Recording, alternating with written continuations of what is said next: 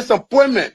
Now the vice president often tell me, since he got a seat as vice president, how many persons have I recommended in this government to serve in the government as presidential appointee?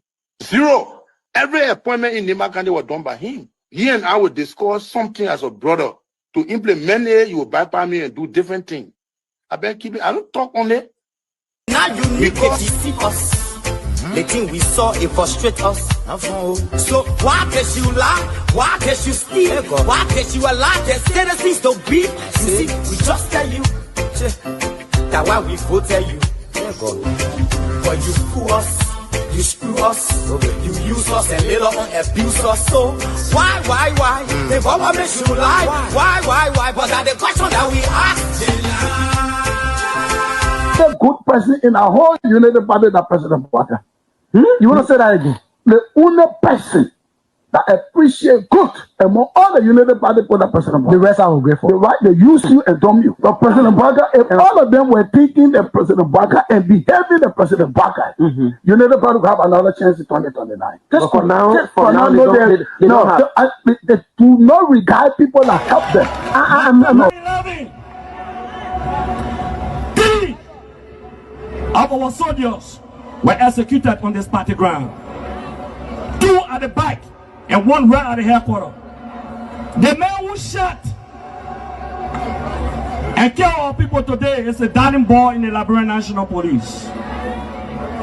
They brought him back to shoot more guns. Get ready to shoot. Because we challenge the status quo appropriately. Inform them in the violence, any student that because of their action, it will be the day the entire Garguah administration will cut down. We will massively violate the students in this country and we'll shut down the Garguah administration. The day that happens, we have the capability to do so. And if they think this is the renovation project is a joke, let them try. The fall of the Garguah administration begins with this. If they think they will temple on any student in this country or at the university like going and work away in impunity, while our children saving opponents and logic in the Western world, while we are subjected to actual poverty and bad learning conditions here, and the thing will say. In the first 100 days, no car will get stuck on a major road in this country. And I mean it. You say you're alive?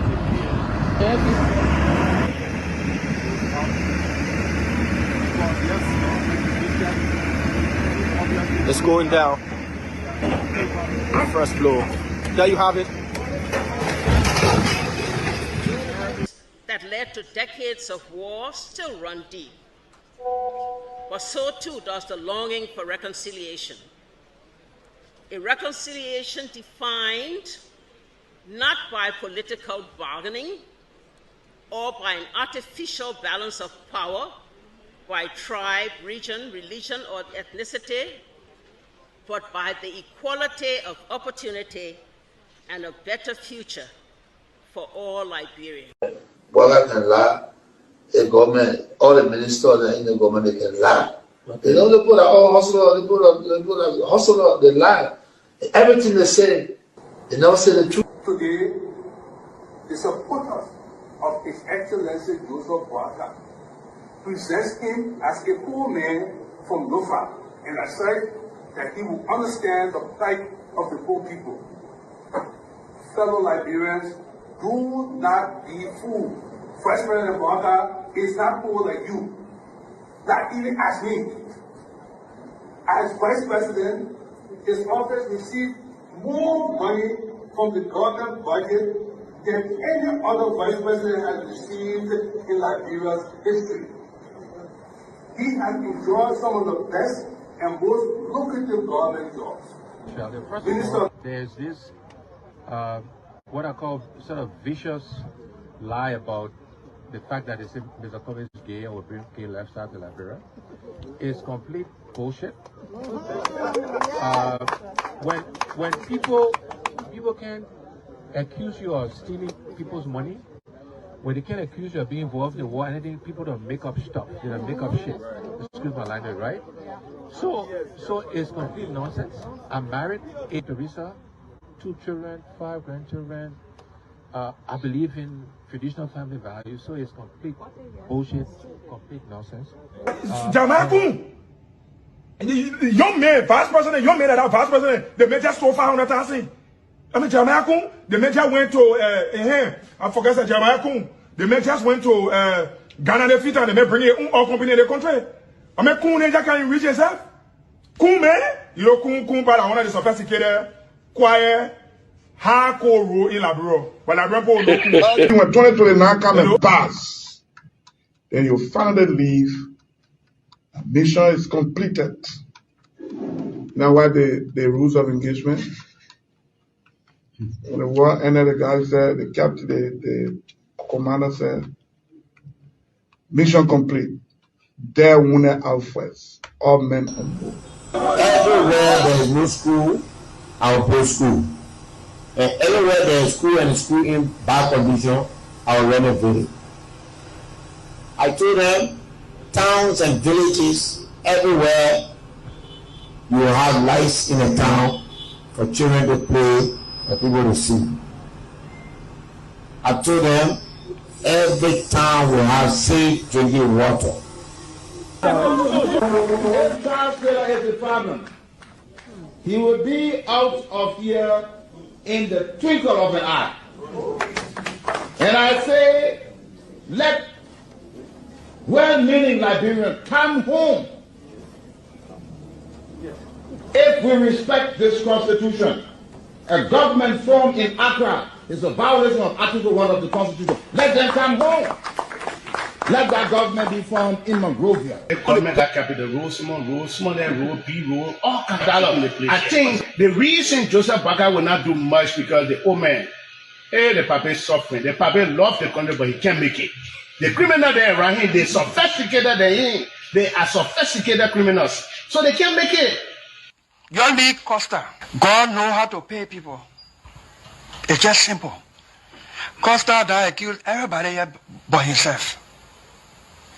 Everybody, we join, we kill Joe, he killed Joseph Boakai. Boakai still living. Joe, no, you leave my brother. He made me senator. He almost made Joseph Boakai president until he screwed up. We gave God the glory. Yeah. Well, Boakai, when he screwed, he said, oh, we don't want to make sure we will fought for him to be reconciled with the president. And then the people who fought for him. Look, Yoli Costa, you come. And Costa, on a podcast, he said, they don't been calling me. Okay. The time you were calling me for me to kind of Boakai, did I put it on radio? That immaturity to do what he talking about. And I guarantee you, when we finish, there will not be a winner or the loser. Today we all wear the jersey of Liberia, and the victory belongs to the people, to the peace and to our democracy. As we begin to build upon the foundation of this new Liberia, I, George Seleke Kromah, the new president, will first give thanks and praises to the Almighty God for the blessing He has bestowed upon our country. And I say, my people, thank you, When you elect on 85 irresponsible men, what happened to our country? We elect on 85 irresponsible men to govern this country, not to be very irresponsible.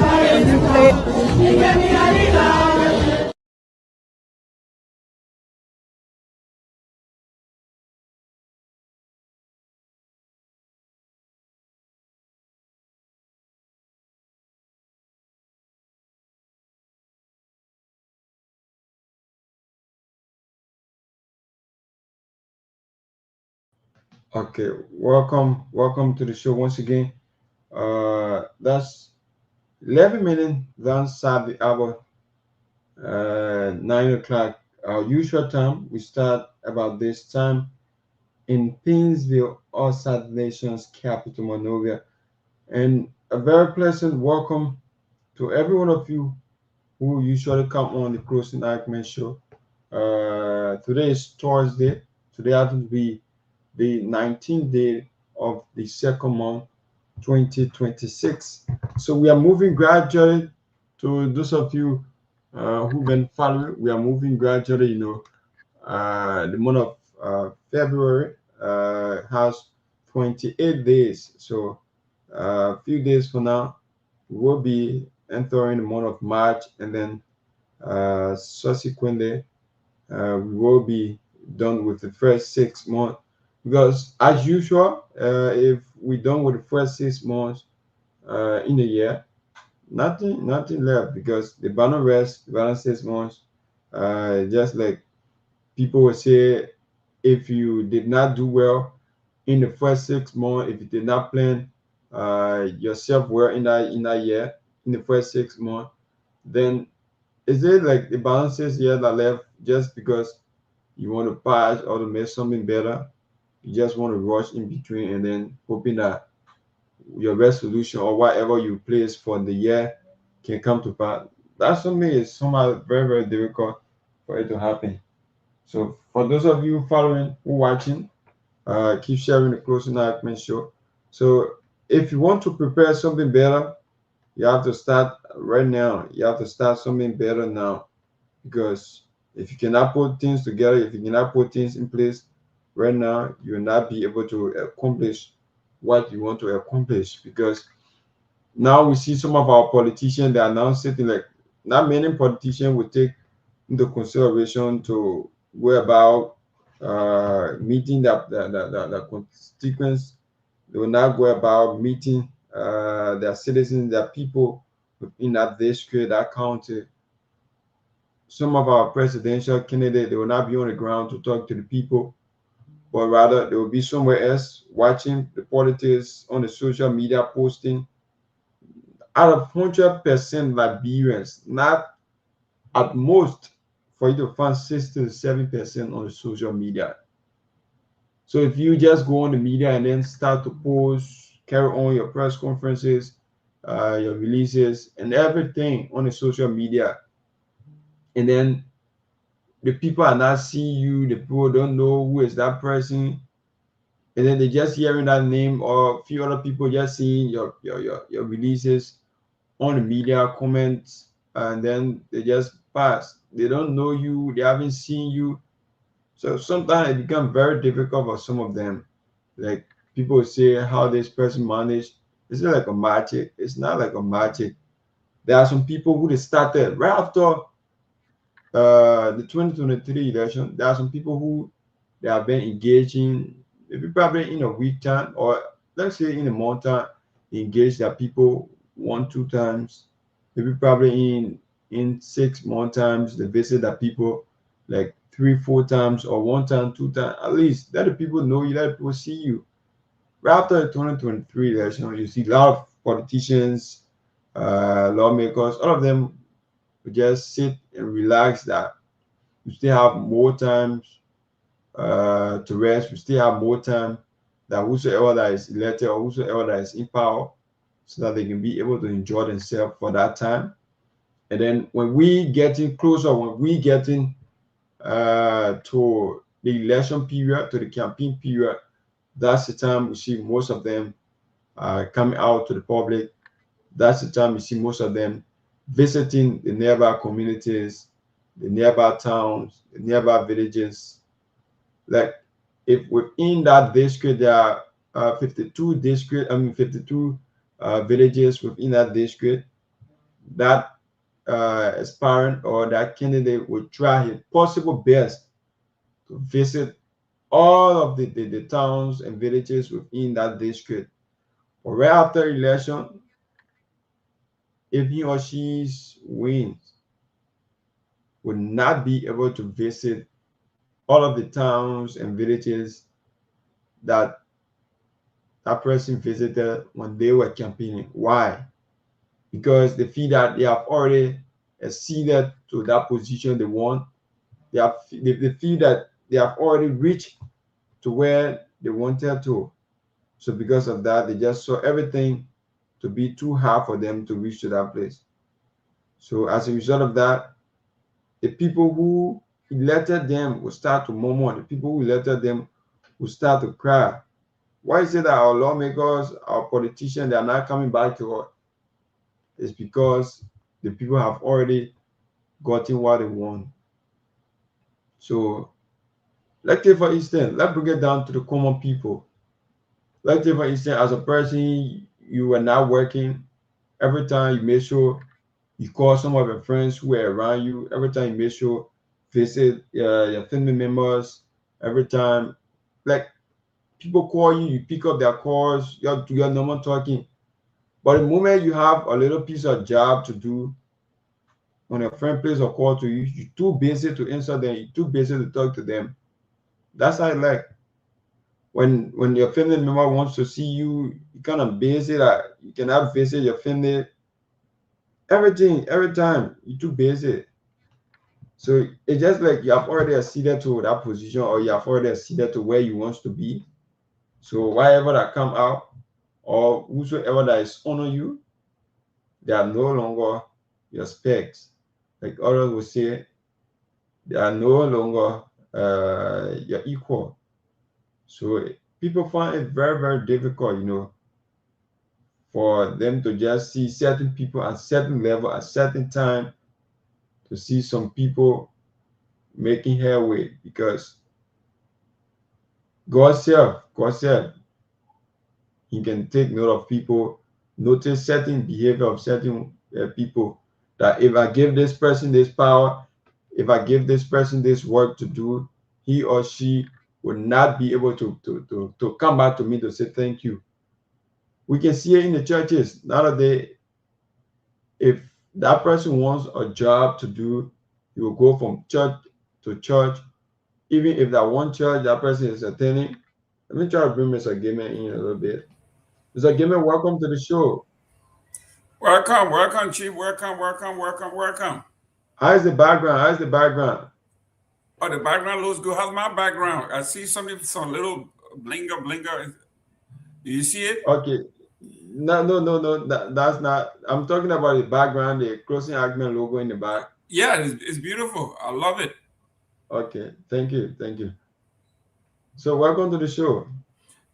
Absolutely. You forgot to send the link. No, I sent a link in the general chat room. It's just like you didn't see it. That's why.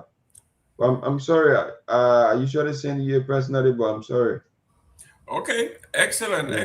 Thank you very much. Yeah. So you can take over now, because I was kind of briefing the public on some of the issues that are going on within our country. Okay, continue, and then when you're done, then I'll go from there. Yeah, when some other people, like young people, or like a person who wants a job in Liberia, because I'm speaking from the kind of environment I found myself in. I'm speaking from the kind of people I see within the environment, the kind of things I see people doing. If a person wants a job, then he or she will go to church, pray to God that, oh God, get a job. If I get a job, I'll tell you thank you, I'll do this, I'll give God all the promises. But when time comes, you having to be successful to get that job. To go to church is somehow too difficult for you. You're too busy for God now. So with just a test God gave you to say, oh, let me see what the person is going to do, sometimes you fail. So when God take that job from you, He said, the people who in the back, the people usually saying like, bro, my village people behind me. It's not like your village people is behind you. It's just like the way you promise God, the way you promise, the promises you give to God, the promises you give in the church. God is watching you. That's how our lawmakers are like. Because if you don't take note of these things, sometimes it come right after you. It come back at you. Because if you promise your people, promise your citizens, promise the people within the district that if you elect me, I'll build roads. If you elect me, I'll build hospitals. If you elect me, I'll make school fees to be limited. If you elect me, I'll do this. You give people a lot of promises. And then the people say, okay, with all of the people that have been coming in this area that have been saying a lot of things, let's see whether we can give this person a try so that we can bless them, that God bless you and give you a job. And then the people bless you and give you that job like a representative or senator position. All of the promises that you give to the people, you used to visit them, do everything. Now that you can visit them again. You abandon the people to even do some of the promises that you did. You promised them, you no longer do it again. So when the people go back for another election, when they take you from there, you say, that the opposition, that the other people, by yourself, you did it to yourself. Because you promised the people and the people listen to you, they voted for you. So Mr. Gayman, if you really can just take over, but that's the kind of society we find ourselves in, that's the kind of country we find ourselves in. Some of our lawmakers, they are in the constant habit of lying to the people, because I will not say they are in the constant habit of promising, because some of them, they are liars.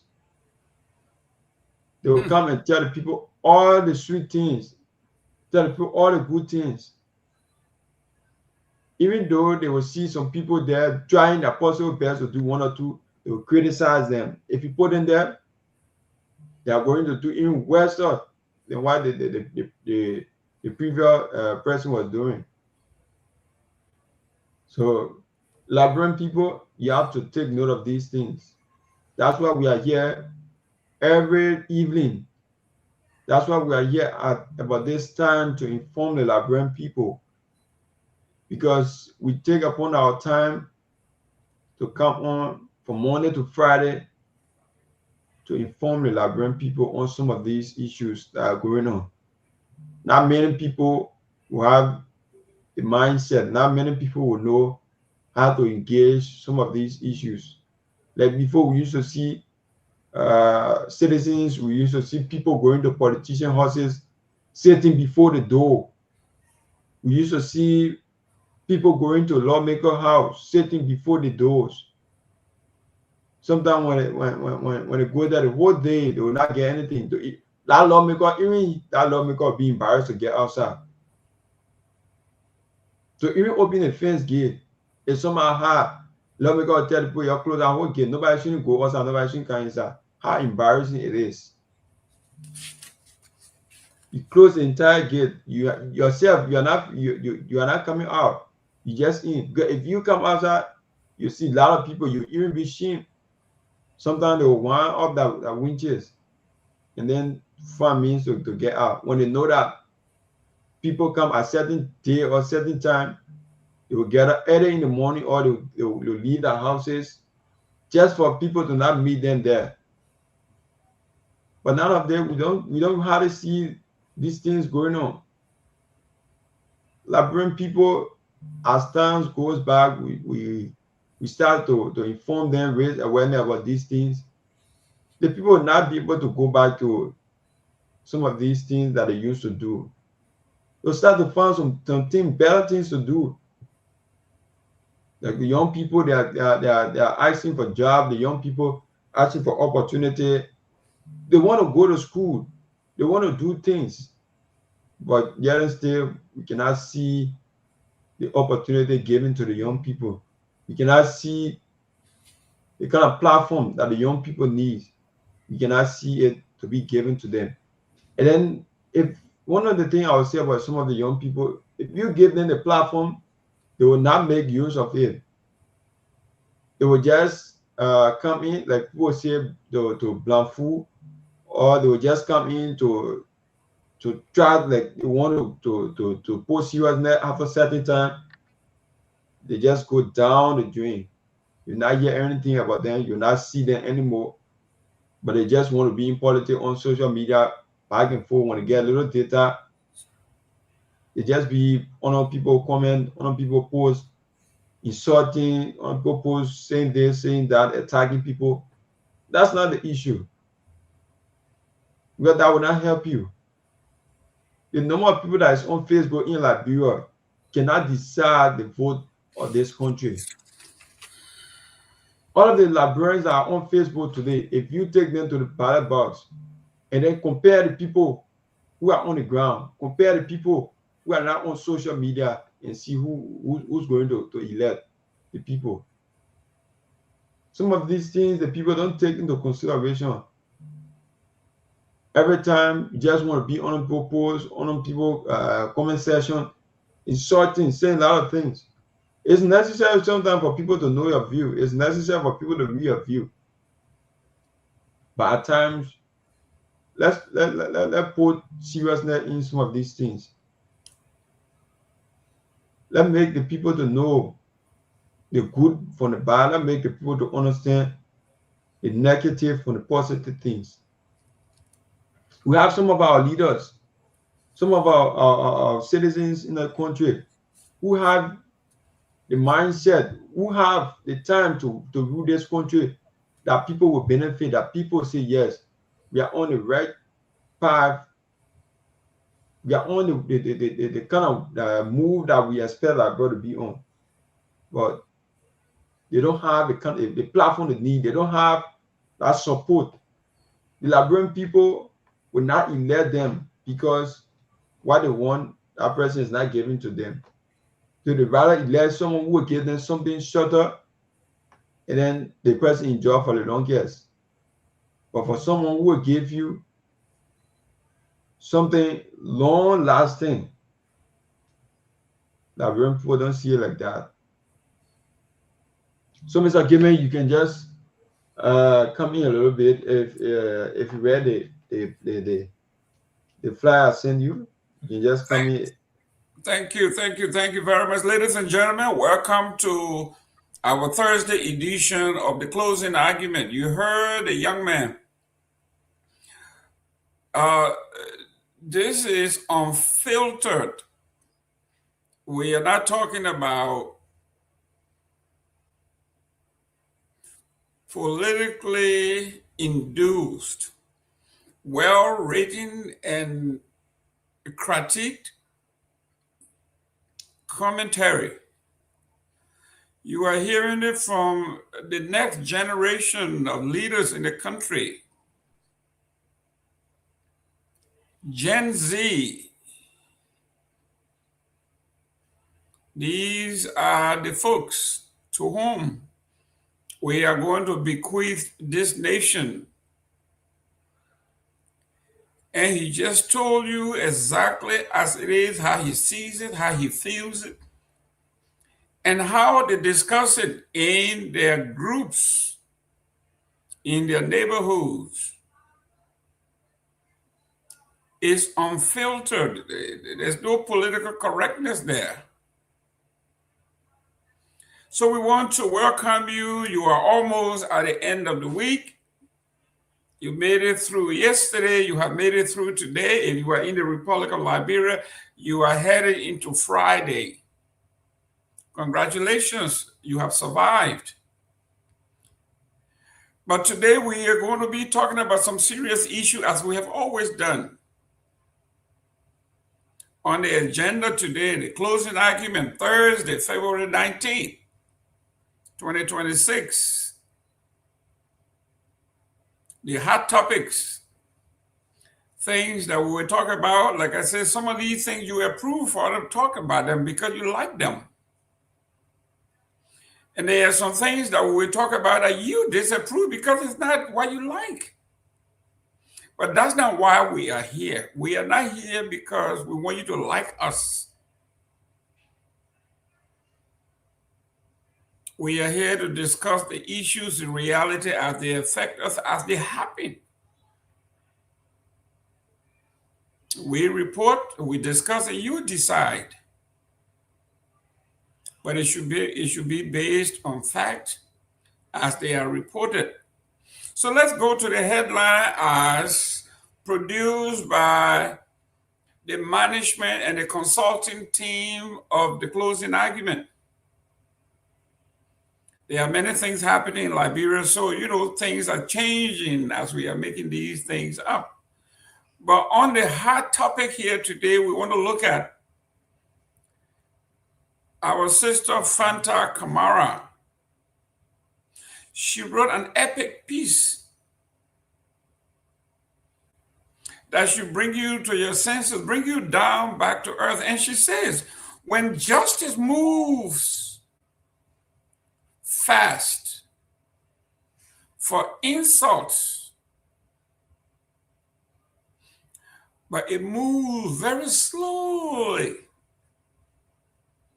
for individuals that have been harmed.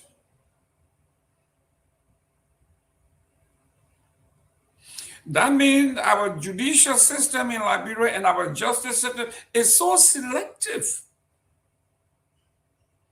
that if you curse Myean Torgbean, who is Myean? Is nobody. But if you insult Tomalin George,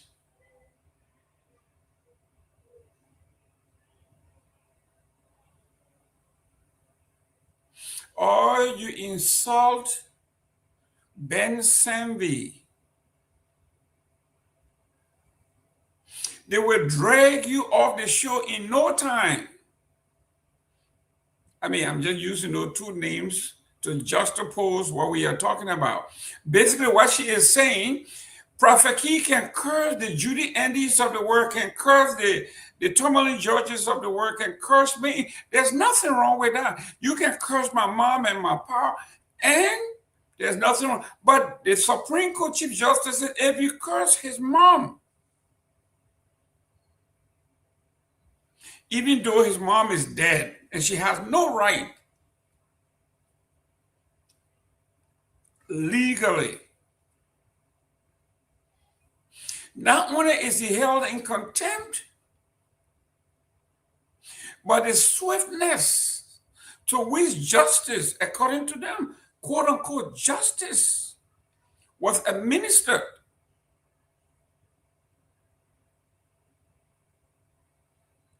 That's what she is saying.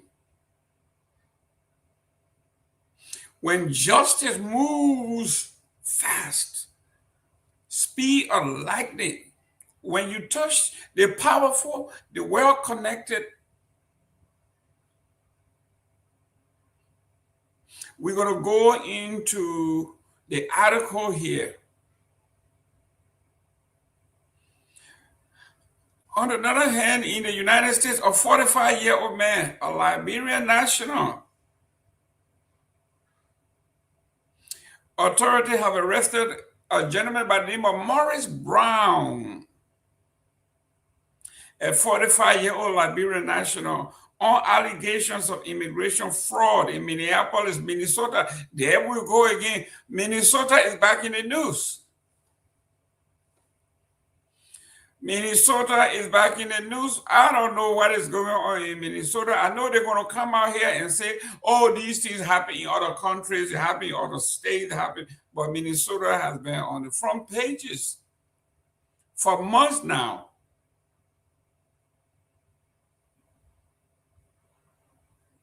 My brothers and sisters, those of you in Minnesota, the question from the biblical standpoint, they say, can anything good come out of Nazareth?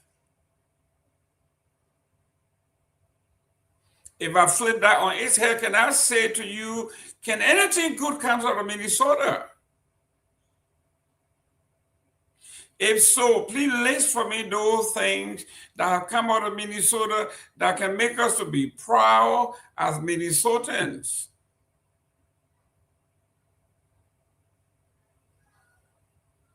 In the Carolina, another man running from ICE. Another illegal alien running from ICE. In a high-speed chase, and he rammed into a car, killing the occupant.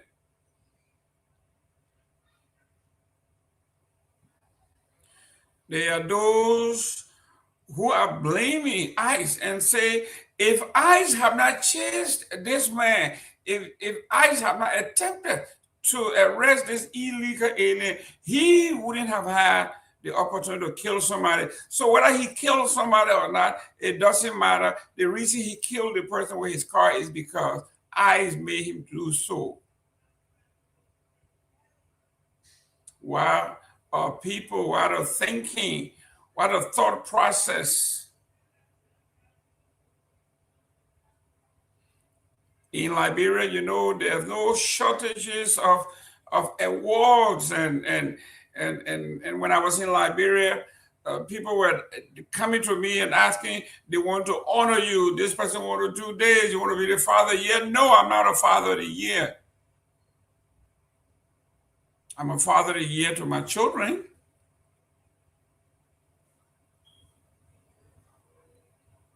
I'm a father of the year to my wife and my family.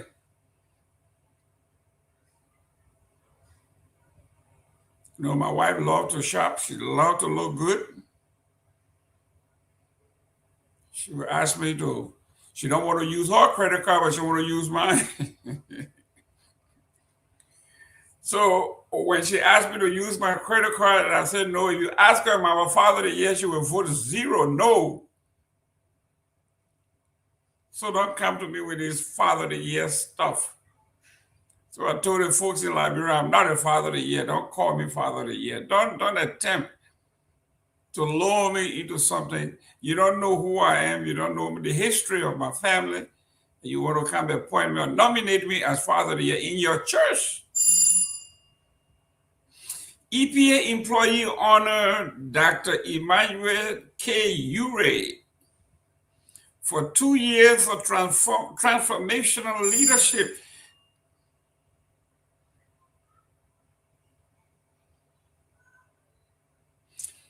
Guys, let's take a break here.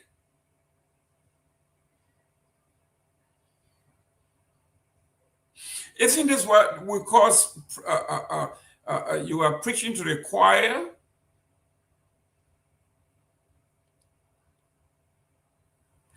Other agencies around the world did not nominate you or see you for what you have done, but the people that are your subordinates, people who are looking for favor. Mr. Dr. Yakwaworo, you should have been smart enough like me to tell them, listen, you work for me, there's no reason. You have no legitimacy in nominating me.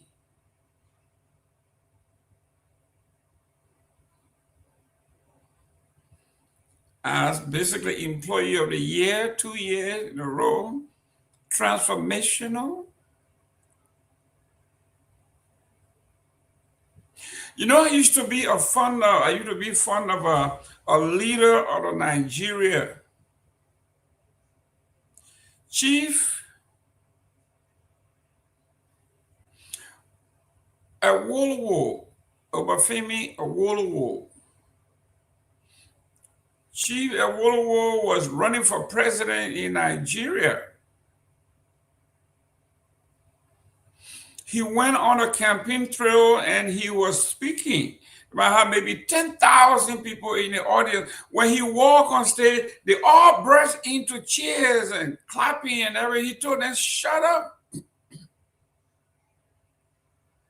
He said, tell me, why are you clapping?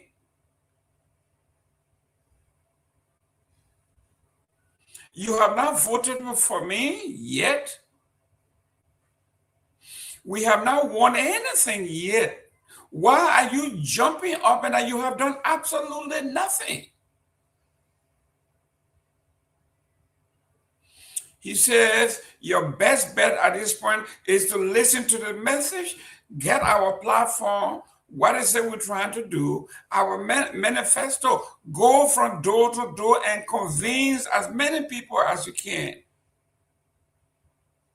After we have won the presidency, then we can cheer ourselves on.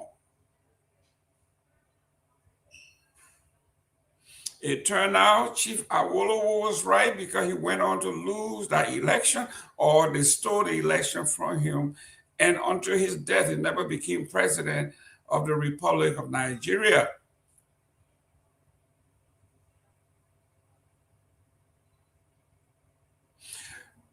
So, Dr. Yakwawolo, I think you have a PhD. I think you are well cultured, you are well traveled. You should have known better.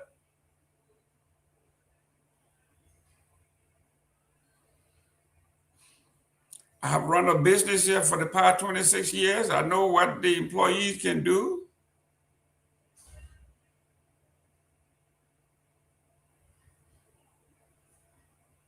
They will come to me and leave notes on my desk. When we go to programs, they're talking nice things about me. When you go and talk to those that are fired from here, those that were singing praises to me until I fired them. Go ask them if I'm still the best manager they have ever had. They will tell you, hell no, he's an asshole. Excuse the language. So I'm saying this to all the ministers and directors and pastors, and when they are praising you, that means you are on their good side. So Dr. Yagbaworo, if someone tells you that you have brought transformational leadership to Liberia,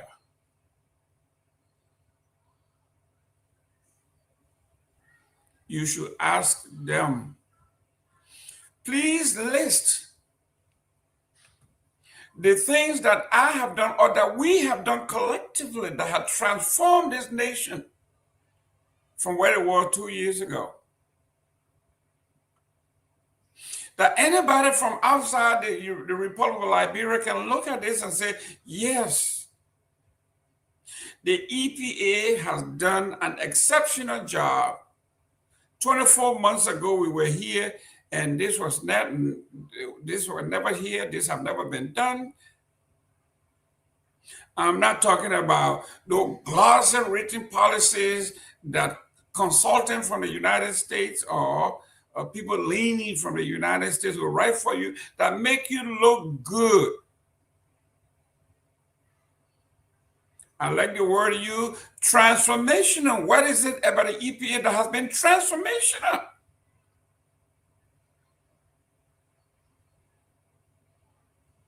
If you talk to the folks in Bond County, whose town or chemical truck fell and polluted,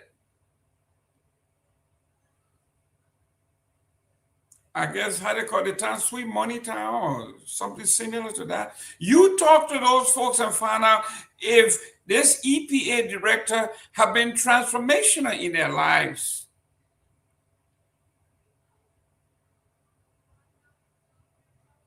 The last we checked, there were over 100 people in the hospital coughing, skin burning, eyes watering from the chemical spill. Go and talk to the people in Bond County to see whether this EPA director has been transformational in their lives.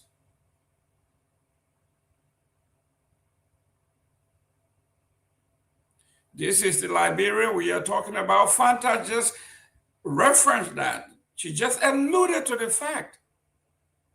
When it comes to those at the top, justice is swift.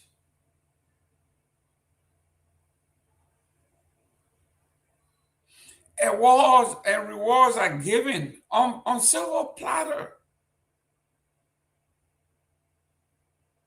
Dr. Yagbaworo, you need to come on this show, the closing argument. You have a choice. Choose whomever it is that you want to interview you and list to us tangible results that we can fact check, that you have transformed the EPA, for which they are giving you an award or accolade. 2 years of transformational leadership. You are in the third year. And let's move to the next topic here.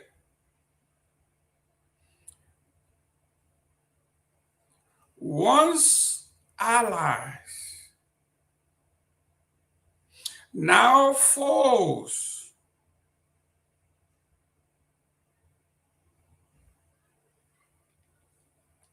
Senator Pewee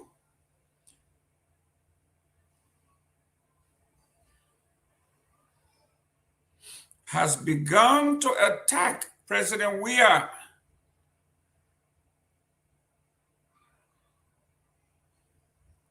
A man who basically gave him a lifeline. Oh, yes, yesterday when things were okay, they were lovey-dovey. George Weah was Mr. Pewee, Senator Pewee's best buddy. They were allies. Today, Senator Pewee has begun an area assault on President Weah, his policies in the past, and ultimately his legacy.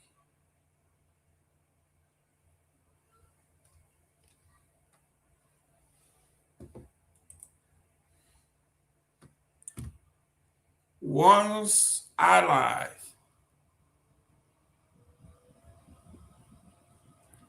now Senator Pewee has begun to turn his big gun,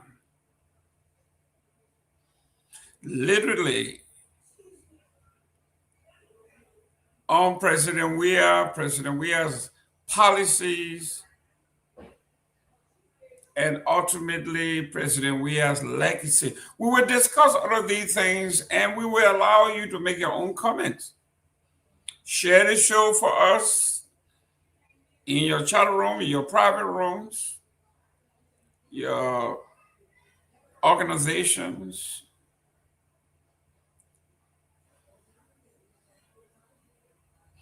Let us know where you're calling in from, where you're tuning in from, and let us give a shout out. I see Melvin Jimmy. Melvin Jimmy is concerned that we are limited.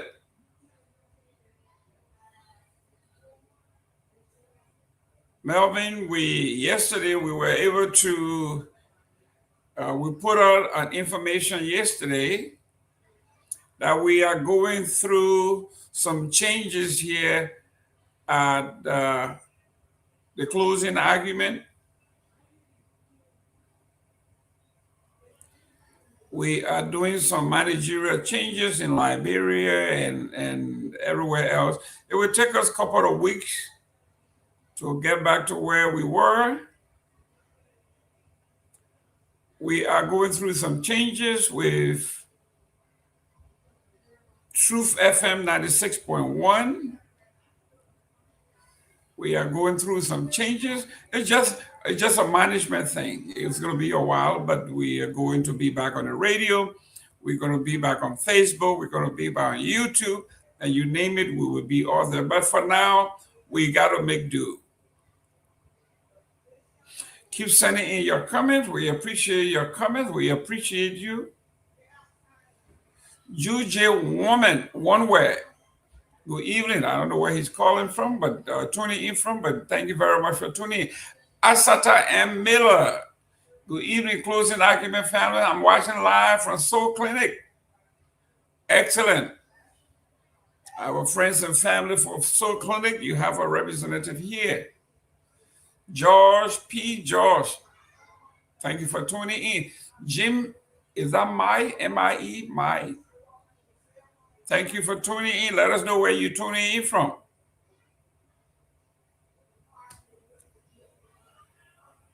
Once allies, now foes.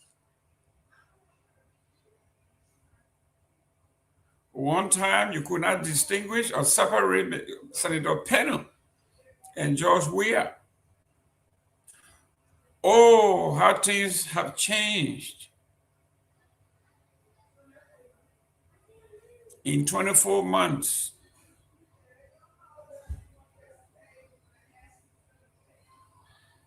once allies, now foes. And finally, the Ministry of Agriculture unveils a very, very, very ambitious 5-year plan. They are talking about transforming Liberia, for Liberia to be self-sufficient in food production so Liberia can feed herself. Do you believe if you have 3 more years left on your contract,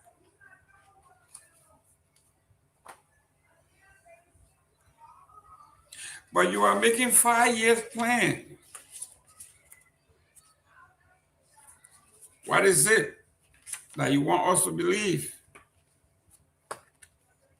What have you done in the past 2-3 years, going on 3 years, to suggest to us that the next 4 years will be better than the last 3? You know, Liberians are not stupid anymore. They are asking these critical questions. Agriculture Minister launches 5 years plan to drive food self-reliance.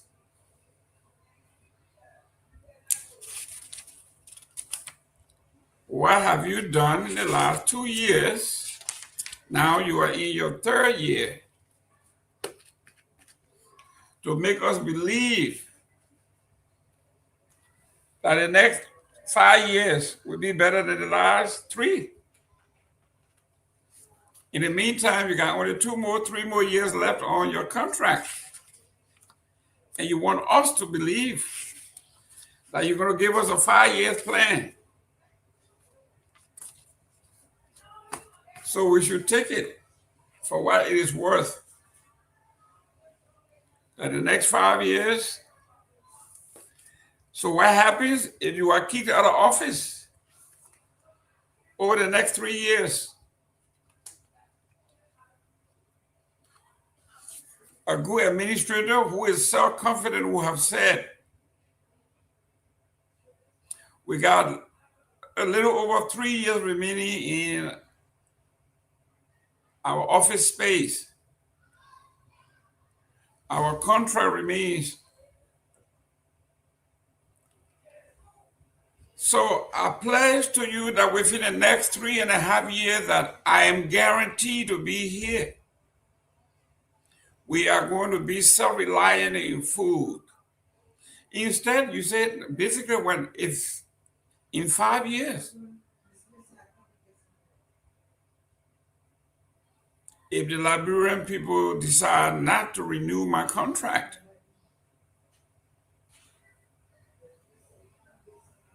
like my Ellen would say, you want us to leave our own with God. Because you said in the next 5 years. So who does that? Oliver Saka watching live from Accra, Ghana. If you are a Liberian, if you are a Ghanaian, you watch it. If you can speak Twi, please tell me how we say thank you in Twi. That's the language commonly spoken in Ghana, like Swahili spoken in East Africa. Talk to me. So he says within the next 5 years,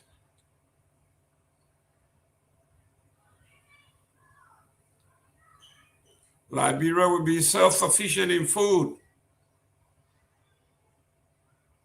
It's just like me, I tell you, don't worry about your sufferings. Don't worry about poverty in this country, on earth, because when you get to heaven, everything is going to be provided for you. I like the new phrase in Liberia where they say, we ain't stupid here.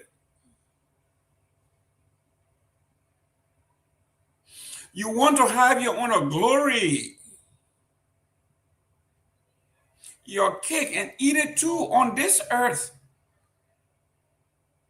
But you want me to wait.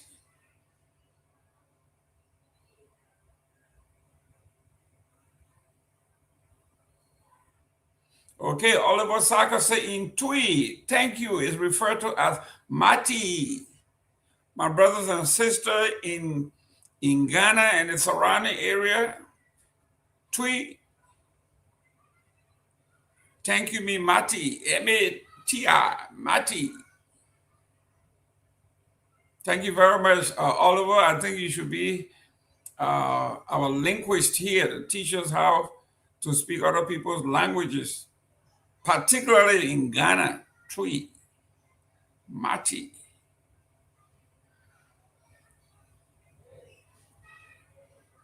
So the agriculture minister is telling us, even though he has only 3 more years left, little over 3 years left on his contract,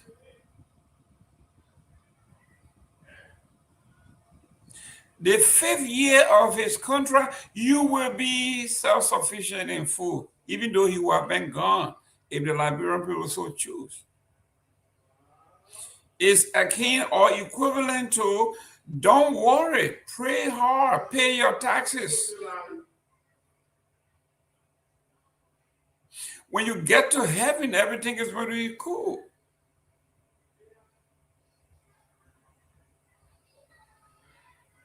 The Saka is saying, if you want to substitute Mati, other people prefer Midasi.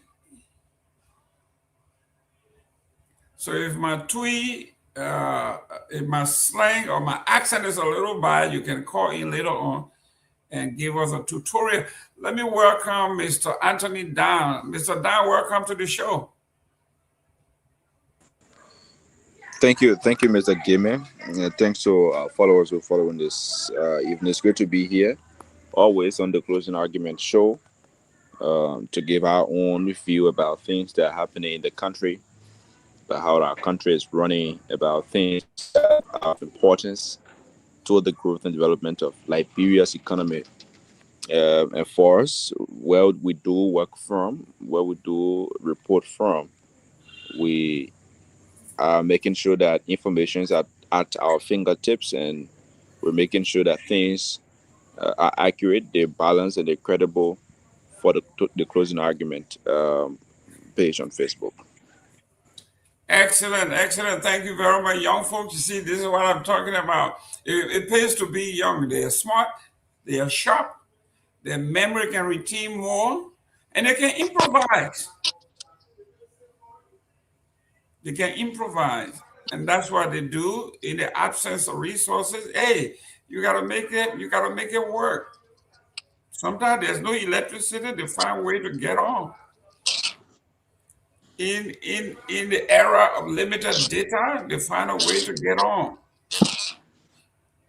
So Anthony is our legislative reporter. He's assigned to the House and the Senate. But there are times they will cross over when there's breaking news at the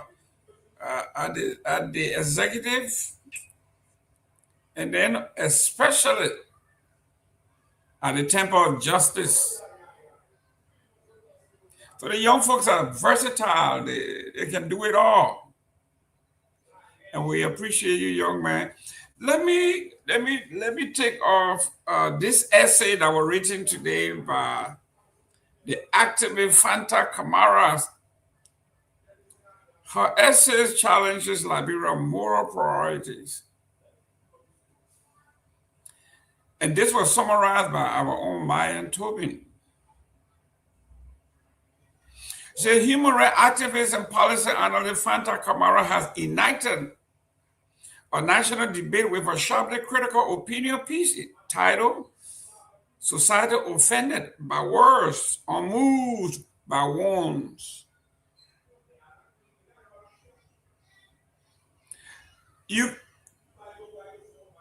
People in Liberia, they are chopping people to death. They are shooting each other to death. Men are killing their wives, their girlfriends, chopping them up to pieces. And the wounds are grotesque. Our justice system pays very little attention to those kinds of atrocities. But we're very swift in summoning Prophet Key, indicting Prophet Key, adjudicating the case by themselves, and sentence him in 24 hours.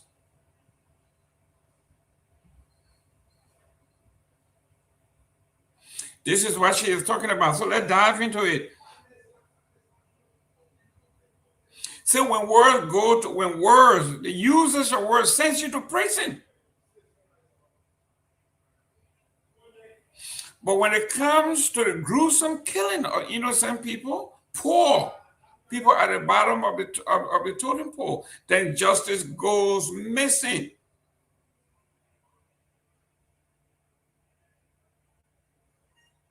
The essay argues that Liberia's justice system reacts swiftly when institutional dignity is challenged, but moves very slowly or not at all when citizens suffer violence, corruption, and abuse.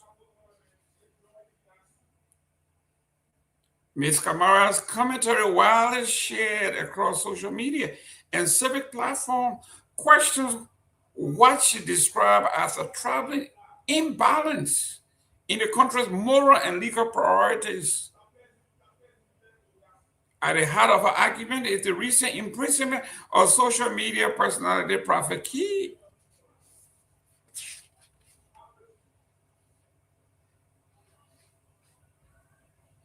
Who was sentenced to 6 months sentence at the Monrovia Central Prison on February 13, 2026, after being found in contempt for profane remark directed at the Supreme Court of Liberia.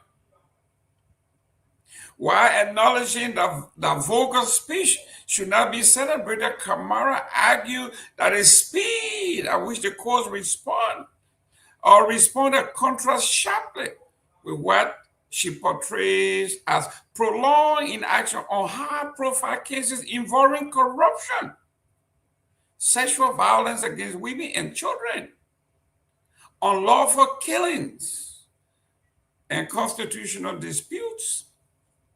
In her essay, Kamara contends that Liberia's justice system appeared more efficient when defending the privileged and institutions than when protecting ordinary citizens. She highlighted unresolved corruption allegations, citing reports of agencies such as the Liberia Anti-Corruption Commission, and questioned why audit findings and financial investigation rarely results in convictions.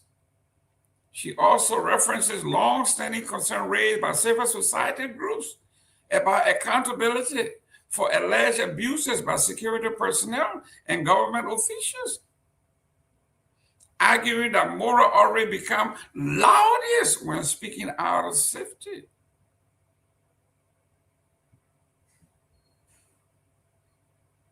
Moral outrage become loudest when speaking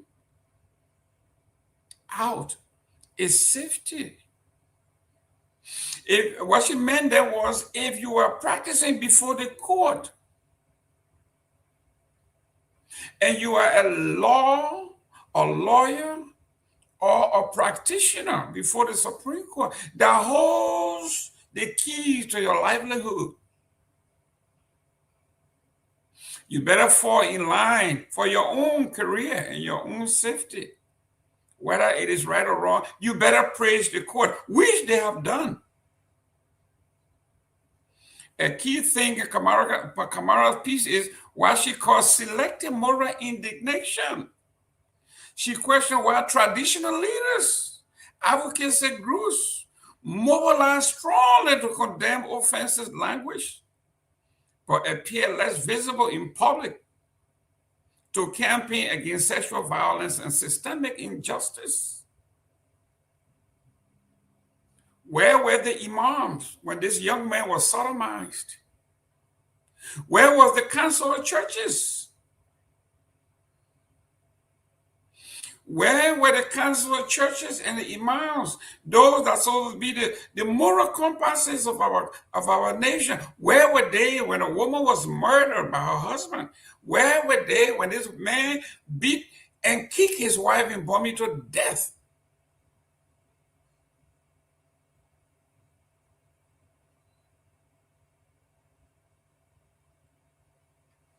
Her essay cites cases involving alleged assault, unresolved police shooting, and land disputes, suggesting that victims often face years of delays, while legal action tied in institutional reputation move rapidly.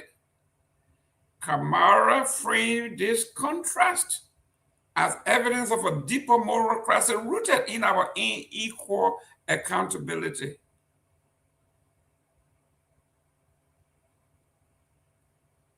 What kind of society do we have, and what kind of society and country are we going to bequeath to Anthony Down and Myean Torgbean and the next generation and generations to come? Kamara writing also revisit recent constitutional controversies surrounding the leadership struggle within the Liberia legislature, arguing that political actors face little consequences for defying judicial ruling. When the president and the House Speaker of the House and the lawmaker themselves decide to go contrary to the law, contrary to the Supreme Court ruling, the highest court, and nothing is done.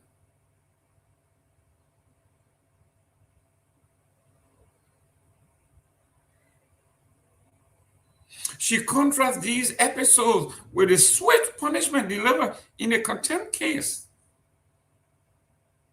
questioning whether legal enforcement depends on your political class, who knows you, and where you stand. Beyond criticism, Kamara's essay ultimately called for the rethinking of national priorities. She argues, though, that moral legitimacy is built not by suppressing offensive speech alone, but by consistently protecting the vulnerable and ensuring equal applications of the law under our Constitution. Her closing message argues Liberians to consider whether social outrage is being directed at symbolic offenses while deeper harm remains unresolved, a question that continues to resonate as discussion unfolds across the country.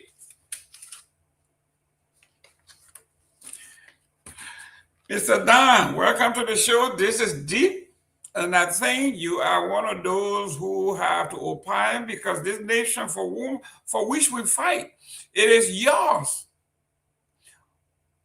This is your country. We are living it. We are bequeathing it to you. It's your inheritance.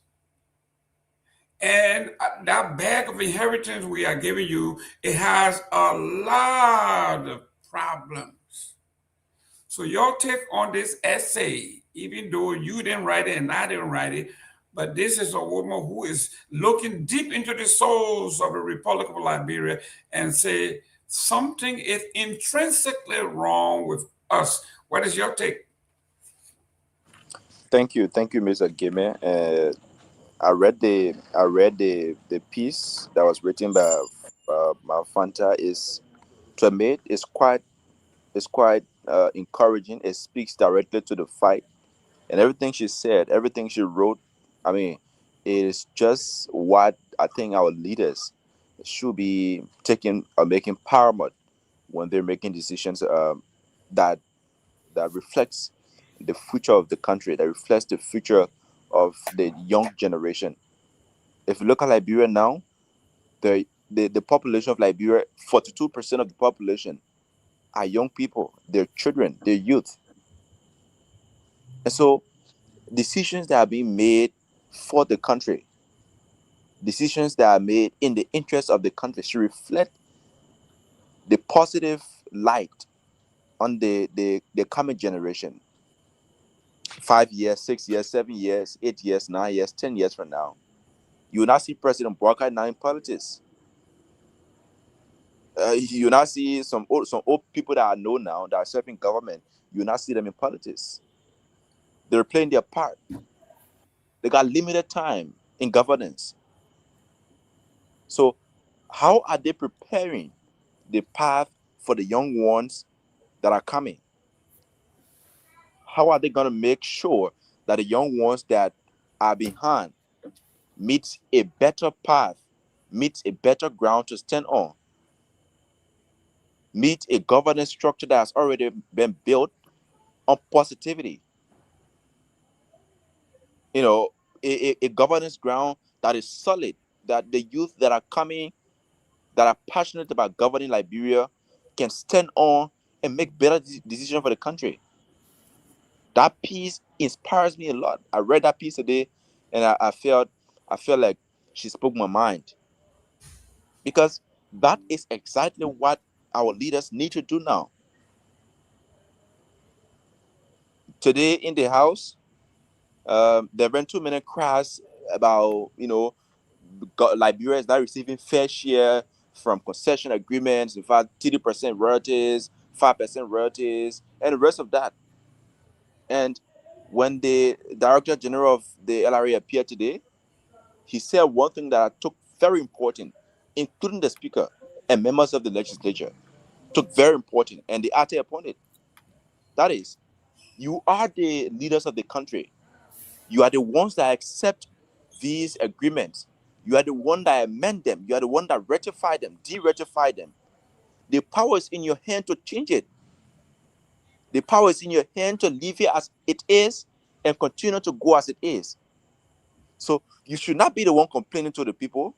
The people should be the one complaining to you, because you are their direct representatives. You are the ones that make decisions for them. Because the Capitol building is small. The executive mansion is very small. 5 million plus person cannot go and sit in the Capitol building to make decisions for everybody. In fact, that space is insufficient. It's limited. So that's the reason why, according to our law, elect a person to represent a district, and that person makes decision on behalf of more than 200,000 persons. And so that is the reason why our leaders should be spectacle. They should be critical on how they make decisions, because for every lawmaker, for every representative, if you make a decision, if you put your hand in the air and vote, that vote reflects the agreement of over 20,000 persons that you are representing. And so everything that our leaders do now, they should not be thinking about what's going to benefit them today. Their primary focus, their primary goal should be what the future coming after us, the generation coming after us, what is going to be the benefit to their future. Is it positive? Is it negative? Or is it just going to benefit us for today? The Mineral Development Agreement has been running since 1900. And just today, the Speaker set up a committee that's going to be headed by representative from Nema County of Myean, that's going to review the Mineral Agreement of Liberia, the Mineral Agreement Law, or the Mineral Development Agreement Law.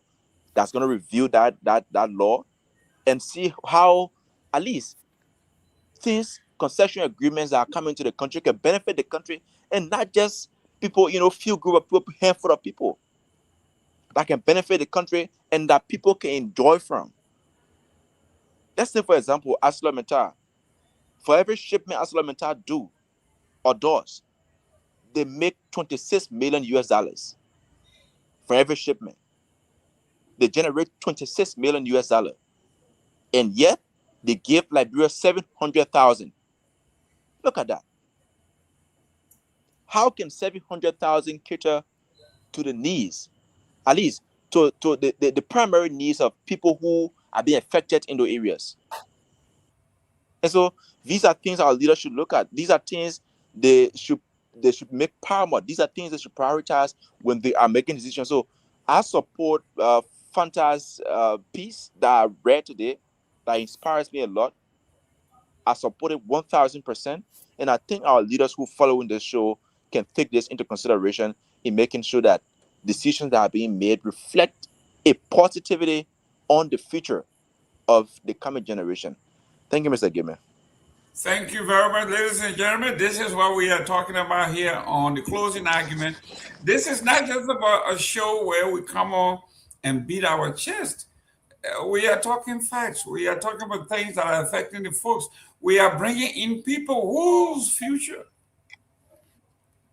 is on the line. You heard from the young man, not only is he a reporter for the closing argument assigned to the legislative body of our country, but he's also giving you his own opinion as to how this article affected him, touched him.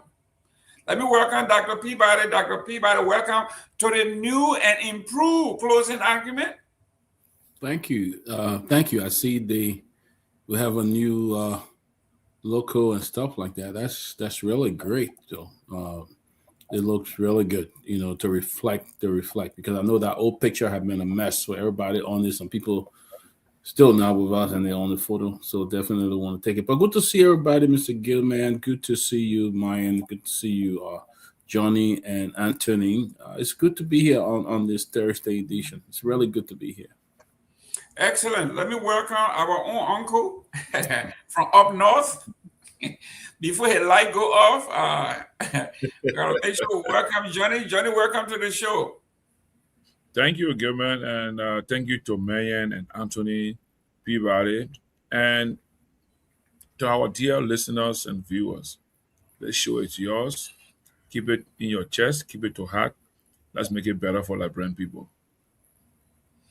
Great. Guys, share this show. One of our listener and participant of the show is concerned that we look different.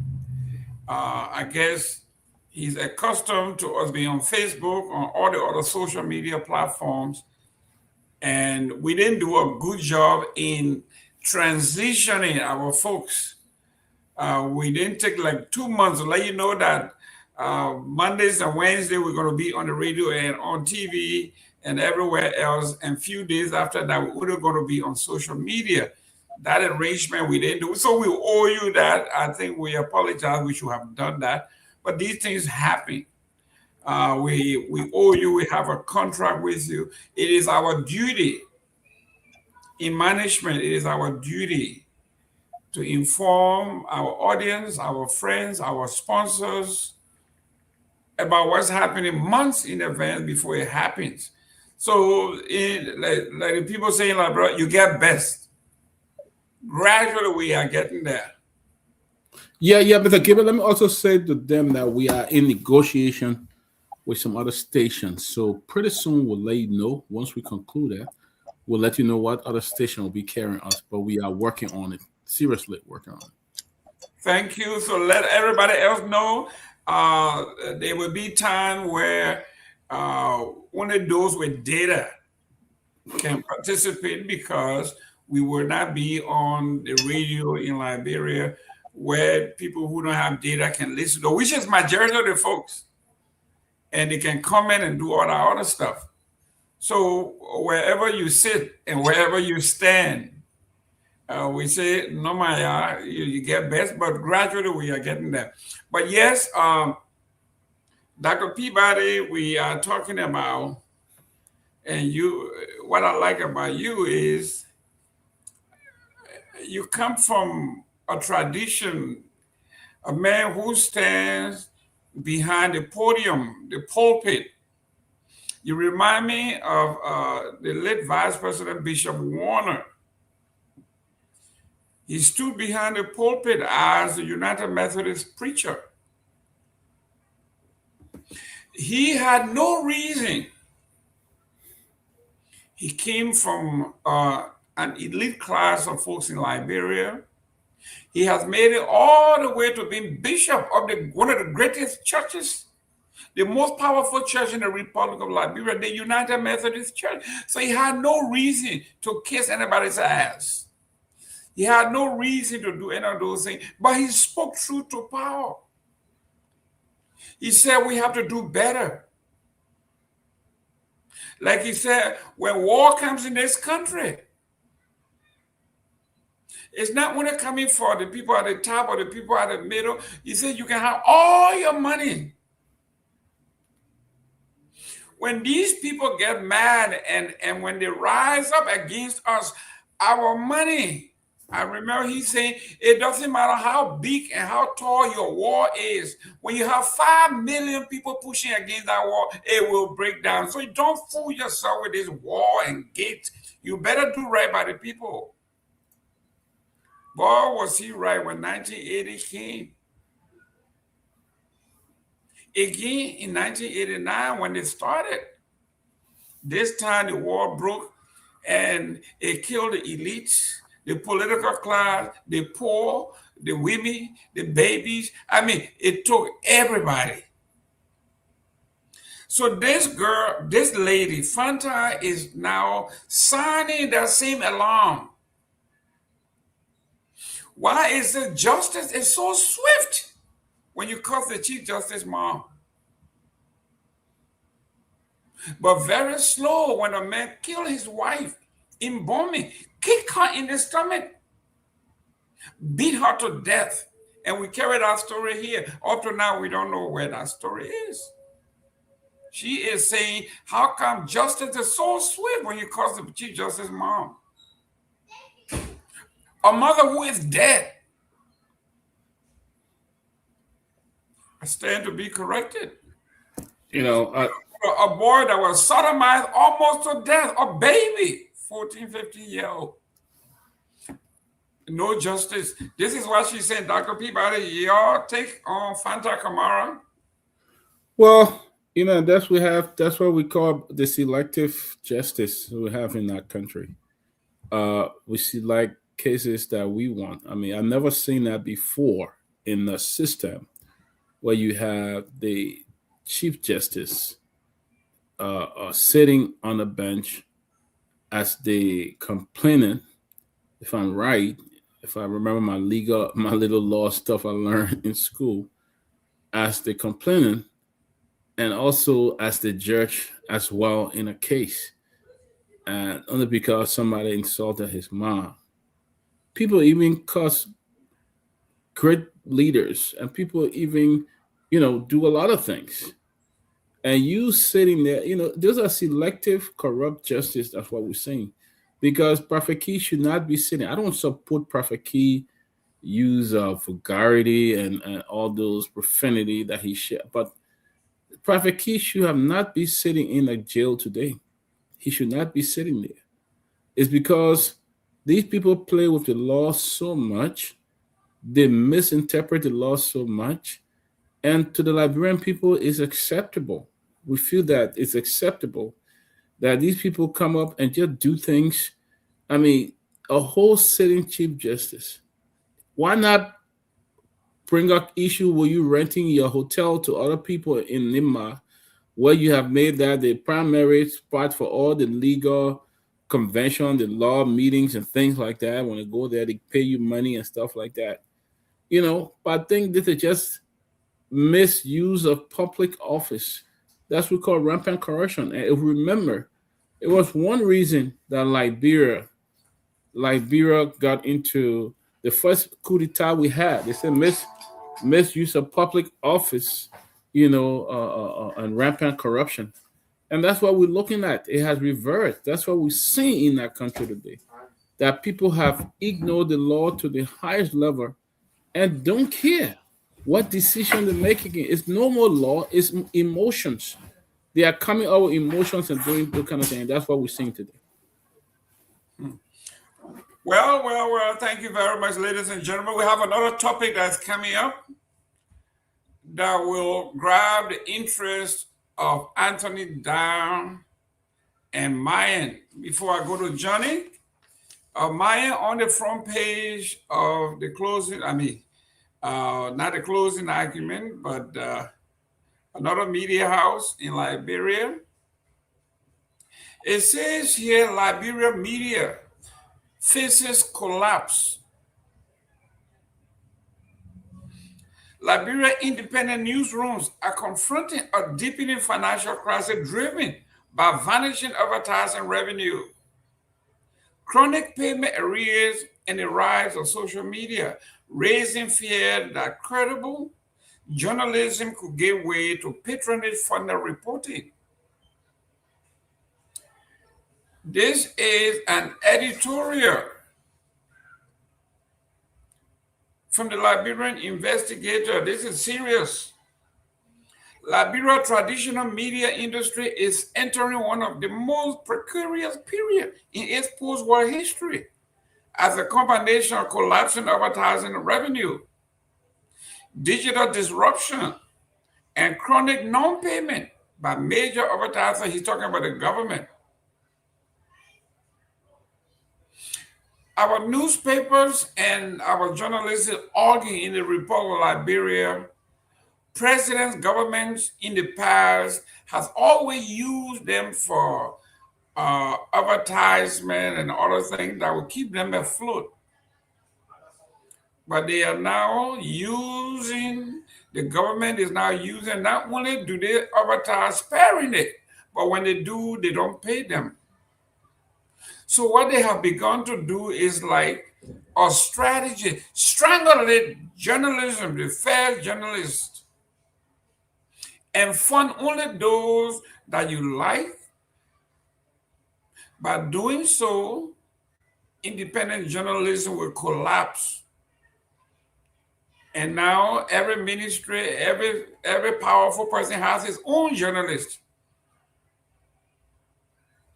that carry the label of journalist, but they actually propagate a message of a particular minister, director, political actor, to the detriment of pure journalists like you guys who are making a living, trying to make a living. There's nothing. They will strangulate you until you submit to singing their song.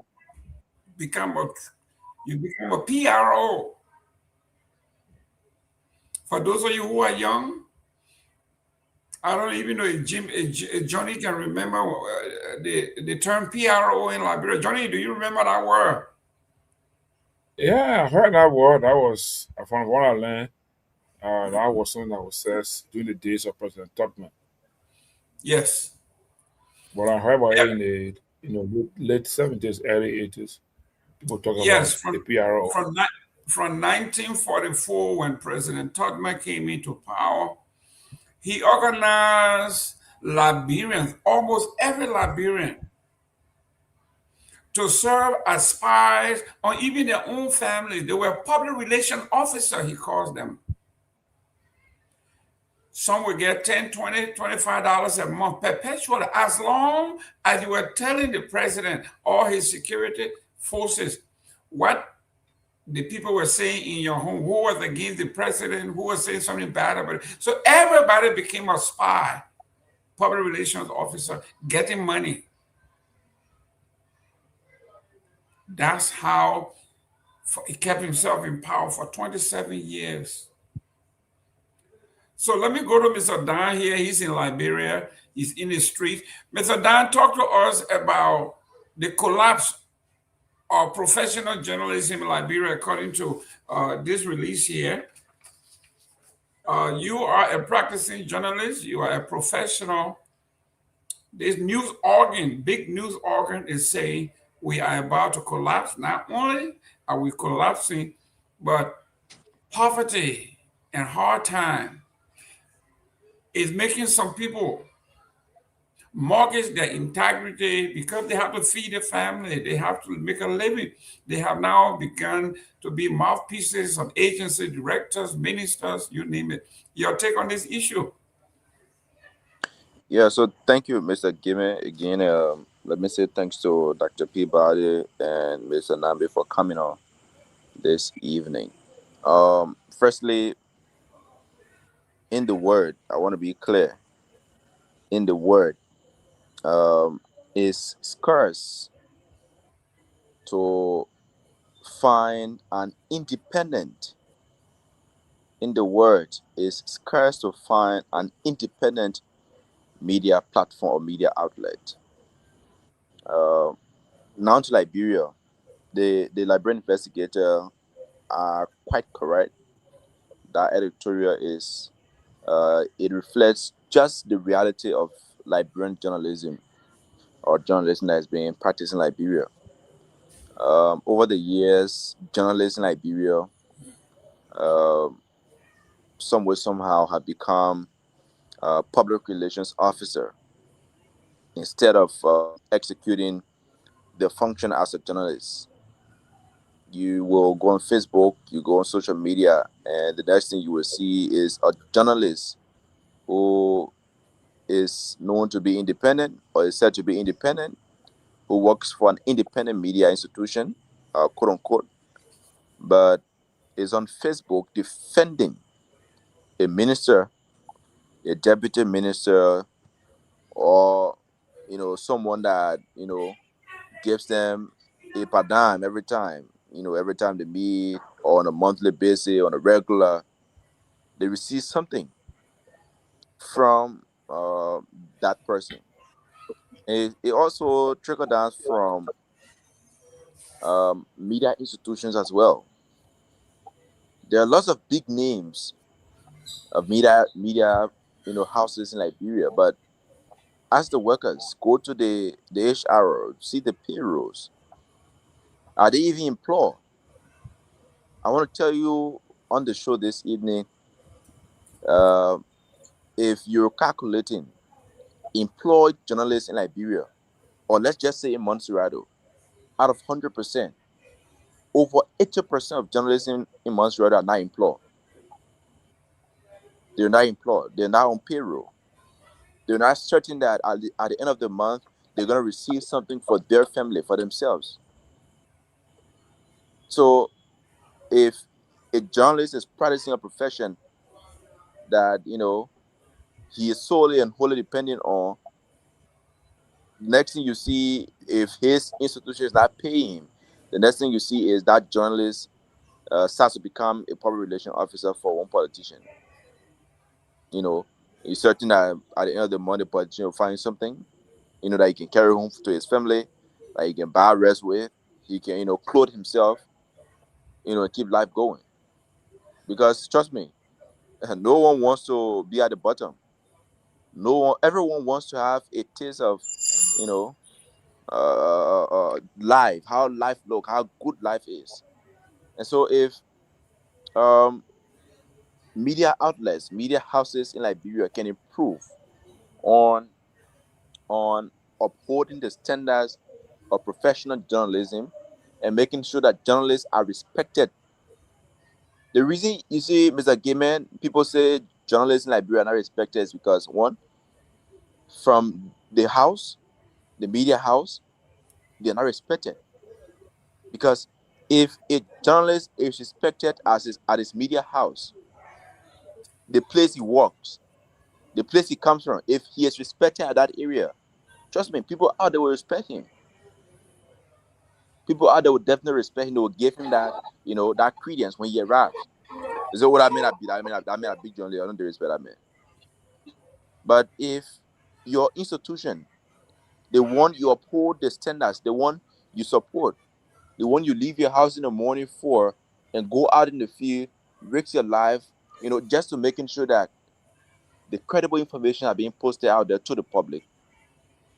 If they can respect you, they can respect your effort, the people who are following you are not going to respect you as well. So if our institution if media institution in Liberia can add value to the profession, I think we're going to be moving somewhere.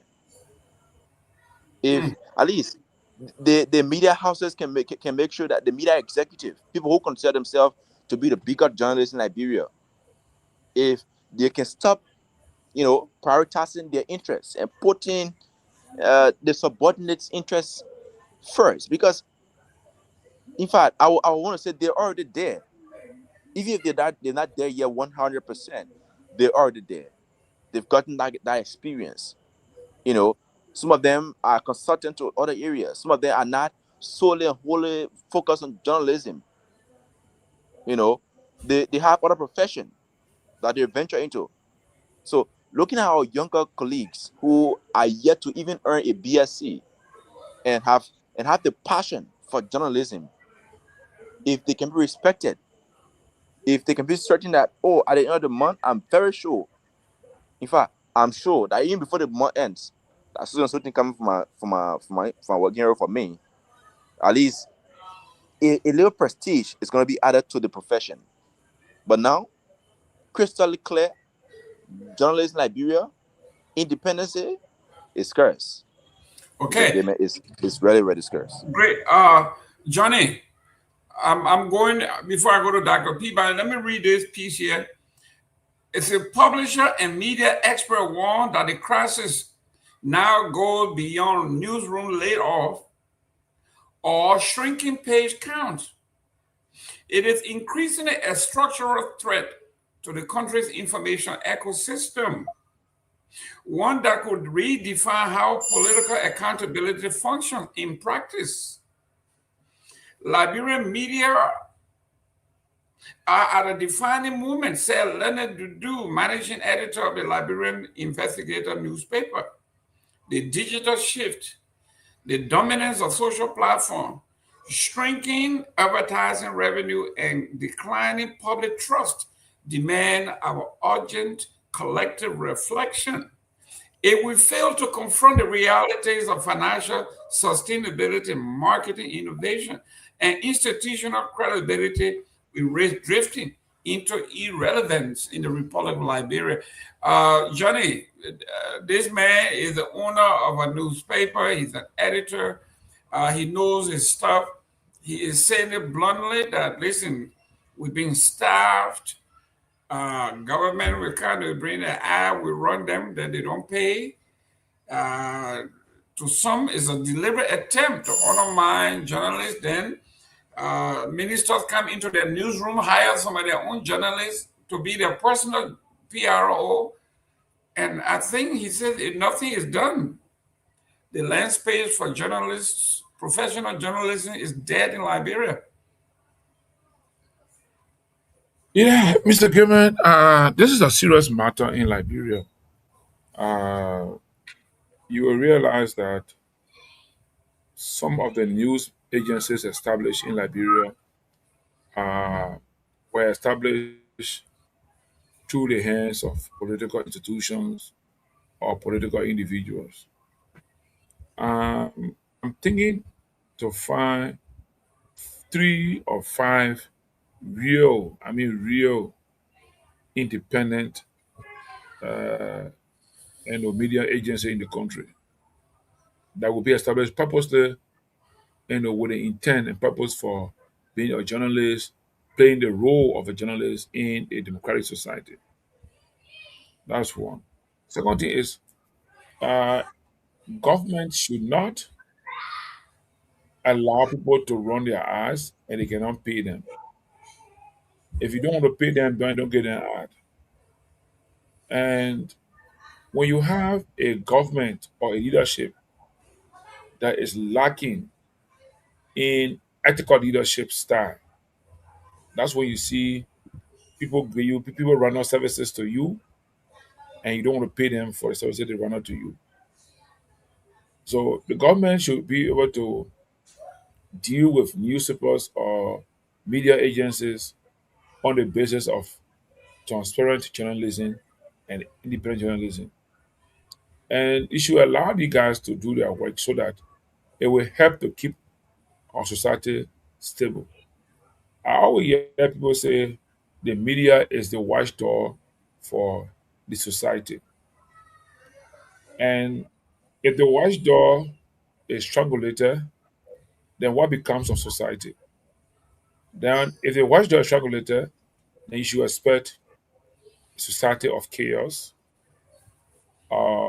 tyranny, dictatorship, and you see a clear decline of democracy because the media institution is a cardinal part of every pure and clear and absolute democratic society. So, and the other part also is that media individuals, media personnel should ensure that they are innovative to the extent that they can compete with the challenges, they can mitigate the challenges they have within the space of the social media war we are in. No matter how much social media gives information, once it comes from a radio station or a newspaper, that's when it becomes authentic, it becomes a reasonable news. This citizen journalism that is happening all around, it's just to give you a highlight, is to say or give you a breaking news or tell you what's happening here. But to have the detailed news about the event that will occur in that place, it requires a professional journalist. Now we have people establishing radio stations and media agencies in the country that do not recruit or and hire qualified trained journalists. People take children from young boys and girls from high school or college students and make them reporter, put them on the radio. Look, Mr. Gavin, sometimes that's why I try not to listen to some show in Liberia because it's not just about the logic or the understanding, but just the subject verb agreement, then the reasoning in what they are saying. And they fail to realize that the media is a powerful tool in any society. When you sit face to face with that microphone, what comes out of your mouth to the public? I mean, 80% of people that hear you believe what you say. And I really hope that our journalists in Liberia will know that when they sit and face the microphone to give out information to the people of Liberia or to the people of the world, they have to be sure of what they are saying. And they will understand the subject of that topic they want to talk about. But Mr. Gayman, in this Morovia in the morning, he goes on stations here. You hear some guys saying some things. They're like, it's like you always you now. Like me, I will ask my question: where are we going with Liberia like this? There has to be a gate to control the outlet and by the outlet and the publication of things. Everybody has going to buy some 15, 25, transmitter, whatever, and install it. And after they register themselves, the next day they are on the air. Mr. Gayman, some things that come from some station in the country in Liberia, you don't want to hear what they say. They don't make sense. And then they have the ears of Liberian people. Liberian people got to say, I heard it from the radio. I heard it from the radio. So I think the radio is one of the major places to focus on improving. And our newspaper guys are doing their best in the sense that they have to make sure they edit what they are writing. But to say things is dangerous for us here. So again, yeah, the media is going serious struggle or serious being strangulated, but they themselves had to give themselves quality. If you have quality journalism in this country, you will realize that those that want to fight you, we have to think twice. But because of the low quality of journalism in the country, I'm sorry to say what about. But when I was there from listening to radio around the country, sometimes it makes me feel like I can just switch to BBC or Radio France and then continue my conversation with those people. Because some station you listen to in the country, the guy who on the radio, how can you introduce a topic to discuss on the radio? You have no understanding, you have done no research, nothing. You just can you talk blah blah blah blah blah blah blah on the radio because the airway is open to you.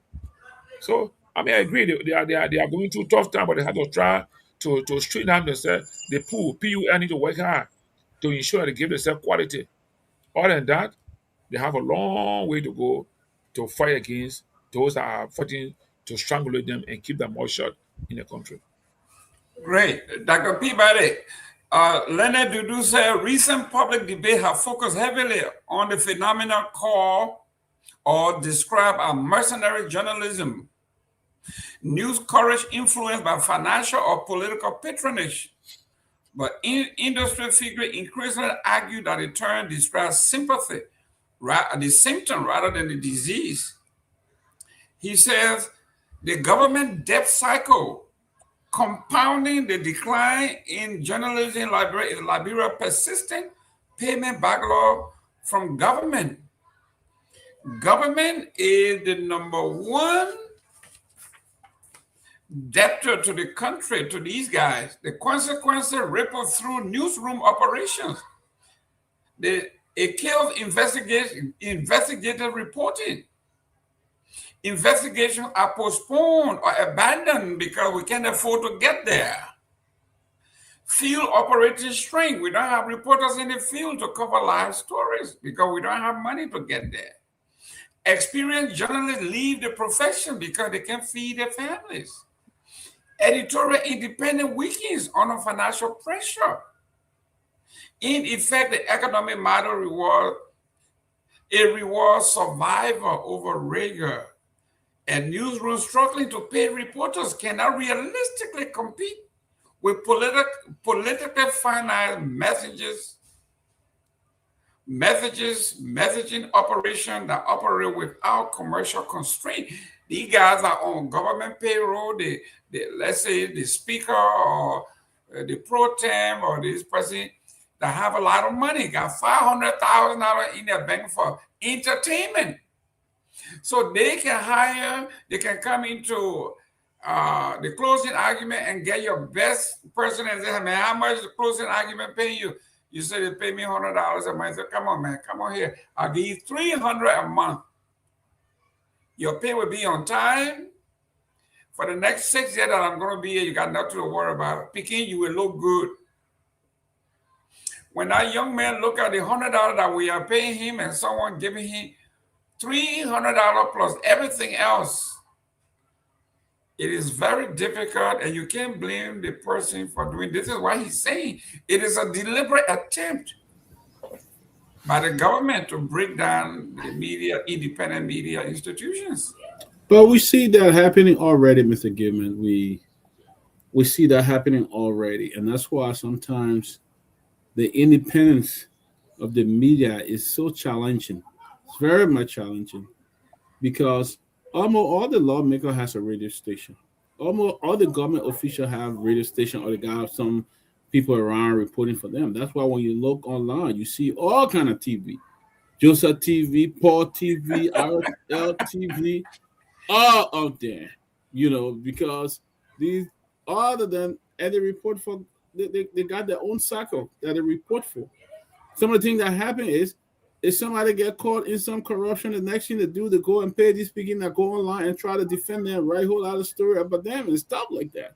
So that it's difficult to find an independent media. And that's one of the things we try to stress out here on the closing argument. Tell the young people out there, don't just go there and make up stories. Make sure you have the facts. Make sure you have information that is true. Don't just go there and make a story, or don't see another person writing story and you just jump on it and start to use the same story. That's not right. And that's one of the problems we have, because people get arrested or people get accused. The next thing, the media is out there and say this person did this and this person did that, and you have a whole lot of problems. And that's why sometimes you even make the police work difficult, because you're already out there and saying that this person committed this crime or this person did not commit the crime. It's all over. So that's why you need a media who will separate themselves, who will separate their feelings, who will separate lies from truth, and be able to come up with a real story, so that when you break this kind of news, nobody can challenge it, because you already have done your background work. That when you break information, people know exactly that you come up with a fact. But the fact is, most of our journalists are underpaid. They don't get paid in our country. Some people just move around, they don't get paid to go there. And if you have a lawmaker or some official who's giving this guy $100 just for coming with you or going on a trip, of course you're going to promote him. Most of them don't get paid. Most of the media institutions there, besides maybe LBS and a few people, and maybe closing argument, most of the people don't get paid. They just roam, and so they are freelancers, get anything they want, and people can pay them to write information on their behalf. But if you had journalists that were paid a good salary and reporting, you are there you're definitely going to get the facts, and that's why they're facing Liberia. Wow. Joseph Wellacandid, well, welcome to the show. Amara Kawa. It's a great show. Abraham Dukley, I'm watching from Bone County. Thank you very much for watching, young man. We got Oliver Saka. Say hello, Mr. Johnny. We got Venetia's Junior Bar watching. Please let us know where you're watching from. Sky S. Kamara, I'm watching from Good Guys Intellectual Forum in Habel City. Thanks for the topic on the discussion, folks. Favor Morris, very sad for our country. She's referencing the topic. Simpson Wama said, bravo. Finally, somebody's talking about something. Let us stay within that realm. Let me go to Anthony here. I want you to be, today I'm really enjoying you. You're talking from the journalistic point, and it seems to me that you rather take on the job. Let's go to what we've been talking about. When we're talking about journalism, we're talking about self-praise, we're talking about self-aggrandizement, and something that I frown upon. Here, one of our line here said, the EPA employees honor Dr. Emmanuel K. Ure Yakbawolo for 2 years of transformational leadership. Transformational leadership. This is what we are talking about. Dr. Yakbawolo is now being honored by a closing argument, Spoon TV, Front Page Africa, the Liberian investigator, what they call Martin, how they call it, Martin Colley's newspaper. All the newspaper, independent people from the outside, they didn't honor him. But his own employees gather and want to honor him for, they said, transformational leadership in the Republic of Liberia. Can you imagine, Anthony, that you and Myean got together? You said, Mr. Gayman and Mr. Peabody, we're going to honor you guys today because you're the best people that have ever run radio or television. You think I would call you back and say, listen, man, just take that thing back where you got it from and don't pull our name either. But Dr. Yakbawolo has accepted to be honored by his subordinate. And the whole EPA is supposed to be there when they honor him as transformational. Go ahead. I don't even want to say what I already say. Talk to me. we were just talking about the symptom, right, of praise sinking. We were just talking a few days ago, all the chemical waste in Bone County, people dying, people suffocating, people suffering. And then the employee got together and said, you are so transformational, you deserve an award. Go ahead. Yeah, so thank you, Mr. Gayman. Thanks. So the Environmental Protection Agency also, a few days ago, we were accepted to report from there as well for the closing argument. So we were signed there. I was there today. I covered the honoring program that was conducted by the workers of the EPA. And there are two main things that was being said. The first thing is the honoring was a surprise to the executive director, Dr. Yakbawolo. He just left from the radio, and he was called by his assistant that there is a meeting at the office, and so you should be at the meeting by 10 o'clock. And so he left the radio station and went directly to the office. And to his surprise, the workers were already in full swing. Band were playing, music was on, and they had their time. They prepared gowns, and they prepared banner, to appreciate, because according to them, today marks exactly 2 years since Dr. Yakbawolo took over the EPA. And there are a few things they outlined I want to share on the platform this evening. The first thing is the old building they occupy, they're no more in that building. They have gotten their own building. Firstly, when they got into the new building they're currently in, they were renting it. But on the 3 years, according to them, Dr. Nyenwolo and the senior management team were able to acquire the building they're currently in. 2 buildings in a fence. Both of them are upstairs building. They bought the building from funds that were generated from themselves or by themselves, and they bought the building they're currently in. So that means the EPA now has their official and own building that they're operating in. According to them, just in 2 years, Dr. Nyenwolo also secured a modern laboratory for the Environmental Protection Agency. And that lab is where testing of environmental solves goes on. They have professionals that works there. And also, according to them, one of the main reasons they also thought it important to making sure they can recognize the efforts of Dr. Nyenwolo is the fact that under his leadership, he has increased their salaries. Some of them, the increment is up to 300%. Some of them, the increment 200%. Because if you're taking $100 and after 2 years, you're taking $400 or $300, that is 200 to 300% increment. So, according to the HR, that increment is going to continue up to December. Some people might be taking up to 1,400, 1,500, and the rest, the list goes on. So, according to them, there are too many things. The leadership has changed. When he came in, according to them, according to the Worker Union president, the EPA was shaking. People weren't together. People, were ups and down because the boss that oversee the entity, someone who they've not interacted with, someone they've not worked with, and so the EPA was shaking. They were not to themselves. But when he came, he transformed the entire EPA into a branded and unified institution.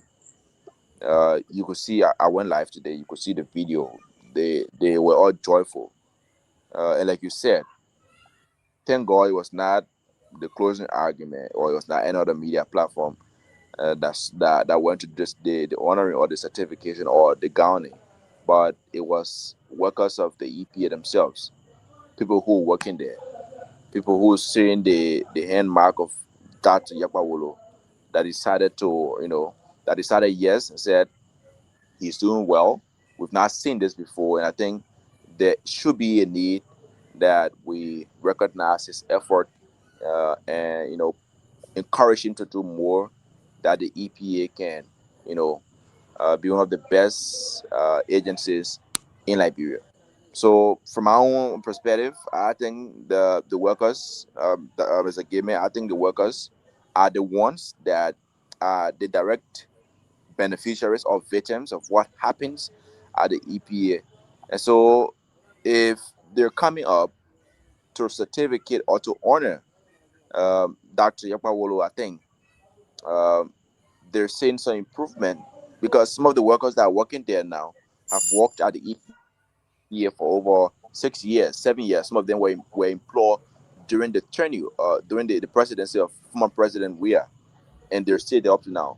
And so coming up, appreciating and honoring the director, I think they've seen improvements, they've seen transformation, they've seen exemplary leadership that has been, shown at the EPA. So the part of that reasons why they honor him today. And like I said, according to him, it was a surprise honor. He did not know about it. The only thing he knew about was he was going to the office for a meeting, and he bumped into the workers that was already crowded. Well, ladies and gentlemen, I know it sounds like I'm playing the devil's advocate. No, I'm not playing the devil's advocate. I'm going to make a reference to the Liberia that we live in. If it comes to what benefits me, us, me, it has for us Liberia, we don't care. if our mission, is our objective, is the people. We don't care about the people as long as we or I get paid. Let me look at some of the things that the EPA is supposed to do, for which, if they have done, they should be certificated, or you say transformational. The EPA is supposed to protect human health and the environment by developing and enforcing regulation based on scientific evidence.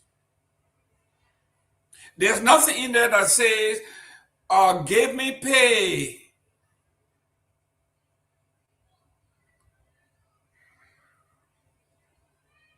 Is this agency protecting the existence of our communities? Is the EPA doing her job by protecting lives and the community in which they operate? I didn't hear it on any of the things that Anthony mentioned. They mentioned building nice office spaces. Their salary is up. They don't care if somebody else dies. They didn't mention the chemical spill all over the country. They didn't mention what happened in Bond County when 100 people was in the hospital. Their skin, they were suffering from breathing, no drinking water, the chemicals seeping into the ground. Nobody mentioned that. Dr. Nyenwolo is taking a page out of Joseph Boakar's book when he said the $20 million or $10 million building in Foya, I knew nothing about it. I just walked into it. Have I known I would have stopped there? But now they have done it, so what can I say? I like what the Liberian people used to say, we ain't stupid here. Dr. Peabody, here we are. The man who runs the agency said that this massive celebration was planned. He knew nothing about it. They had band, they had everything going. He said he just walked into it. He was at a meeting and they told him to come back to the office, and he just walked into this elaborate a celebration that been planned for months, and he knew nothing about it. Oh, poor me, Nyenwolo, look at me, I'm just coming. And these people just trying to gown me and praise me and dance with me. I didn't know nothing about it. Oh, me, poor Nyenwolo. Dr. Peabody. No, these people form their own, these people can form their own scam. Pay money with people to have you big party and act like they don't know. Some of these things, they look for it to get more promotion or for more job security. You know, they can scam, pay the people. They got one person in that group, chief, just give me the money, I'll organize everything. That makes sure organize everything, and you come out as a surprise, and that's exactly what it do, you know. And then you come out, you acting. Where the poor got that kind of money from to plan that elaborate party? They ain't got it. He gave it to somebody, one of his main men, one or two people in that group. And the plan is, chief, give it to us and we'll just organize the whole thing. You just can't add you know nothing about it. And you just walk in. There's a lot of scammers in that place. A lot of scammers in that country. And I wonder then you're looking at this. So, okay. How much money have you paid for you? How much have you done for you guys so much that you having an elaborate party for him? You got band, you got food, you got alcohol, and everybody celebrating. That's his own money he put it out there so people in prison. That's all. That's job security. That's another way he's trying to say, oh, yeah, the employee are very satisfied with him. You sitting right there, and you saw the stuff we published the other day. People right in Kehleboe County and got all these wastes that are taking place with the water and things messing up. And you the EPA boy, what have you done to treat that? You know, attack that situation. Sad. That's the scam we're talking about in Liberia. Liberia got some scam. High grade vlog. I'm telling you, people miss scams to support themselves. That's why you see when any position open in government, they pay a couple of people, they go on the internet and start writing. Oh, this person has a lot of degree. He's this, he had worked in government for 10 years. That you paying them now to promote you so people can see and say, oh yeah, this guy should, you know, there's a lot of scam. And that's one of them there. Johnny, it says here the EPA supposed to ensure clean air, clean land, clean water, cleans or contaminated site, review chemical safety, and provide grants to support environmental programs. Amen. If your job is to make sure we get clean air, clean water, clean land, clean environment, and you were on here,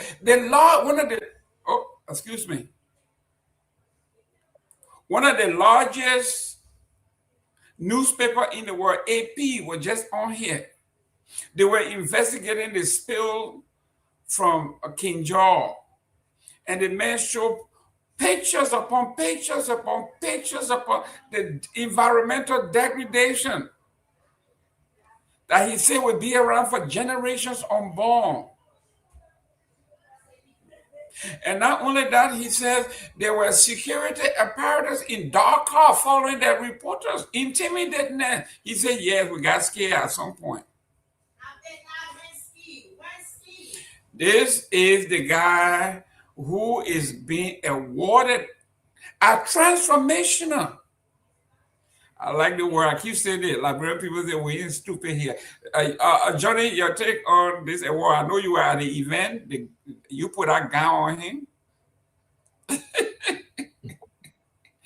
Johnny, it's your turn. Anyway, I see this conversation from two angles. So Liberians working for EPA have been experiencing bad working environment, low wages, low income, and then that the Nagbe takes over the EPA in 2 years. They see improvement in their salaries. They see that their salaries are taking care of their family. They're getting relaxed. They're getting, they are now experiencing relief, from the social and family honor their boss man. That's one part of it. And they are the one honoring their boss man for providing that kind of leadership at the EPA. But going back to the overall duties and functions of EPA, they should provide us public health environment.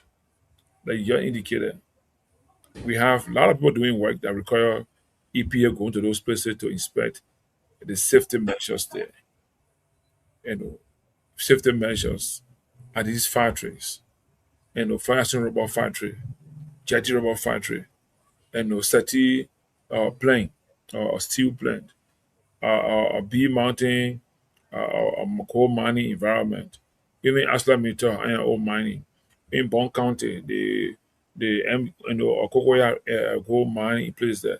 They should see what's going on there to prevent environmental degradation and also prevent those actions that directly undermine the existence of Liberians or of human beings. For example, we have a chemical that has been banned from use for up to now. People are still using metal for mankind. So I mean, I wouldn't say much because those guys there realize that they haven't been paid for too long. They've been working with EPA, and their salary have been 150, 200. Now imagine you're making 200 or 300 for the last 10 or more years, and now you have a man who has come to the agency and you are now making 500 or 700 or 1,000 based on your profession, and the person is introducing a merit system in the area and also providing those basic material you need to work in terms of having a laboratory established where they can do laboratory testing of what people do in the country. So they can celebrate our boss man. People can gather around the Ministry of State and say we honoring the president because the president has done well at the executive mansion, or we can gather at the Ministry of State anywhere and say our leader who have been appointed, we've been here for many years, we're not been getting the kind of benefit today. Today we have health insurance, today we have transportation allowance, today we have all those services that the guy is providing are the reasons why people want to celebrate him. And for me personally, I don't have issue with them celebrating him, but from the perspective of what you introduced, Mr. Gayman, knowing the rules and the roles, the duties of EPA, we only hope and pray that they can do those things that will keep us safe. keep us safe from diseases, and that will honor our long-term existence on Earth. Well, Johnny, I'm a little surprised you Yeah, are. that's what I can say about that. Yeah, you are an advocate for the poor, for the folk. You work directly in this industry. Liberia ecosystem is what you live by, where you live. The EPA has about 200 employees, and they are dancing. They're being rewarded with good salaries and good homes. We got 5.6, 5.7 million people that have been affected by the inactivity of this organization through the poisoning of waters using mercury in our water system. And you saw it with your own eyes here. The AP is showing the photograph of how damaging this has been and will be for generations to come. It's affecting millions of folks. You got 200 folks celebrating a man because... Yeah, Mr. Gayman. 1 minute. Yeah. Like the Liberian people say... That's what I said. That's what I said. Become a party balling.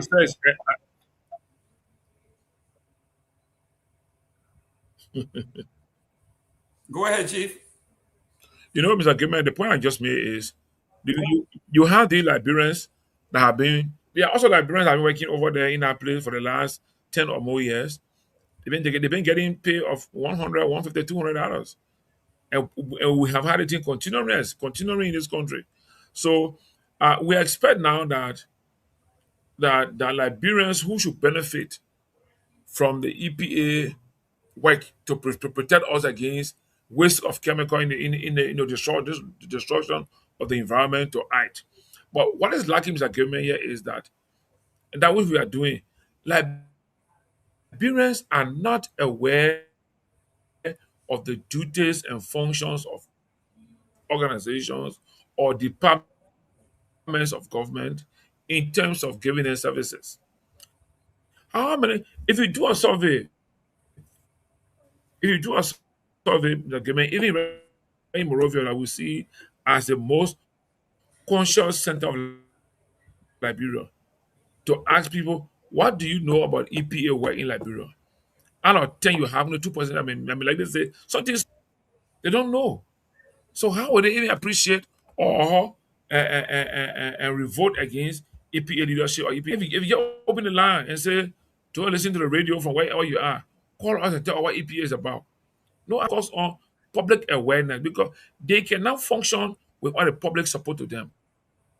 They need to do public awareness so people can be aware of those things that are dangerous for them in the community. So when they see people using that community, they can prevent people from doing that.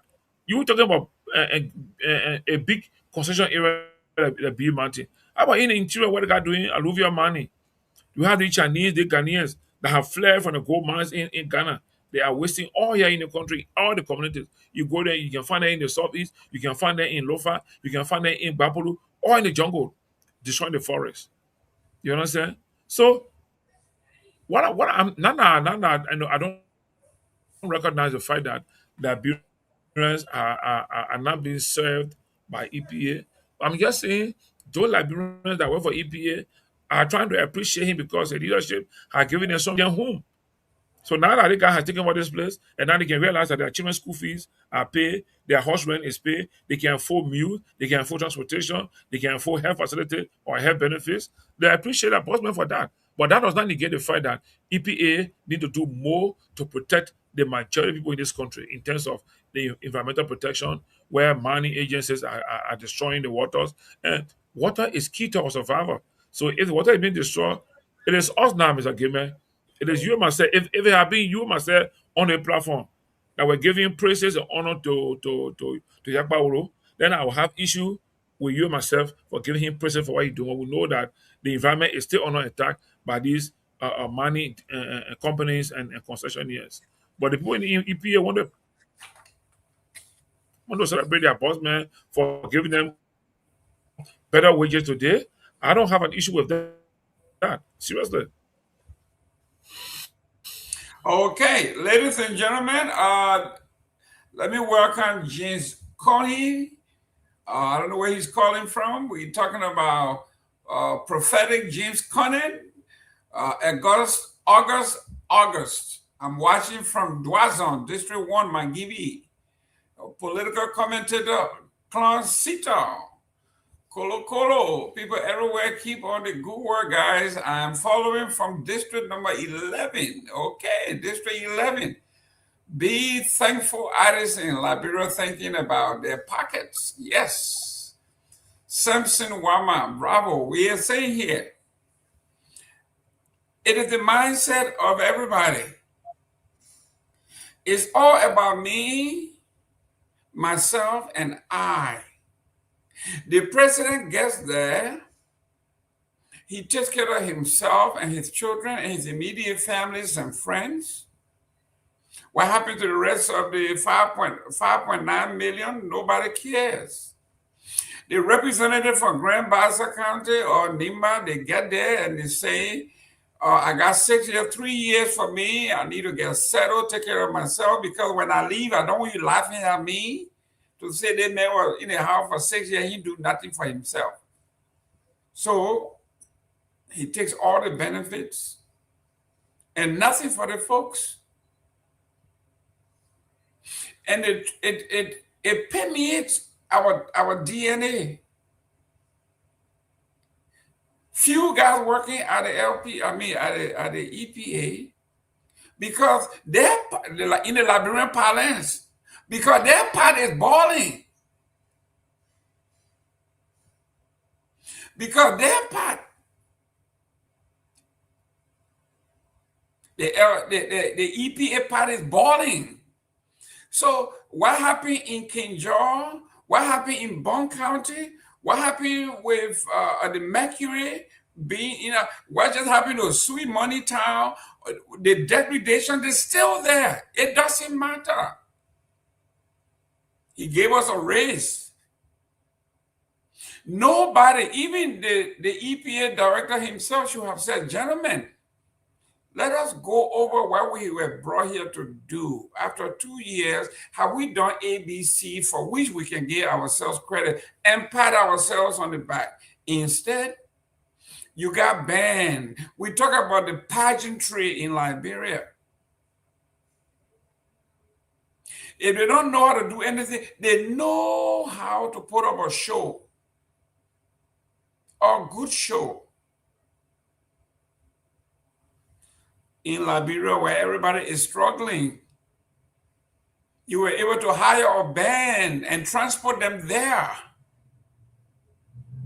with food, entertainment, and I can just listen to the DJ praising, waiting for the next race. Waiting for the next Dr. Peabody before we move on this one. I know when I put my foot down, RIA, yeah, there will be a lot of people there waiting for me, but they will chase me out of there straight to Bassa, all the way to Bassa. Come here. Yeah. But this is funny. This is egregious. This is an insult to the intelligence of our folks. Yeah. A few folks. Less than 200 because they got something going, they're pot boiling. They don't care whether people drinking mercury water that will seep into the system, that their children and grandchildren will be infected for the rest of their life. Nobody cares. They're talking about, I got a raise from 100 to 300. That is enough, makes him the greatest stuff. When Dr. Tapper was there, the people were doing the same thing, running around. Said, Dr. Wilson Tapper was the best, highly educated, trained, blah, blah, blah, blah, blah. Right.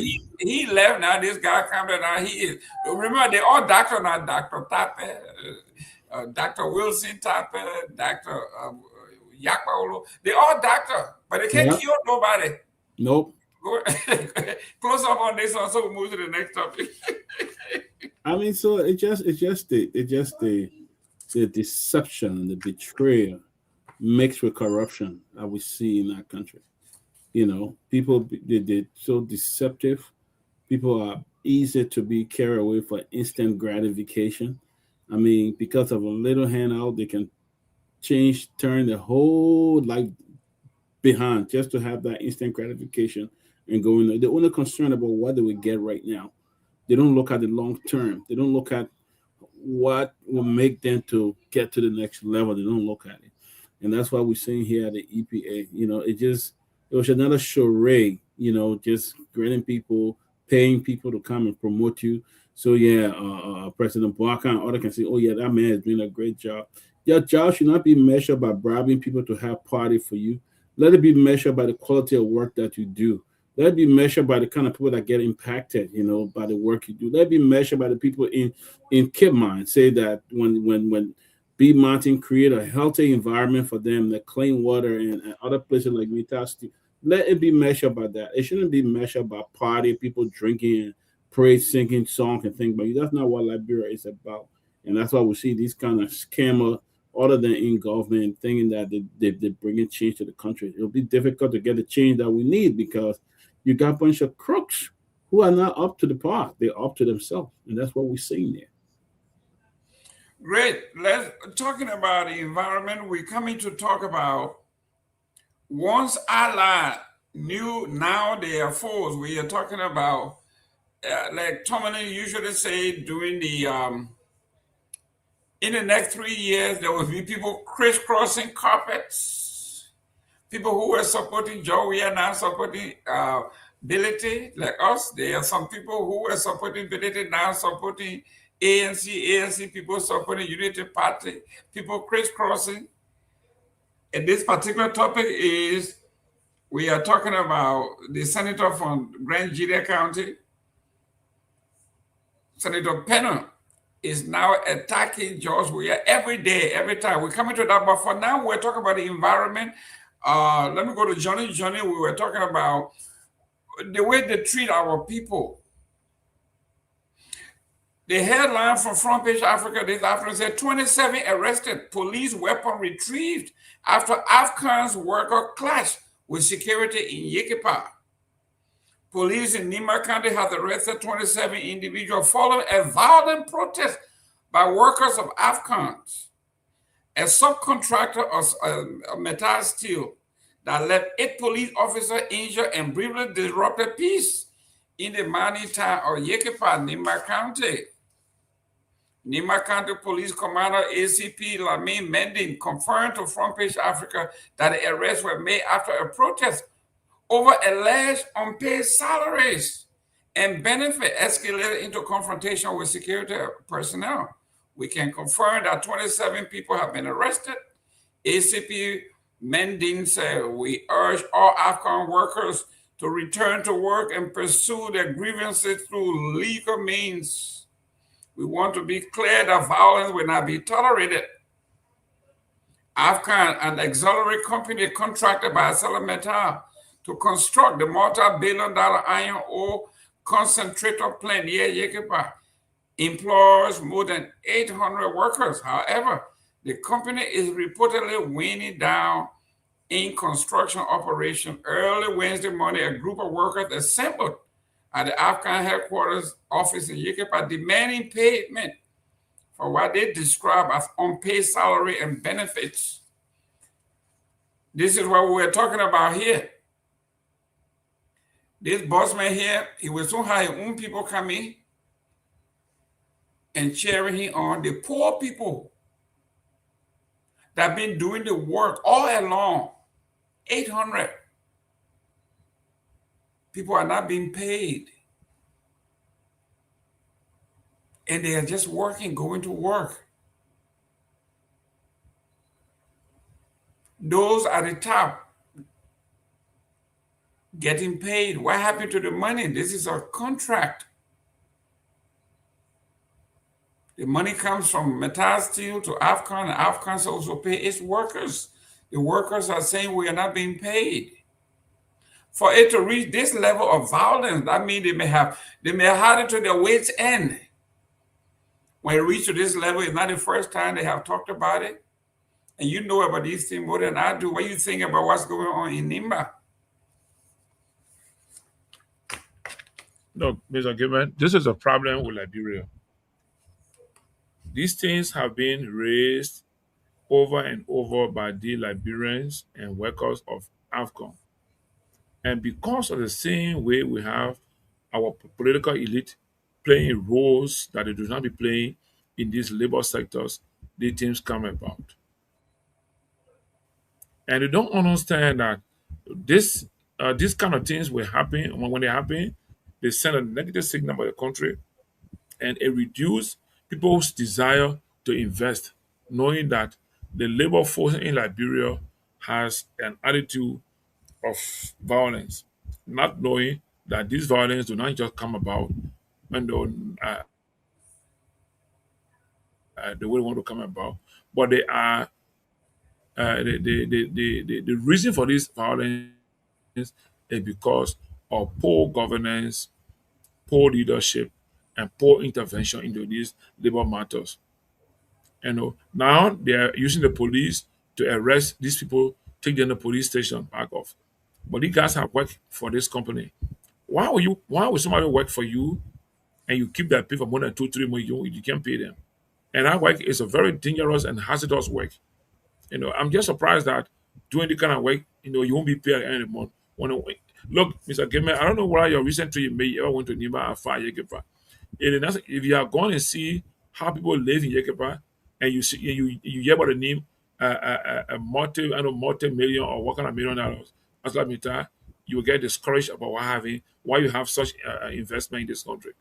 You understand? So I think the issue should not be basically because of violence, because of the police intervention.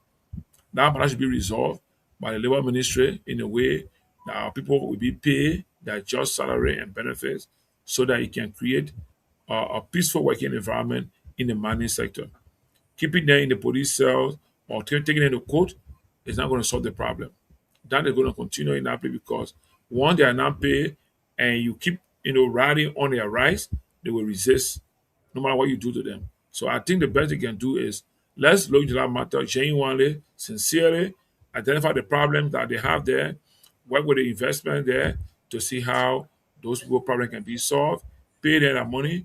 If you want to close down your agency, close it down in agreement with Liberian law, the labor law, the decent work law of Liberia. You understand? But other than that, you will have continuous problem in the construction area. Same thing happened in P Mountain. Police was there.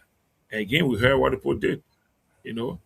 Yeah, I saw that video where they had the police and the workers there in exchanging stones, throwing missiles at each other, and the gun, you hear gun sound, all those kind of things.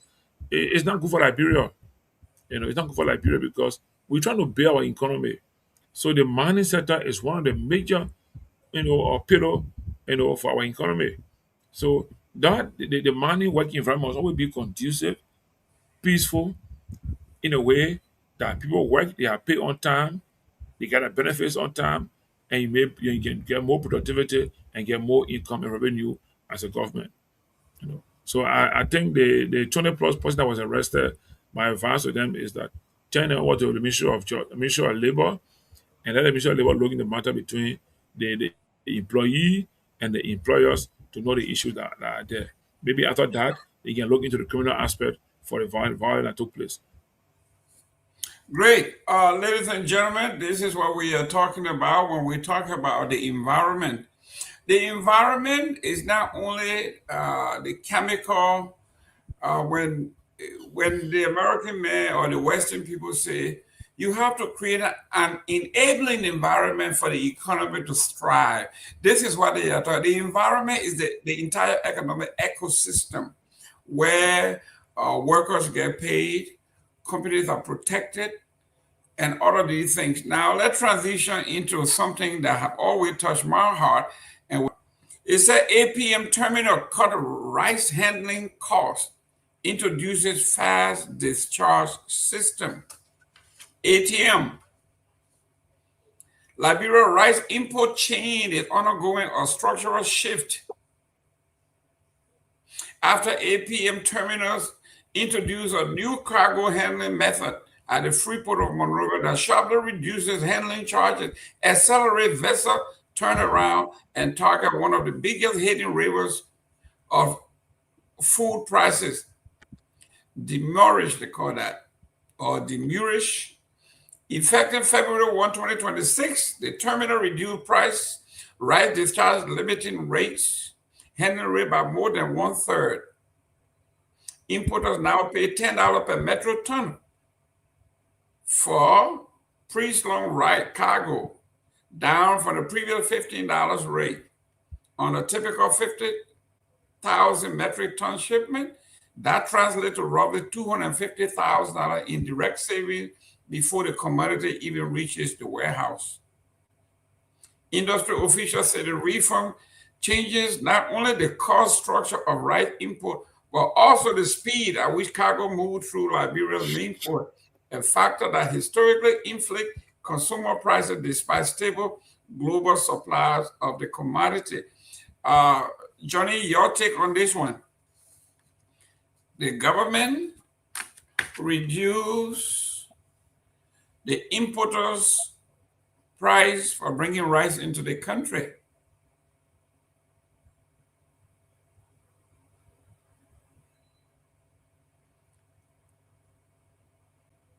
Johnny, can you hear me? Okay, I think Johnny is having some technical problem in Monrovia. But my take on this particular issue is why reward the rice importers?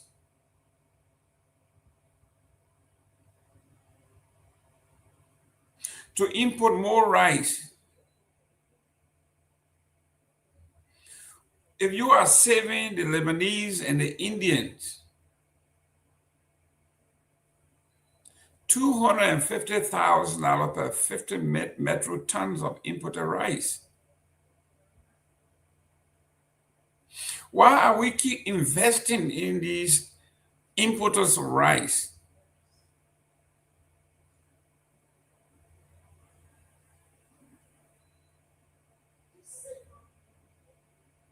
The more you think by reducing their fees, they will import more rice.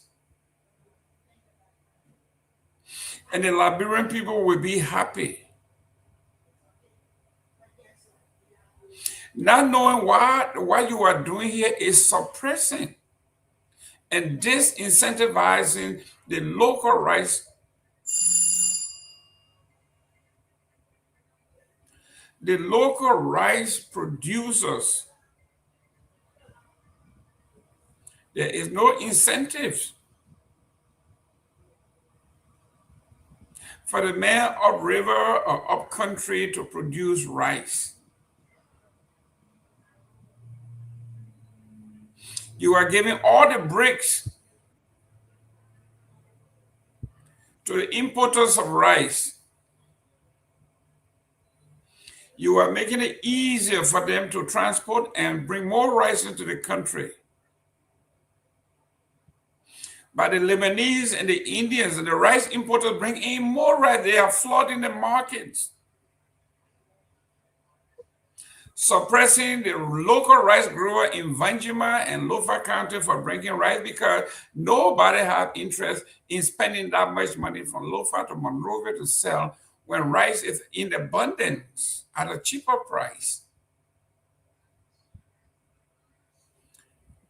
Government is inadvertently suppressing its own local farmers. Johnny, I don't know if you can hear me now. If you are back online, we are discussing the rice. Can you hear me? Yes, we're discussing the rice when you went off. I don't know if you heard the topic and what we were doing, what we were saying. Yes, I did. I heard you clearly. Okay. Your take. Yeah. But you know what, Mr. Gayman? You can understand already that these things are happening deliberately. It's not by mistake. You have a budget of 1.2 billion, and you have an agenda that says arrest agenda, and that the first word is agriculture, and you have 1% of the national budget to address agriculture. That already tells you that it's just a matter of good message with bad behavior. right? If you give importers of rice leverage to import rice and in a way that they would benefit, I would have thought that we would have invested maybe even the African Union or agreement, I say 10%. There's an African Union agreement that says that every African country should have minimum 10% of their budget towards agriculture. It's intended to make the continent to feed itself. You understand? But if our budget is 1% of agriculture and we are allowing rest importers to have some holiday or some kind of benefit or whatever it is, I mean, it doesn't make sense to me. I would think that we should be pushing some money and encouraging rice importers to get to turn into rice producers or farmers in the country that we can produce rice in the country. And let's see if we produce rice, what will be the cost of production and how much we will sell rice for in Liberia, and even see how much of that rice we'll be able to export out of the country. You understand? But Mr. Gayman is always telling me that we say one thing during our campaign period and we say different thing during the actual period when we're serving the brand people as a government. I mean, it really wonders me to see why we have $13.7 million in the budget for agriculture when we have $51.7 million for legislative activities for the legislature. You understand? I don't understand how that happens. You have 500,000 for the office of the speaker for entertainment. Meanwhile, farmers are still using primitive tools that were using, say, in the 1920s, or now use cutlass, for example, cutlass, to farm and produce rice on importers. So then when the importer tell us that we know how we kind of situation to bring more rice in the market and give it for a low price, we follow it, we follow them, because in Liberia, once the government comes and say, I will provide rice will be sold for $10, the whole country will go, wow. I will sell rice for $9. Everybody will say, yes, that's the right person, that's the right leader. If you come and say, look, let's grow our own food and feed ourselves, but we as a government will provide the subsidy to do that, then that message is the real message, but how they want to listen to that message. They want to hear you just saying, from today onward, we're going to raise prices, this amount of price, the $10 or $15 or whatever price that they will feel happy about. But I think we should do more to produce our own food here. We have the land. We can produce enough rice or enough food in this country. We can feed ourselves and even export rice from here to other countries that need rice from Liberia. But we cannot always be a consuming population. And once we are always consuming, we now have a place on the international seat to make a decision there. Consumers don't make a decision. Consumers just say yes, sir. But if you are a producer, you are contributing, then you can make input in a decision-making process. Other than that, I'm sorry for you. You can say, oh man, come to the table. You'll be at the table, but your statement at the table will not be genuine. Will not be accepted, because your being there doesn't make any impact on any international situation, because you are just a consumer. And that's why we found ourselves to be like, as a consuming population. We do not produce to support ourselves and support other people outside the country. That's why yesterday I was saying,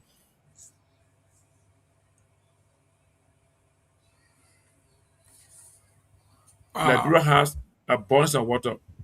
Liberia can even export water to those drought countries. And that can be our...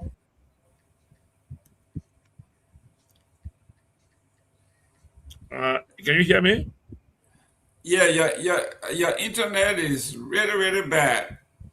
But and this is not even rainy season. This is dry season. Let me welcome Tomalin George. Tomalin, welcome to the show. Mr. Gayman, thank you, man. Thank you so much. The closing argument, I don't know where we would be without you, Mr. Gayman. You have taken the lead to be the face of the closing argument, and thank you so much. We just appreciate you, and we pray that you will always be around and well, and continue to be that face and voice of reasoning. Thank you, and all our listeners, our followers, will say thank you for tuning in, and it's good to be on the closing argument again. Yeah, we have discussed a lot of issues. Yeah, I've been following you guys. I've been following throughout. Yes. Yes, Fanta started the show, and it was touching. Her article is very, very touching. It's to the point where we talk about speaking to power. These are some of the things we are talking about, and she does it so well. Then we went into the media space, why the media is struggling, and Leonard Dudu wrote an editorial that if care is not taken, it looks like the system have decided to kill journalism in Liberia, where they deliberately take government money and fund individuals. They go to media houses and take their best and brightest and hire them to be basically the PROs. They advertise on the local news outlets, and they don't even pay. There's so much backlog. They owe these agencies so much money. They can't pay, but they have the audacity to hire their own PR people, and they're all over the place. So he's talking about journalism is in danger of being extinguished in the Republic of Liberia, where some of the best journalists, well learned, they have now left and continue to leave because they have been strangled. They can't feed themselves, they can't feed their families. So journalism has now been bequeathed to any child that has a cell phone, have a good iPhone, can get on the internet and promote his boss. That's the new journalism. And he says we are in trouble. What can we do? What can the Liberian article they played, PUA or PU, LPU or Liberian President? PUL. PUL. What are they doing? We have not heard from them. We don't hear from them. There's no analysis. There's no forecast. Leonard Dudu is very concerned that sooner or later, the local media is going to become an extinct commodity like the doodoo bird. Your take. You are muted. There you go. Yeah, let me say this. Look, the first thing is that I'll give you an example with closing argument. We hire about 4 journalists, young folks. Okay, young folks.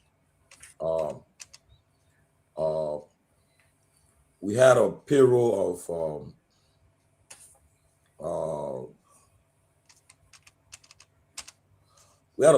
of almost $900 a month.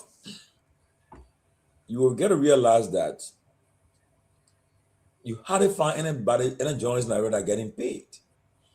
When in fact, when we put an announcement out that we were looking for higher journalists, our DM got full. People was coming. So we settled on one person and we hired the first person. And making good money. In fact, when people had the money, the person they said, it was a wow. Up to today's date, Mr. Gayman, every day in our inboxes, people are coming there. Please hire me, please hire me. And we started to do it. But you got to find out that the very young people that we try to help, right, they start to undermine the platform. You will kind of find out that one of them went to work and said, I will not call the name, but I'll just tell you about the story because I don't want to embarrass them. When it was until management, I got a surgery to do in Ghana, And the surgery, I'll be away for a month or 4 weeks. We all show compassion. Oh yeah, we're so sorry. And I personally say, you know something? Since you go and you have not taken pay yet. I will give you something for my own self. Mm-hmm. And I did it. The person sent us a picture on the plane, a picture that they're doing the surgery, the recovery room. But guess what? That person was in Liberia. They did not go to Ghana. So somebody said, the person you think in Ghana, another journalist said, the person in myself right here in Ghana right now to a promotion for one of the companies. I said, Allah. But then people, they say, call. When the person called, show me the own video. So that person here, I said, oh my God. Oh, and besides that though, besides the pay we're paying these people, there are sometimes some of the followers on the show, some of our supporters, we even give them something extra on their own. Sure. Besides that, the management sometimes they will ask all the improper, the management will come to the aid and give them something, we're all even taking it from the pay. But the person lied to us.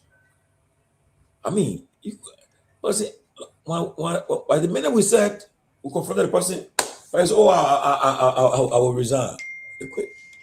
But that's, you see, now, that person made it bad for the other journalists who really need a job. So we are being, so again, it didn't stop there. Another one too, what they were doing, I don't have a problem. We all support America can work 2 jobs. I don't have a problem. You can be reporting for doing your gig, but don't use our resources, our motorbike, our data we're paying for you, our phone we're giving you, our trapper we're giving you to be on our time to be doing another institution work. Then why? And then you won't call our name, mention our name. You double dipping, you won't call our name. What would you? You were going. You were thinking they're reporting live, but they do what they call cross posting. You would think that the person on the scene, but the person is not on the scene, but they're taking. Let's say you live somewhere. I would use you and post it on my page and say, yeah, you think that Tomalin there, Tomalin to that place, but that wasn't what happened. They did other one too again, doing the sonar, the other one, reporting live for another institution, everything. So I took the video, I said, what is this? Because he can't even talk. So you see, that's one of the problems too. People try to help some of these young folks. They themselves too. They try to think that people are fools, and they take advantage of people. You see, and that's the problem we ran into. And when we went to Liberia, we met with them, called all of them. I had lunch with several journalists, and they said, "I don't want to be guys." I said, "My man, you got the money you're paying the people. So we even get us that. We even on payroll. We're hustling." And that's the problem, you see. So that was one of the experience we had. But it's true that journalists in Liberia are struggling. In fact, when we were on Spoon, one thing that I would credit at the time was the Spoon journalists were getting well paid. And in fact, when they go to press conferences, the other journalists be waiting for them. After what they're doing in Liberia, you have a press conference, you write your name down. Time the press conference over, somebody, your PR will go and say, Tomalin, let us sign for this. So for covering the press conference, it will carry live and every stuff. But during those days, who joined it? All they had cars. They all had cars with iPhone. The phone they had was not less than $1,000 phone they had. So by the time they joined the conference over and they got in the car, they all gone. They didn't want a car too. Because at the time the CEO said they should never take money from nobody. So the government were not supporting them. The opposition were not supporting them, so they were just being paid by the Spoon. So at that rate, people were afraid that how come I wanted to make Spoon to just want to expand, because people were afraid that how can I pay a journalist that is being paid by a millionaire? How can I pay? So you won't try it. So at that rate, Spoon were just going to go. If things are not happening, we're going to be bigger. Then, recently, last year, I attended the Association of Liberian Journalists in the Americas. They had the annual convention in Delaware, and the Minister of Finance was the guest speaker. And he said, what you saying? He said, we cannot, if we want the journalists to be the watchdog of society, We got to support them. They can't. He said right now. He said several government institutions owe the journalists their money. It's true. They will cover your program, and then they're all you get anything. So most of them are old. Most of the institutions are old. They are old, and if you cannot fund, if most of the journalists you see up and down, they got to dress, got to wear clothes, got to look presentable. They got to pay their way. Somebody live in Pinsville, somebody live in Brussville, somebody live in Garguah, got to pay their way to go to town. And, you know, if the PUI had a bus, what it could even do, Mr. Gayman, you do it like how we do in school here. So okay, they bus come from Pinsville in the morning, one from across the bridge. Mm-hmm. Journalists, get on that bus and go to they will take you to Central Monrovia and you do your daily activity, your daily duty. Certain time of the evening, so where by 8 o'clock or 7 o'clock, the bus will at some point to bring you guys back. And they can even do for them. They'll help them with transportation at least. But if I'm accused of corruption, and then I call for a press conference, you'll come there. Then after the press conference, my PR say, "Oh, your son, okay, all of y'all $50 each." You think you go get that story and talk about me in that story? You'll be defending me.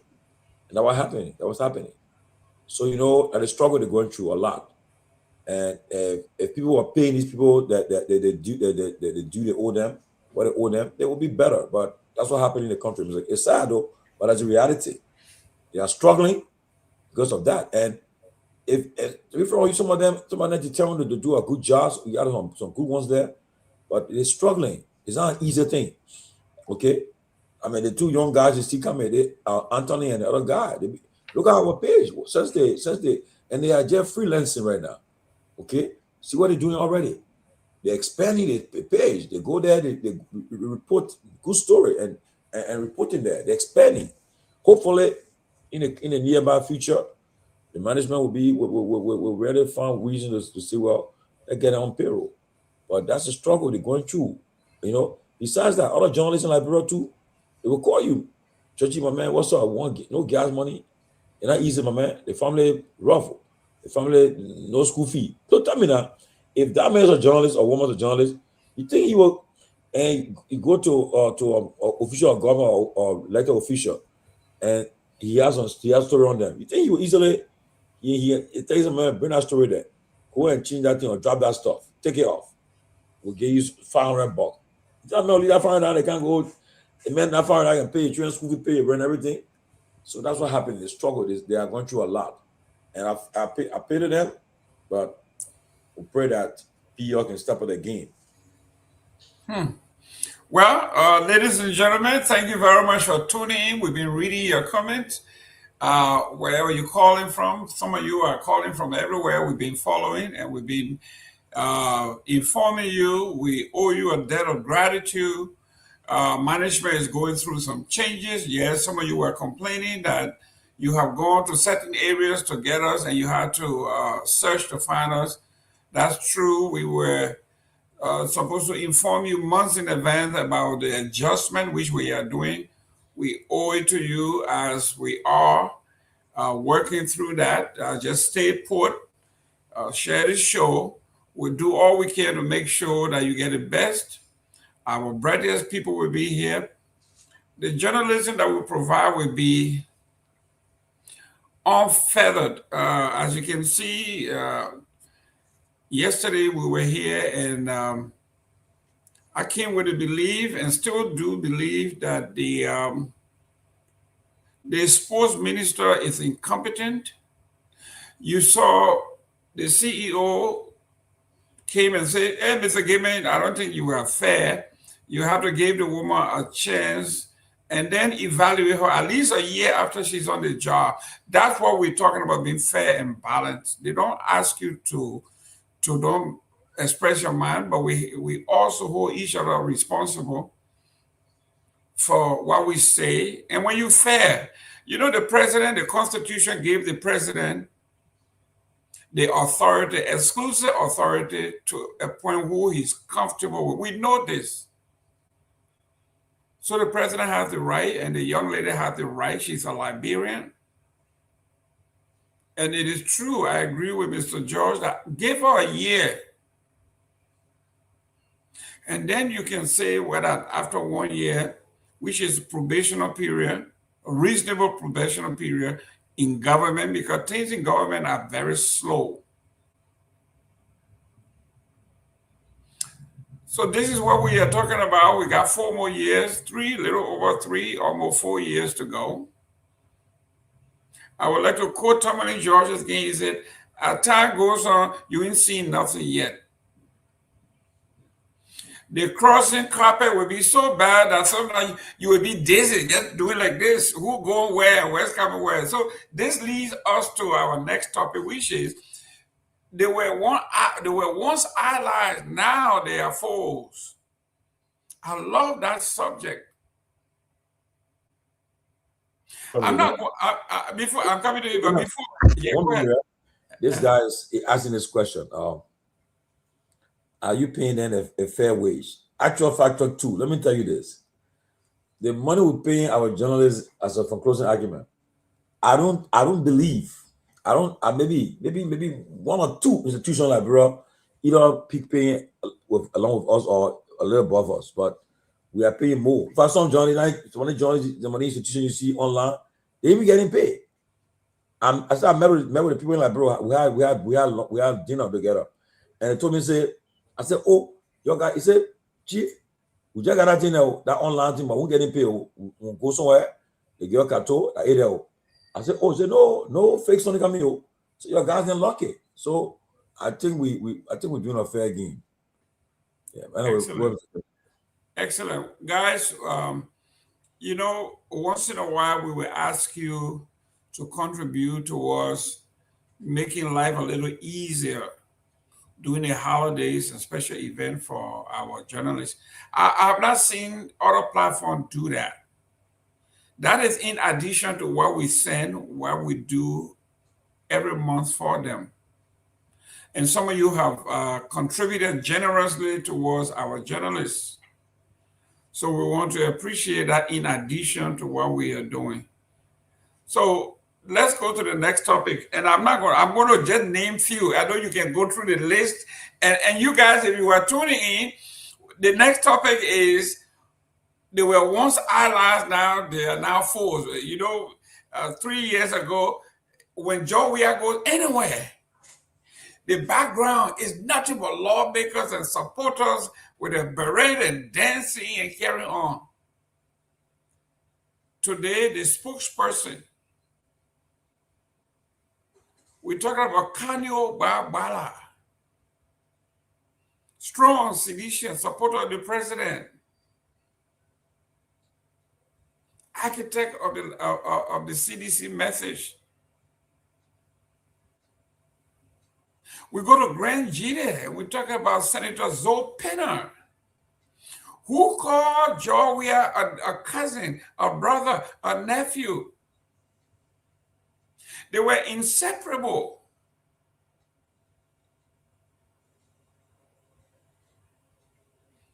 The list goes on, and you can name some of the folks, you in the audience, send us names of folks who were once allies and now they're jumping ship. I don't even want to go to the T5 thing. T5 will be the four, the King Kong. You know how we used to have corruption King Kong? T5 will be the ungrateful King Kong. Honorable Senator Sir Joseph, ungrateful number 2 King Kong. And the list go on. Tomalin, let's talk about this. I love whoever came up with that spirit. It was beautiful. They were once allies, now, but they dukes it out. And in that 4 year, according to you, it's gonna get even worse. Mr. Gayman, it's gonna get worse. Look, it all comes down to our kind of politics we do in Liberia, and they get put just like I remember when we did a course in college in sociology called marriage of the family. Yeah, they got 2 kinds of marriages. They got a marriage of convenience and marriage of love. And the ones most of the people do around is the marriage of convenience. Of course. Many Mr. Gayman got married. Oh, the Gayman had a nice wedding. Then someone now jumped there because I want you to say I try to get married to, but the person I'm getting married to, do I love the person? Or does the person love me too? So most of the people do this marriage of convenience. And as a result, and you notice, according to the statistics at the time, the rate of divorce came from high was from the marriage of convenience. It was high because they don't love each other, but because of convenience, because either that person got a good job, or the person got money, XYZ, so they did that convenient marriage. But the real marriage of love, the one that the people that are kind of agape love, the unconditional love, the erotic love, that's the one that can last long. So same with the politics. Most of the politicians, they are dishonest. They're there for what they want, what they can get at the moment. Look, tomorrow if George Weah is re-elected, you won't believe it. They will all come back. I will start saying, first thing somebody will say, they wait for a long time. Something come up. Some national debate on. You know something? Say what you want to say, but the president is right. The president is right. Right. It's like they go that way. And that's how the people been behaving in the country. You saw Dota, everybody, and when they say Kehleboe will say, who you want? Who y'all want though? Who you want? Everybody was coming to the NDPR. NDPR it became the party. Everybody want to be part of the ruling NDPR. NDPR left, MPP came. Everybody want to be part of the ruling MPP. And the UP came. They did the same thing. CDC came. So the people that's doing this thing, you have your right to affiliate and associate which party you want to be associated and affiliate with. But when you start to go personal, like if you knew George Weah was doing XYZ, why you didn't speak? Why you you couldn't speak out? Then you go to him in private to talk to him about it. But you didn't do all this stuff. But you come now because you want to get the attention of the ruling establishment and the president too. So you go and start to denigrate him and throw him on the bus. I saw another guy, Solomon George. And now he first now, I saw they were attacking Weah. And he did it before, and then he came and begged and one of Weah just put him on his head and forgive him. He did it before the Weah forgive him. And now we see again it happening again. But like somebody told me, when he said Tomalin, person like some of the guys that are doing this thing, if they don't do it, they will indict some of them. They will start auditing them and they will expose them. So they're doing these things. And that's so sad. Mr. Cummings appeared, I think he appeared on a station last year. When they asked him, are you doing business? He said, yeah, I do business. What kind of business? He said, I can't even tell you my business I'm doing. Because you know what? They will go after your business. And that business he's doing, librarians are hired. They're paying taxes, they all. But because of the politics, you want to go after his business. You get contracts, people will come bother you because the reason why I don't know you can bring some guests here, they won't come on the show, but because they say, my man, like they are selling material people. So say, my man, if I try that, if I come on your show, my contract will go, my consultancy will go. So I can tell you this, don't come and need at all. And that's what been happening. You see? So Senator Zoe Penno, he been in the legislature for so long. And right now I don't have patience or mercy for those who have been in the legislature since 2005. The people who've been there since 2005, in 2026. So take it, how many? 21 years, right? Mm-hmm. I know, 20 years you retire, man. Every time you give up a chance. But again, as I said, you will see most cross-carpeting. People will be exchanging, they'll be going. More people will come up. They'll find some reason and start attacking attacking CDC. And they say, yeah. They'll say, yeah, because they want attention. Okay? So, I saw during the years of CDC, I saw people in UP government who used to go to my house at night Go there, they call out darkness and meet with him. And then, yeah, at the end of the day, they took care of them.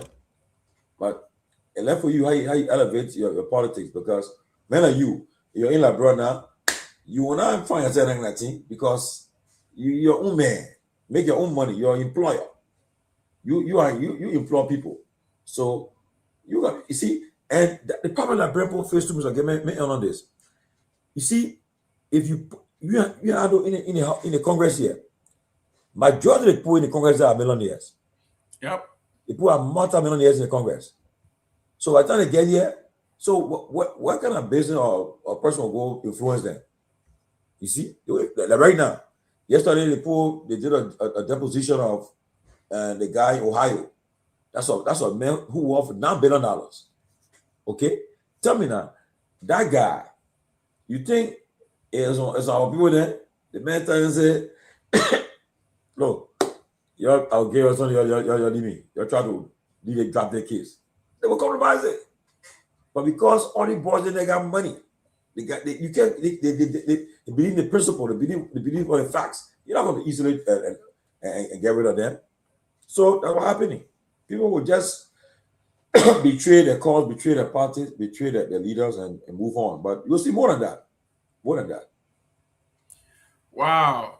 Well, guys, even today we saw one of the most powerful and wealthiest people in the world, Mark Zuckerberg, was going through deposition because people are saying social media is like drugs. They say kids are getting addicted to social media to the point where they're not having social life. They're not interacting with other human beings because some of them now have created personality AI or online that they are befriending as their friends, lovers. So they are detached. And other countries around the world now, like Australia and now other countries, they are now banning, just like alcohol. If you are a teenager, you are not going to have a social media page. And now a lot of other countries are following. It comes back to what Tomalin George is saying, because the structure, the law, the system in the West is so good that it doesn't matter how rich you are, the law is the law. Like today, Prince Andrew was arrested. This is the brother of the king. We're not talking about anything. We talk about the brother of the king was arrested, not because he did something wrong. They have not even reached that far, but that his name is associated with this guy.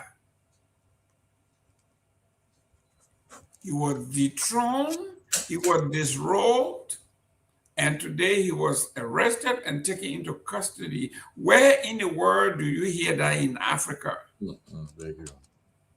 Where? So we are saying these things to say, in Liberia, we say, oh, this is politics. Don't worry about it. That's politics.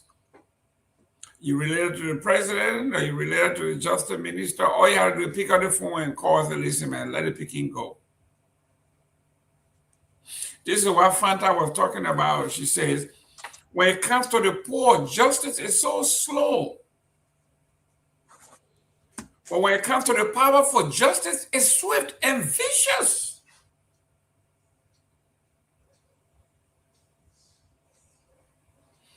Oh, yes, she said, society offended. We live in a society of powerful men and women that society offended by only words or moved by wounds. They can be cutting your neck like they did in Liberia, where the motorcyclist killed a man on national TV because they said he stole another person's bike. They broke his neck and threw a brick on his head on national TV. This is what she's talking about. Today, Somebody curses the Chief Justice's mom, and within 24 hours, he was summoned, indicted, adjudicated, and sentenced within 24 hours.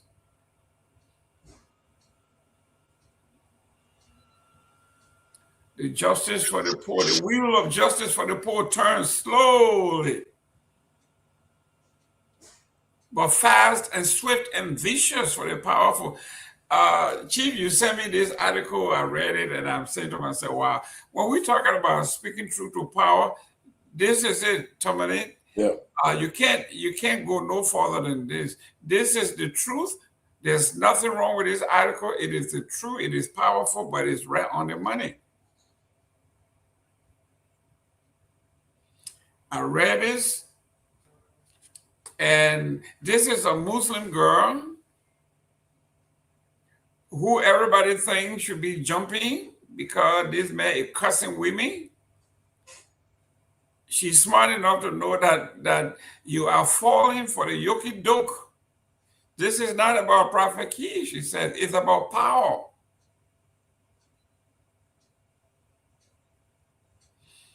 This is Myean Kamara. She wrote this, and I am saying somebody just texted me.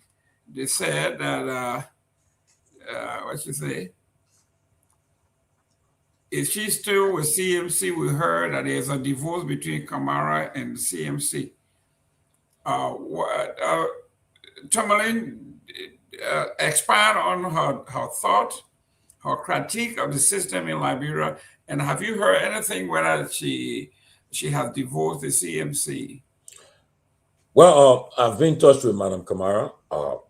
Well, in fact, hopefully, I believe she will be rejoining us in the coming weeks. Hopefully, so just maybe after one or two discussion, she will be rejoining. But I read her piece, and she was to the point that Peabody said earlier today: selective justice. That's why it's taking place.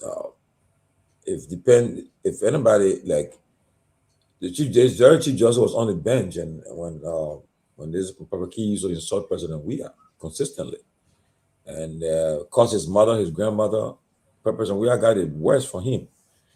But it was because he wasn't in Liberia. No, I believe that Weah wasn't gonna drum and attack him. Well, what's our Yeke were in Liberia. even our man Costa used to be dealing with Weah, but he never got he never went after him. Okay, but the Chief Justice decided to act the way he acted because he had the power to do it.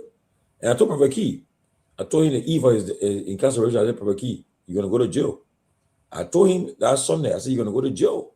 He bought the guy, I said, look, the very people that elevated you, the very people that you supported, they don't want behind that stuff too. Tell them, man, say, put it inside. Because they don't have the face to come and face you. So they're using this case now to go behind it and put you in it. And they'll show you.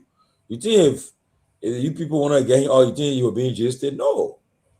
Okay, the president can exercise presidential pardon and remove him and ask him, or they could talk to the Chief Justice. In fact, during the time they someone Prophet Key, they would have been negotiating behind the scenes and say, look, just put him in jail for at least for 1 week or 2 weeks.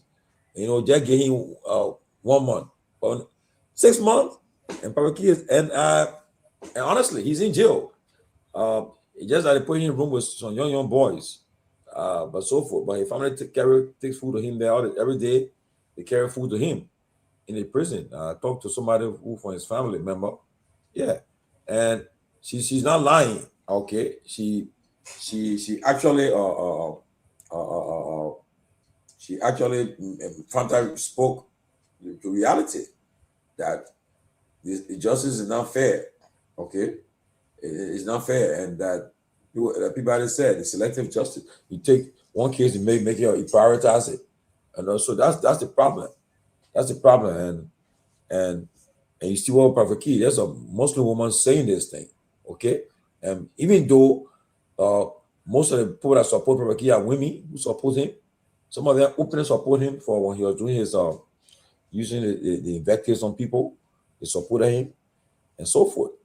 So, but besides that, he's only in jail today because of, and people are now protesting because of his past.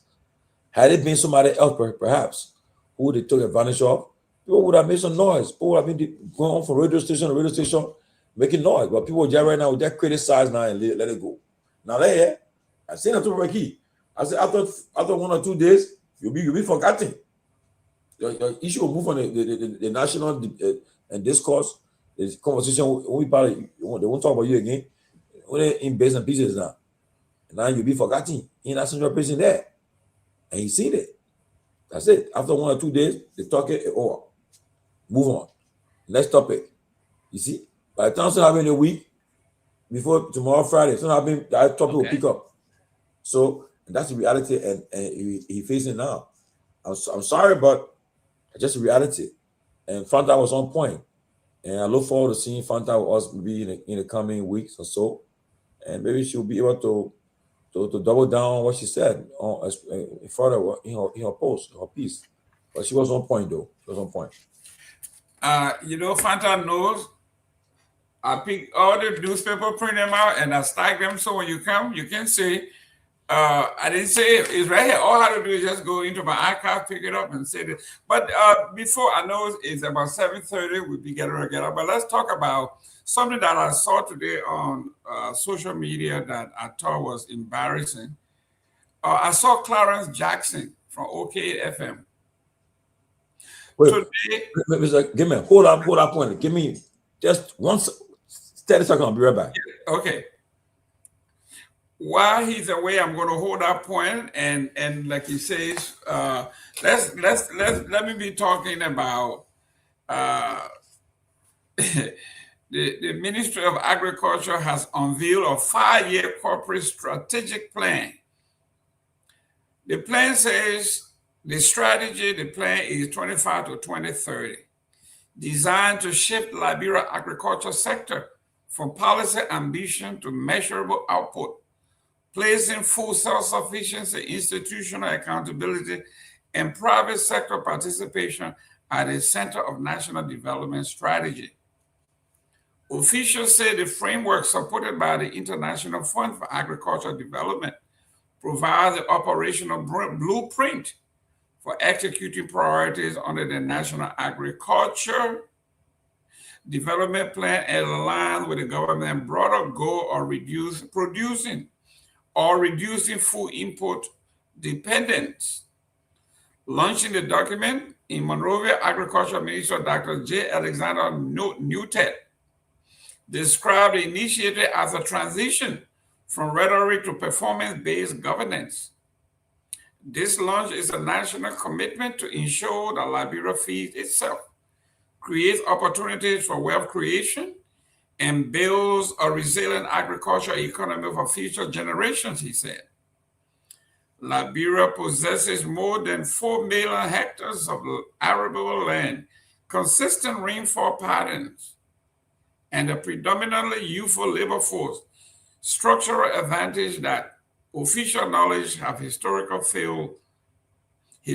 failed to translate into production and to the gain of the republic. I keep saying this. The Liberian man is not lazy when it comes to writing the flowery plans. A man that is in office until 2029 is writing ahead of himself. The plan introduces performance indicators and monitoring mechanism to track outcomes across the sector, aiming to address long-standing concerns that agricultural spending has not consistently produced verifiable productivity. Hey, come on now, we've been saying this here for years, and the Liberian people know. I will repeat this again. I like this phrase in Liberia. We ain't stupid here. Go ahead. Yes, we were talking about Clarence Jackson. Something that flashed before we came on. Clarence Jackson is on the front page of social media. attesting to the fact that Bonjala is still in jail. He said, I went to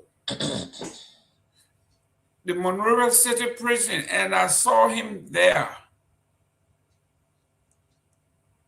He said the justice minister took me to see him. Mr. Clarence Jackson, you are a journalist. Shame on you. This is what we are talking about when we're talking about cartoon journalism.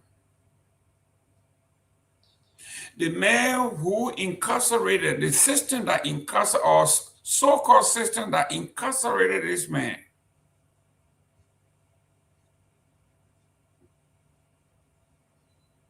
if the same system that freed him on medical conditions to go home, and when the backlash came, it was ferocious. He went back to jail. If the same justice minister that handpicked you to go to the jail to come and defend the justice minister and say, he took me there and I saw him with my own eyes. Amen. We're just talking about independent journalism. What happened to on and now visit? What happens to impromptu visits? You have to be taken by the court that adjudicated him, the court that is being held accountable by the people for such an egregious crime. And Clarence Jackson, you are taking on the liberty to vouch that Bonjala is still in jail. Shame on you. We are not stupid. This is not independent journalism. Chief, your take on what I am discussing, I know it's off topic, it was not on the agenda, but as I was coming here and somebody sent it to me, I looked at it and I said, I couldn't believe that Clarence Jackson, that's supposed to be a professional journalist, will fall for something like this. But Mr. Gayman, but the thing is, Mr. Gayman, Mr. Jackson, I don't think he was wrong though. He went there and saw the man in jail. So what's No, he lied. He didn't go there. They took him there. Okay, if they took him there. Okay. Let's assume that they took him there, okay? No, he said it. He said, I was taken there by the justice minister. Oh, yeah, he took it and he saw the man. So what's the issue about him? He confirmed the rumor or that this man was out of jail. People saw him. I heard a rumor too that he was later on medical reason. Okay, when public started to raise issue, they put him back. That's what I heard. I cannot confirm whether it's true or not, but I reached out to the police, and they told me, and the police told me that he's in jail. He's in jail. He's in a cell. Okay, so Mr. Jackson decided to go and do. I'm sure he asked them, I want to go verify it, and he was taking to verify it. And besides that, too, one thing about Liberia, do you know most of the people in Central Prison got cell phone with them in the prison, and people in Central Prison who I got friends that they're in jail today. It confirmed it that the man is in jail. The man is there, Judgy. The man is there. He's there. Okay. I won't call my friend anybody can't take their phone from there, but they're in jail there. They said the man is in jail. Okay. So I don't think Mr. Jackson was wrong by saying that to confirm that the man was in jail. Except something else I don't know. Tomalin George, Clarence Jackson is a journalist, professional journalist. If someone accuses the government of the United States, Diallo Mamadou, I'm tuning in from Guinea, Conakry. Thank you very much for tuning in from Conakry. Tomalin, if President Trump came and took one of the guys or girls from Fox News and say, come go with me to to Minnesota, so you can see that we're doing a good job.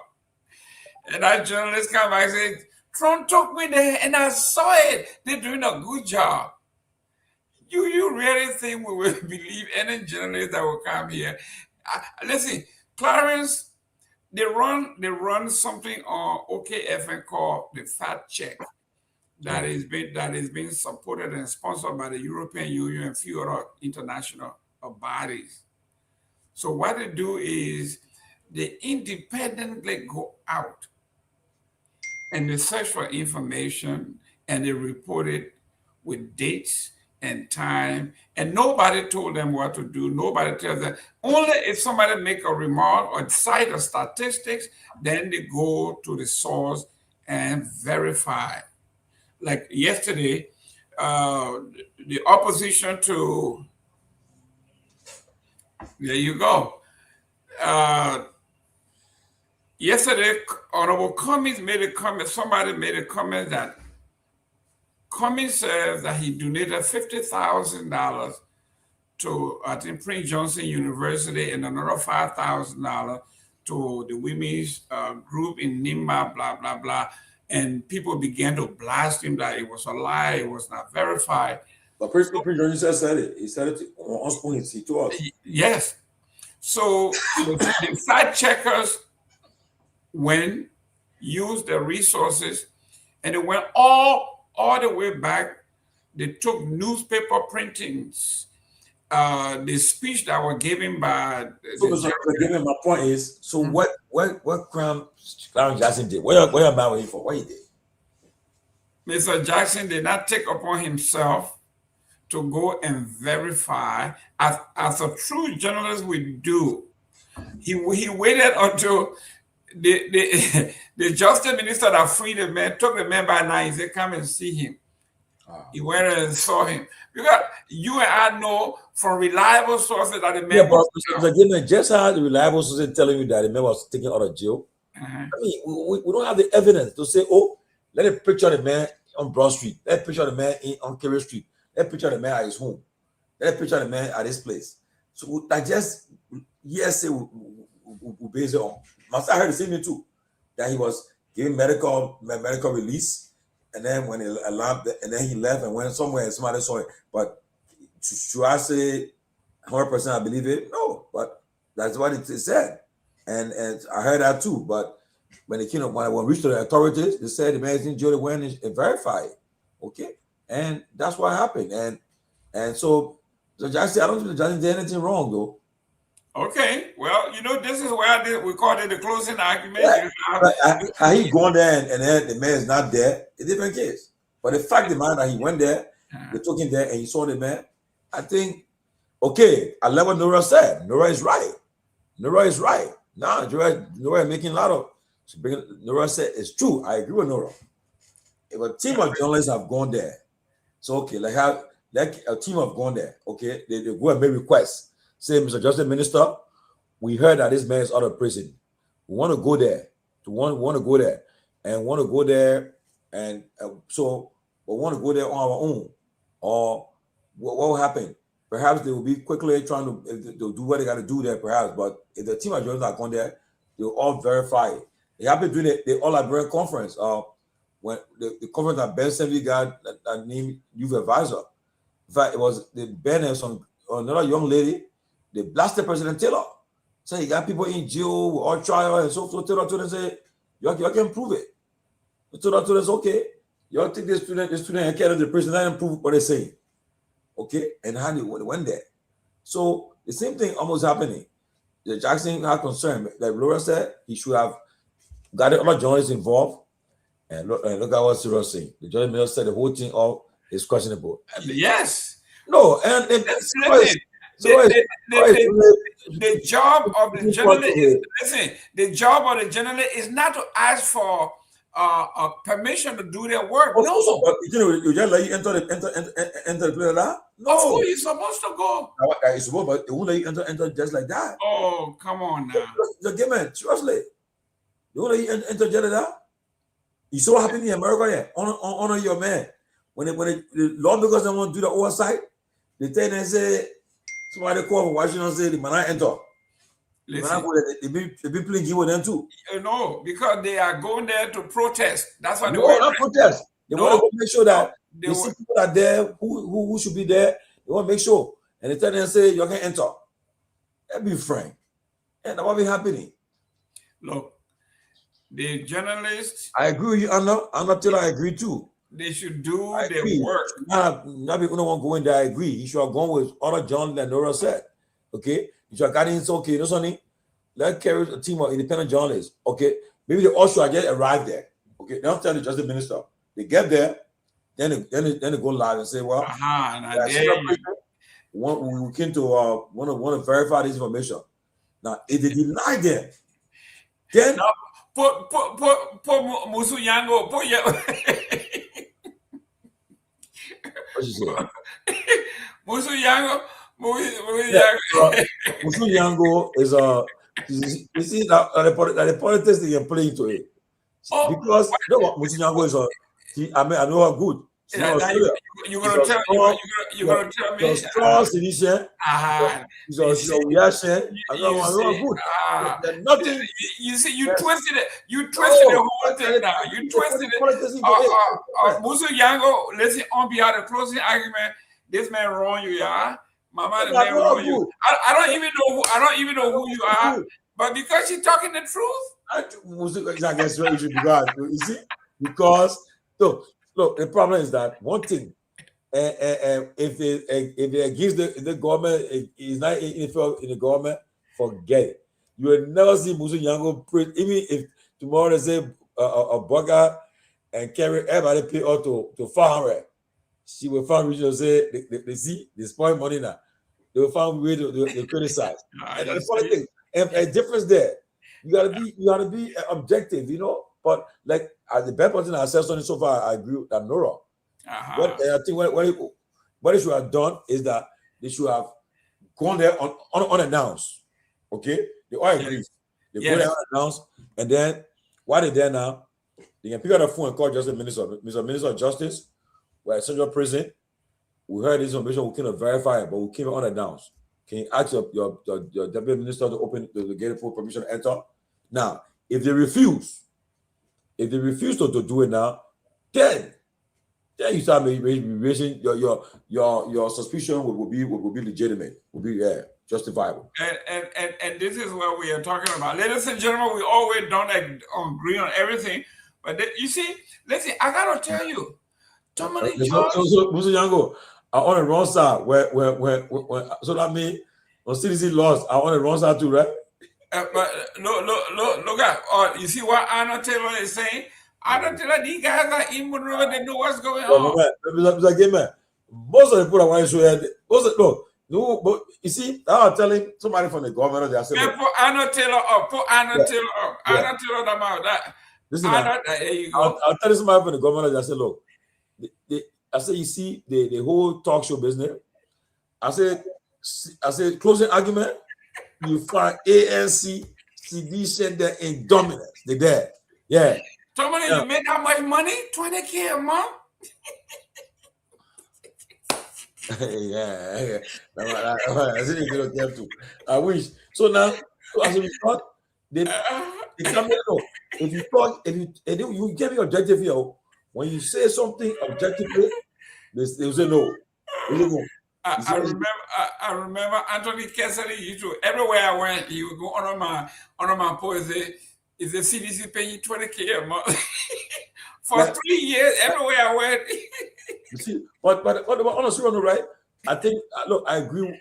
The reason why you're having suspicion is legit, but like Nora said, the journalist Clarence, I said, look, me and Gayman, some of my friends there from me from 2FM, from Hot FM, all the places you gotta go.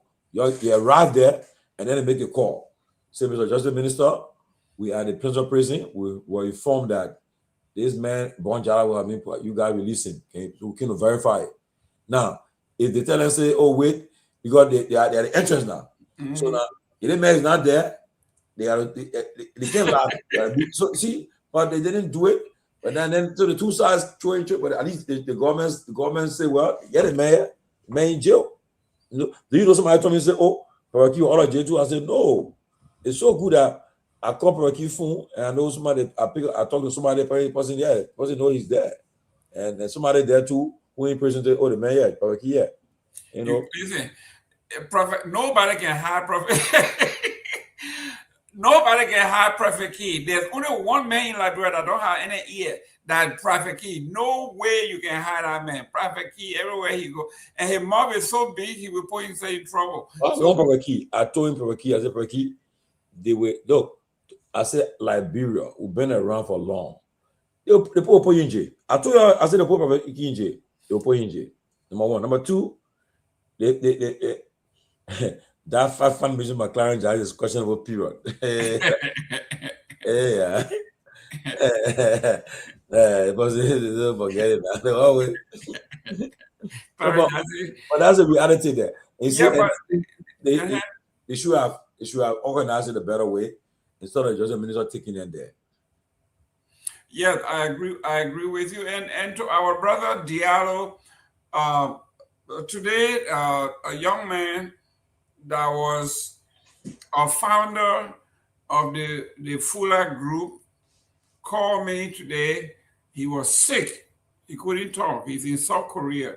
He called. He said, Mr. Gayman, I will come on the show. He said, well, I'm one of the original founders of the Fuller group. You bring him.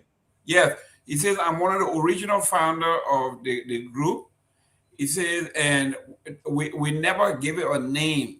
It was just a community team that were helping our folks.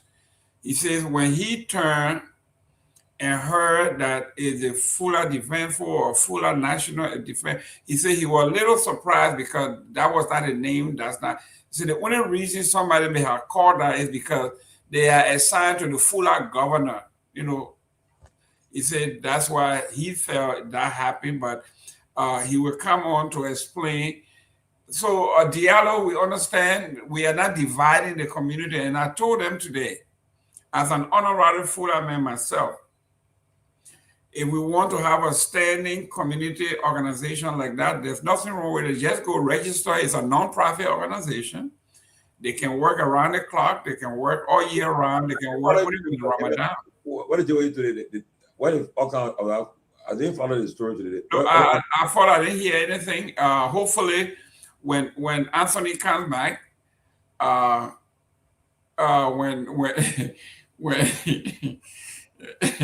when Anthony come back here, we will be able to delve into it because he's assigned at the legislature, so he will be able to tell us whether they show up today and they discussed it and what were the outcome. But yes, my brother Diallo, we love our Fuller brothers and sisters. We love what they are doing. It's a community-wide effort. Just register it, let everybody know what you're doing, and we'll go from there. Once you do that, if everybody else want to do the same thing legally by registering a community, that's fine. There's no problem wrong with that.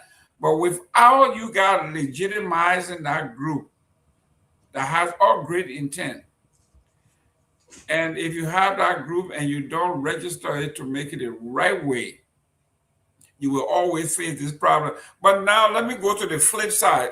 Tomalin George, your best friend, your best buddy is in trouble again. This one, he's in trouble with me. Kamara Conan. Oh, Kamara did. You see, you even give me chance. You even give me chance now. You attacking me now. What Kamara did? No, I've got bring me up to speed. Now, ladies and gentlemen, if anybody is connected in Liberia that knows what's going on, anything that going in Liberia, Tomalin, you gotta give it to him. This guy knows. He got his ear to the ground. Even the ants are walking on the ground. He will hear something. But yesterday in the Senate, Kamara Conan said that he's concerned that the Mandingo people are being mistreated in the country, especially when they set up these roadblocks. He believes they are doing it excessively to the Mandingo people. And I was shocked that a senator, a well-learned, supposed to be well-cultured, and I'm on his page here, and it is one of those things that is gone viral.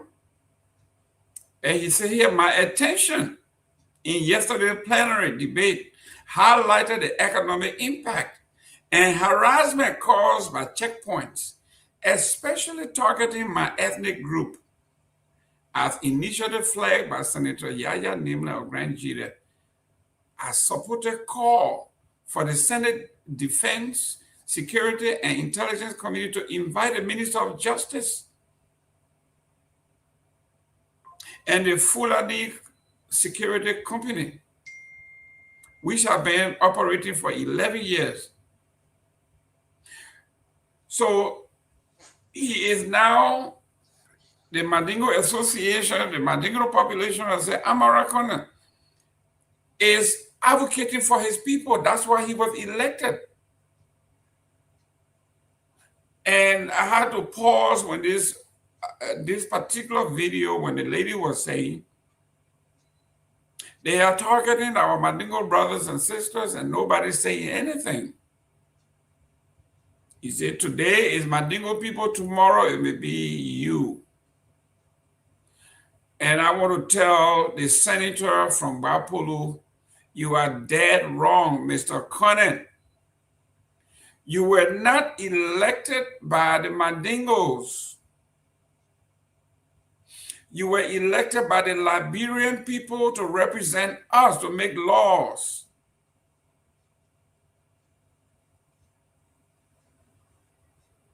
You didn't give any statistics, any numbers as to how the checkpoints is targeting Mandingo people. You didn't tell us when, where, how many, who's doing it, where. I think it is wrong for the senator to lift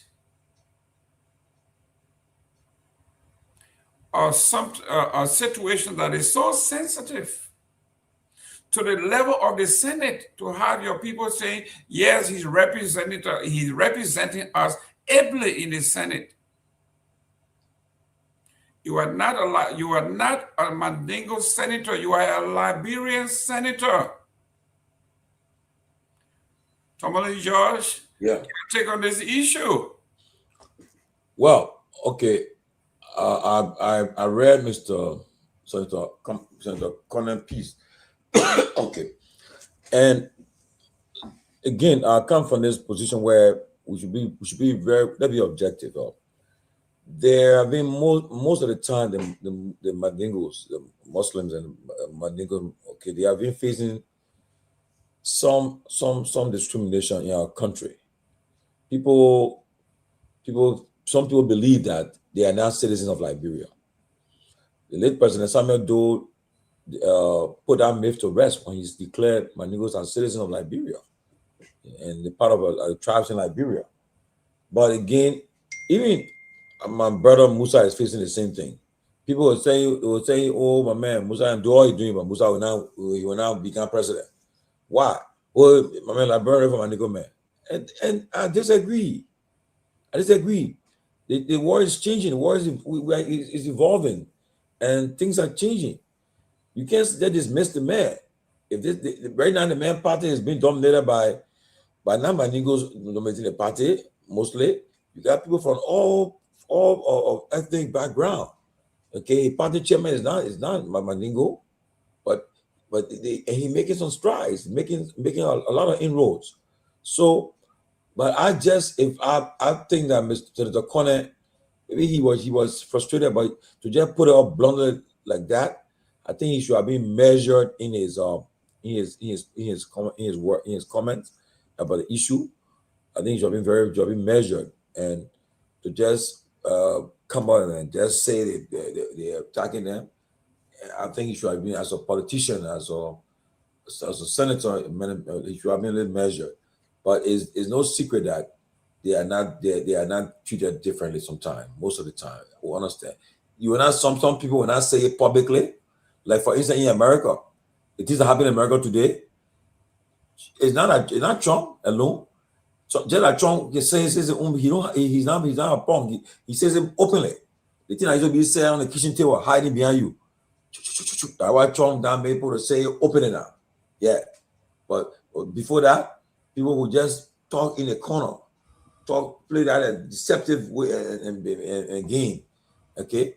They I got to say the black man is different, white man better than black man. But Trump just made a little blunt and say, like what you were saying yesterday on Black History Month, the death of Jackson, talking about, oh, my friend Herschel Walker. I seen the ambassador to Barbados. Oh yeah. My friend other friend, black man, he go Tyson, Mike Tyson. I mean, come on. You're going black boy that you're friends with to say that you know that what happening. But again, since the comment should have been a little bit measured in his post. I think he used to strong Honorable, my well-esteemed Tomalin George, the conversation here, the debate, his debate makes no sense, because if we were prejudiced against Mandingo people, they wouldn't have elected him to the Senate. He was also running in that Senate seat, that Senate race, by another Liberian. If the people were so racist against Mandingo, they wouldn't have elected him. So that defeats the purpose. Even with my friend Musa Belete, it defeats the purpose. They elected him in a predominantly Gyo district. So that kills that debate. We used to make fun of Pele people in Liberia. When you say something, oh, no, you don't have Pele people, don't bring Pele people here. Other people sold their land for small fish.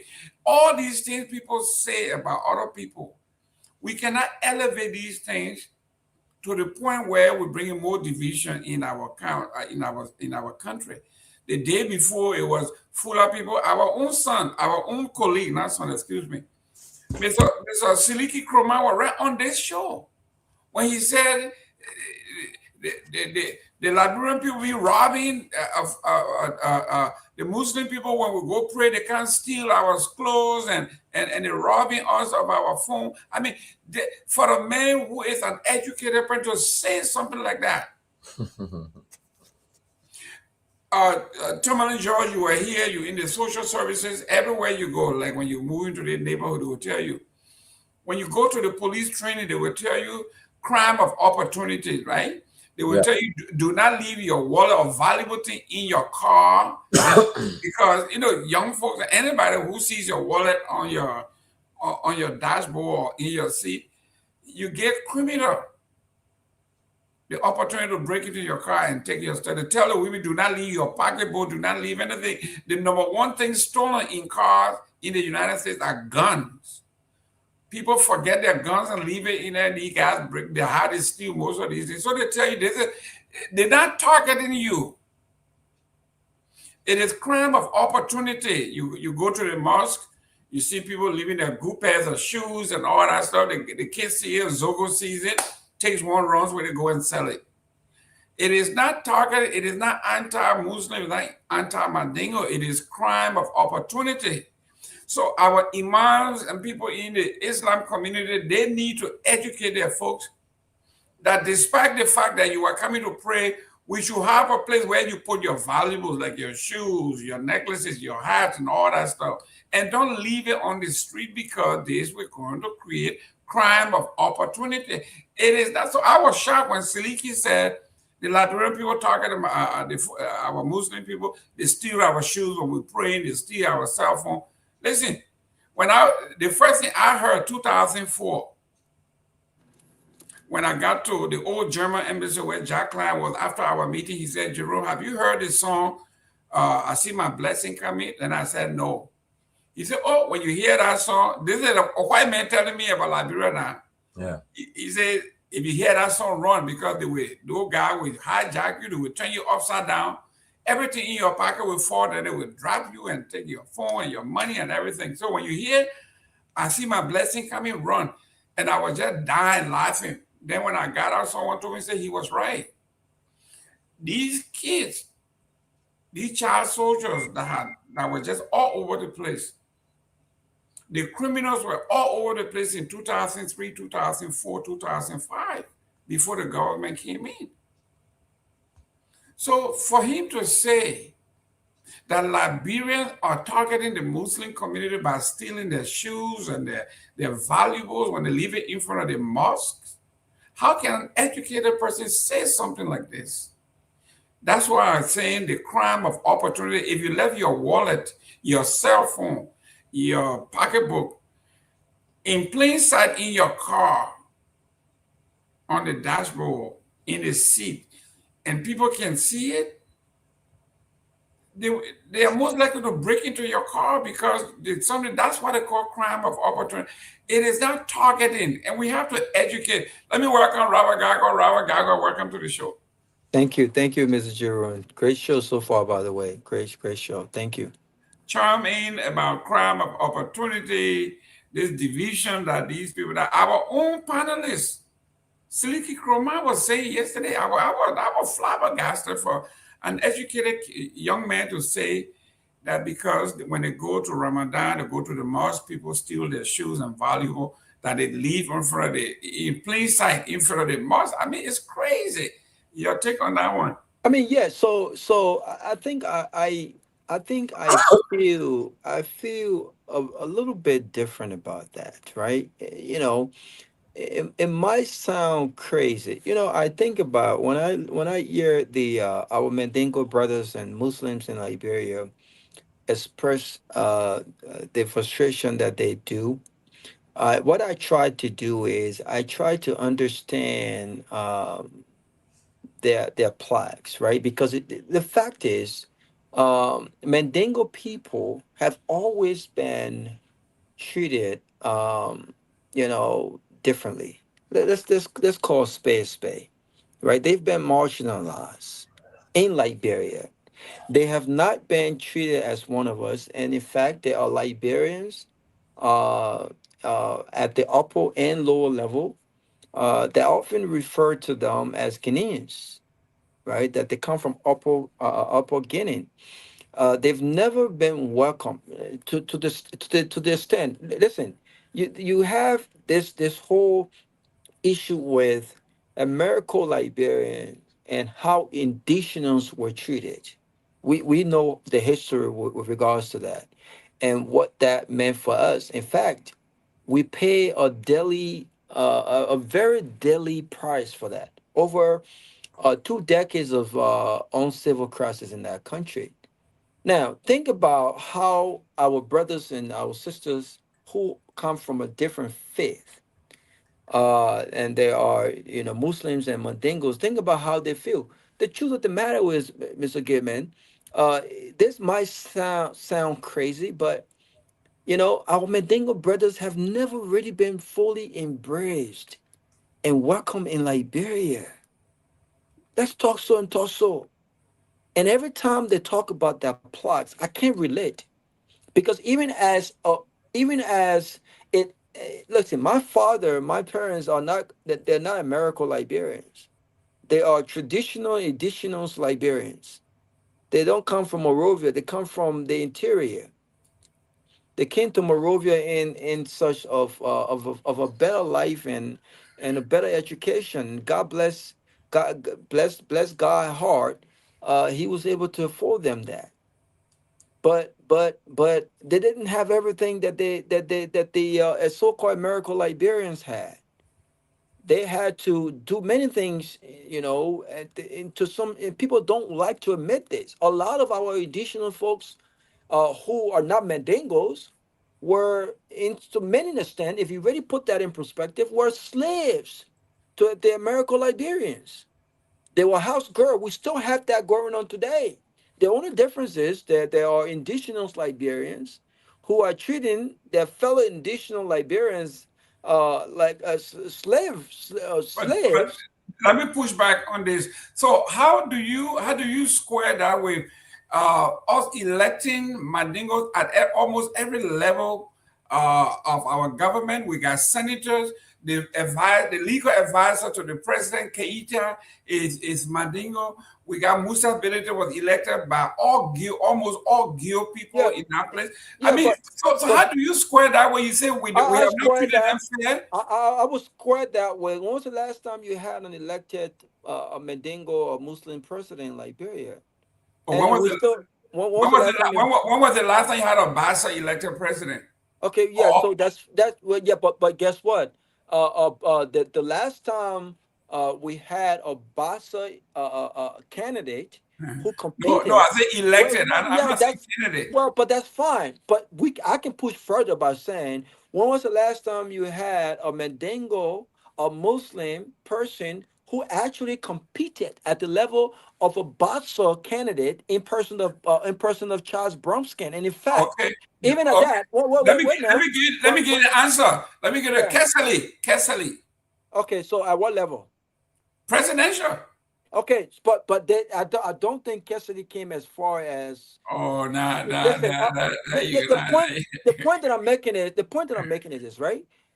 The point that I'm making is this. It's almost like until we I think I support Robert point. Come in. The point that I'm making is until we had this is very serious, right? This is very serious. Until we had the first elected black president in this country, there were questions about African Americans actually being trusted. And you know what? Even after that, Mr. Gayman, there are black Americans still feel as though Barack Obama, a guy who father comes from Kenya, has something to his advantage. And you know what that was? Was a white mother. That he could relate to white America. That a part of the chip on his shoulder was the fact that he spoke very eloquently. Was the fact that he was a lawyer who came from one of the best schools in this country. That he related to white America, not because both of his parents came from an Afro-American, but with the fact that one of his parents was a white American, right? A blue-collar white American, right? And so there are black people in this country still feel a certain way because they have not elected the Joseph Johnson of Black America. They have not elected the Al Sharpton of Black America. They have not elected the Kwame Kilpatrick in Detroit of Black America. The point that I'm making is this. I think we need to put things in perspective and really try to put ourselves in the shoes of Mandingo and Muslim people in Liberia because they've been marginalized. They have never been seen as one of us. And this does not necessarily come from American Liberians. They've been treated worse by indigenous Liberians than the actual American Liberians. But you still have not said how is that possible when the Liberian people, non-Mandingo in majority, elected him to the highest office in over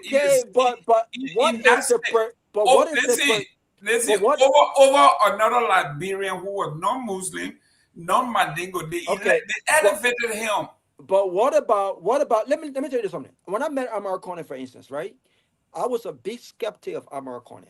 And people don't understand this. I was a very big skeptic of Amarcone. And I remember when we first met. Skeptical of what? Because I did not think there were many questions that I had about his turn as finance minister in under the Ellen-led government, right? And with that, I needed an opportunity to really sit and talk to him, right? But before we started met, there were calls coming to me and about, Robert, don't waste your time. This guy is trying to run for president, but we wouldn't take him seriously not because he's qualified, not because of his record as finance minister, though people have questions about that, but because he's a Muslim. Because he's a Muslim. But his religion and his affiliation with the particular ethnic group, right, trumped the so-called terrible record as finance minister. There were people who were willing to elect and support a terrible record of a man who was not necessarily associated with a Mandingo or Muslim ethnic group or religion. The point that I'm making is very simple, Gayman. We might see these things as crazy, right? But until we walk in the shoes of Muslims and Mandingos in Liberia, given the historical data and the facts about how they've been treated in Liberia, we cannot compare that to the few Mandingo, a few Muslims who've been elected in offices, who've been appointed in offices. Listen, I saw people talk about Ali, for instance. Ali, a young man who was promising. There were things he did in Philadelphia, and people had no idea about his religion. When his religion came to the forefront, people started to question Ali, the ambassador to Liberian ambassador to Senegal, Ali Saha.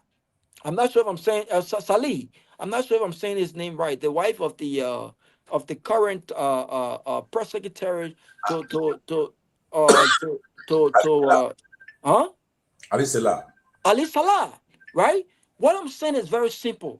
I think we need to put in perspective of Liberians that are Mandingo and that are Muslims. The fact of the matter is, every religion, every ethnic group in that country got affected by the war. People were targeted not because they were rebels, not because they were dangerous, but because of that ethnic group. This was not limited to Muslim. But we can compare to how Muslims and Mandingos have been treated in that country. Let's stick to the topic. The gentleman said Mandingos have been targeted more at the different checkpoints. They've been extorted. But as a finance minister, as an academic, as a senator, he never quoted one statistics data that points to that. So to me and to the regular person, he was speaking out of emotion. He didn't say there were 500 stops that were made. Out of the 500 stops, 200 or 250 of these people were frisked, but they were Mandingo. He did nothing. He just said, this is what happened. And me, as a statistician, as a sociologist that thrive and live on social statistics, I cannot accept that. Because anybody can make that claim that, listen, all the pimping boys you're stopping, the government, Joseph Boaga came and said, no pimping should ride in Central Monrovia. You are targeting by some pimping route. You can't say that. This is what I'm saying as an educated person, as an academic, and then as somebody who is a senator at that level cannot make that claim. Go ahead. Yeah, but I think he made clarification to what his intent was, and sometimes it's easy for us to read through those 3 to 4 minutes comments, right? But there's a bigger picture to that. What I'm saying generally is, Liberians, additional Liberians, or American Liberians, we cannot sit on this platform or have or encourage this national dialogue of unity and things like that.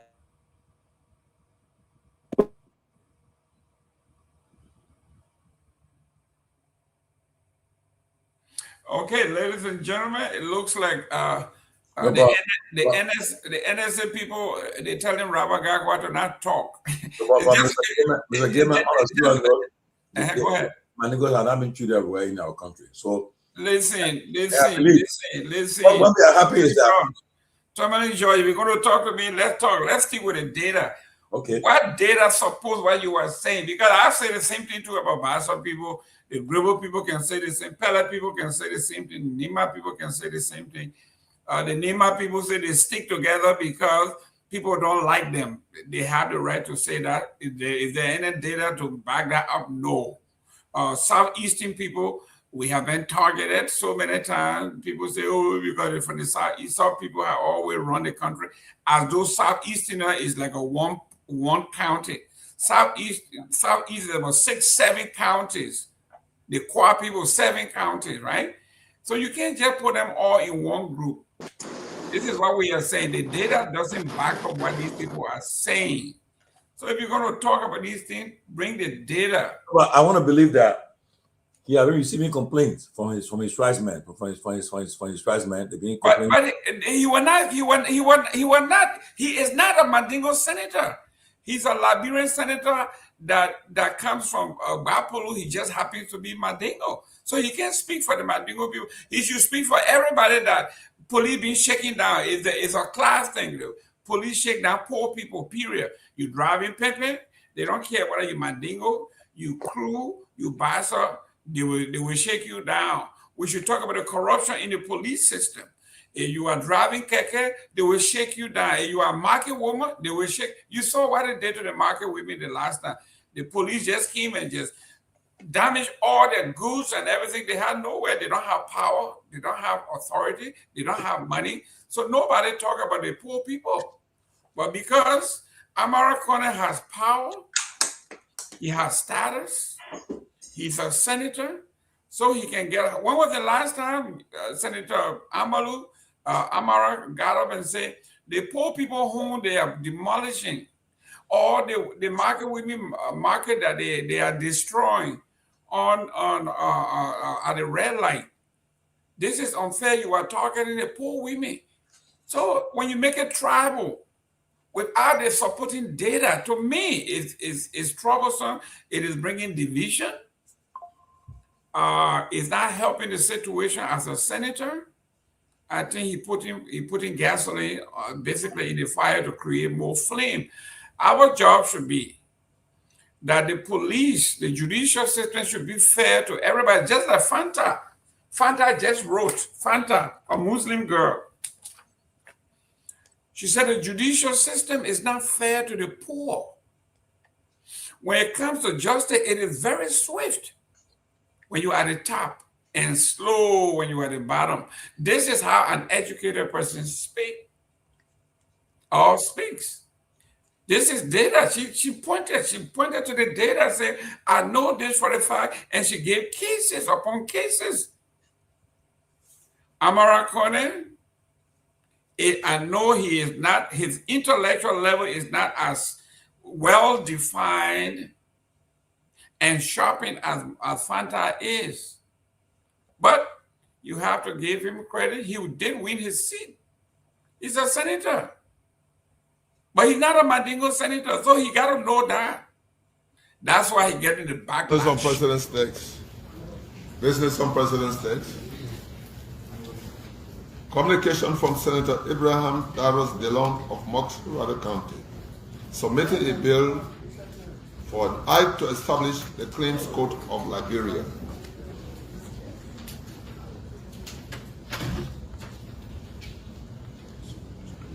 The Liberian Senate, February 19, 2026.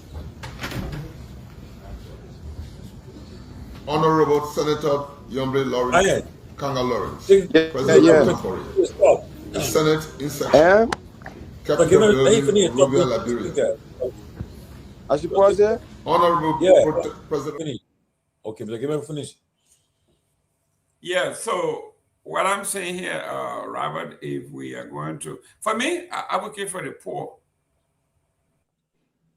Include Mandingo, Fula, Basso Pellet.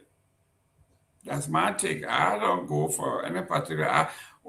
You see me here, my passion is about children and women. Anyone who abuses women or abuse young girls, now we got to be careful now because they are abusing boys too. But the brunt of the abuse in almost every society is women and followed by children. And in our African culture, it's even worse. That's why I side with Fanta when she's very emotional and passionate about justice for the poor. But I cannot stand with Kamara when he talks about justice because we treat Mandingo people wrong. And then I agree. I agree with Kamara. I mean, on a serious note, Mandingo people, we don't treat them fair. Let's be honest with you. Most of the time, like right now, even I give an example. When people sit down and talk about Musa, oh, the man will not win. First they talk, I mean, let's be honest, serious note. No, that thing caused a war of the break of Yelimo. When imagine Thomas Zia from the Crown ethnic group, he and the other guy was on the same side when they wanted to go vote for the council of state chairman. because, and he was on the side of Muhammad El Sharif, but because his vote would have given Muhammad El Sharif, the chairman of the Council of State, he voted against the man and voted for Pomakbo. Okay? And Unimo said, no, we told you to vote for our Unimo candidate when you voted for Pomakbo, Thomas Zia, and our brother split because he betrayed a party, a faction mandate. So he said, vote for Zia. How he voted for Mohammed, voted for his, there were two. How he voted for the man who had been the chairman of the Council of State. And when he did not, it brought a big split in Unimo. So, because the man Manigo, that's all he did it for. Solo. But I wanted to quickly there was a bill today that was proffered in the Senate today. Well, before you go to the bill, let me close up on this. Again, I think it's important that we really put this in perspective, and it's important that we as a people, I think we have a conversation about this, right? And this conversation should not just be necessarily about disagreeing with the statement of a senator, a very high-profile Liberian, irrespective of his ethnic affiliation, right? And the bigger picture here is, and we must ask ourselves, why do our Mandingo and Muslim brothers feel the way they feel? Have we made them feel welcome? Listen, I'm one of those folks. I appreciate my tribal affiliation, but I don't put my tribal affiliation for Liberia. I don't. At the end of the day, I think my allegiance is to my country over my ethnic affiliation. I think each of us from our respective counties, look, culture is very important. I think we had this conversation yesterday, right? Traditions are important, right? But we have to come to a place as a people, and we've got to understand what brings us together. Who are we as a people? And when we really think about it, Mr. Gimmet, people don't really ask about what tribe are you. They ask what country you're from. They don't ask about people religion. What faith are you? What faith do you practice? Do you believe in Jesus Christ? And I believe in Jesus Christ. Or you believe in Allah? Or you're a Mohammed? It's about your country. That's what they ask about. I don't think with this uncivil crisis that we're going through, and all of the issues we have when it comes to unifying as one people, I don't think we've had this conversation sincerely to say, ladies and gentlemen, at the end of the day, whether you're a Mandingo man, you are Muslim, you are Christian, you are Buddhist, you whatever, who are we? We are Liberians. And the more we start to look at each other as Liberians, I think the more we understand that what unites us more as a country is the fact that we are Liberians. I don't know who keep calling my phone. Tomalin, why you keep messing with the man stuff, man? Yeah, I don't know. No, that's Tomalin. That's a joke, man. That's a joke. That's a joke. I keep turning it off. They keep calling my phone. I don't understand people sometimes. You know? But at the end of the day, we listen, our constitution to some extent is discriminatory. It's racist to some extent. Exactly. And we need to the things that existed back in the day when the draft of our constitution drafted the constitution, we need to ask ourselves, do those things exist today?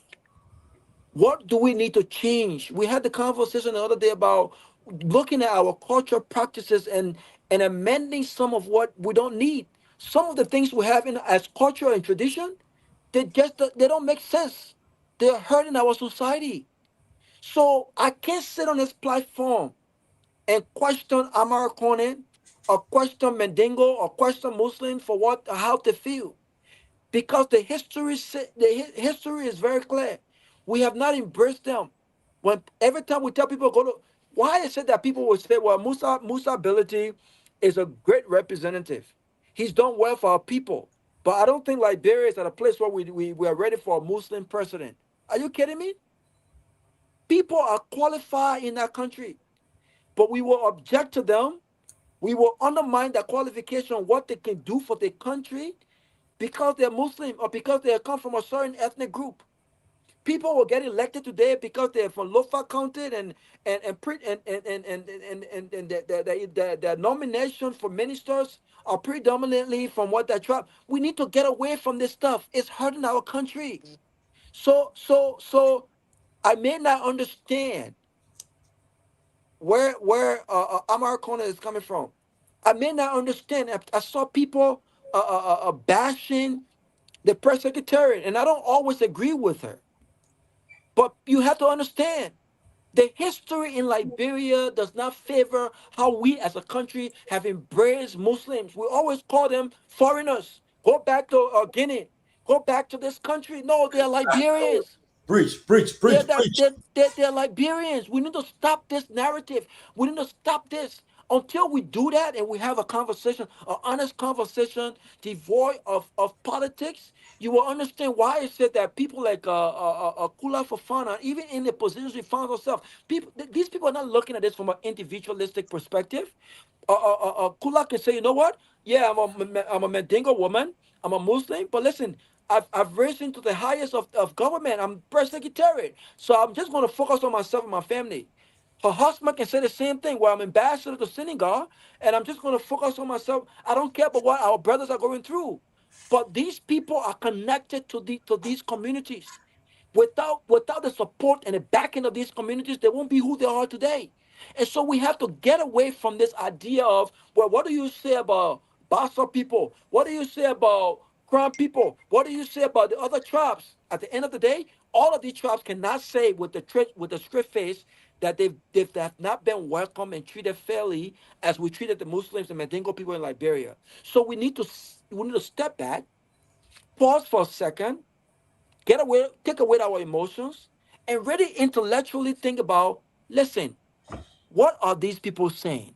What are their concerns? And how we as a country can address their concerns. If this group has been existing for over 11 years, Jerome, and now there's a concern about why they are out there like that, then I think the conversation needs to go about, listen, let's get these guys in here. Let's have a conversation about what are the concerns, what are they formulating, what are they trying to protect, and let's have this conversation. But if we just dismiss them and compare them to other ethnic groups, I think it's unfair. I really think it's unfair. So true. Yeah, Myean, please play that stuff for me. Today, there was a bill that was submitted by Senator DeLong, and I love it because this claims court. I thought we had it in Liberia, but not knowing that we didn't have the claims court in Liberia, because people can, instead of little stuff, we can do a lot of stuff with the claims court. Myean, you play it now, please. Business on President's text. Business on President's text. Communication from Senator Abraham Daros DeLong of Moxie County, submitting a bill for an act to establish the Claims Court of Liberia.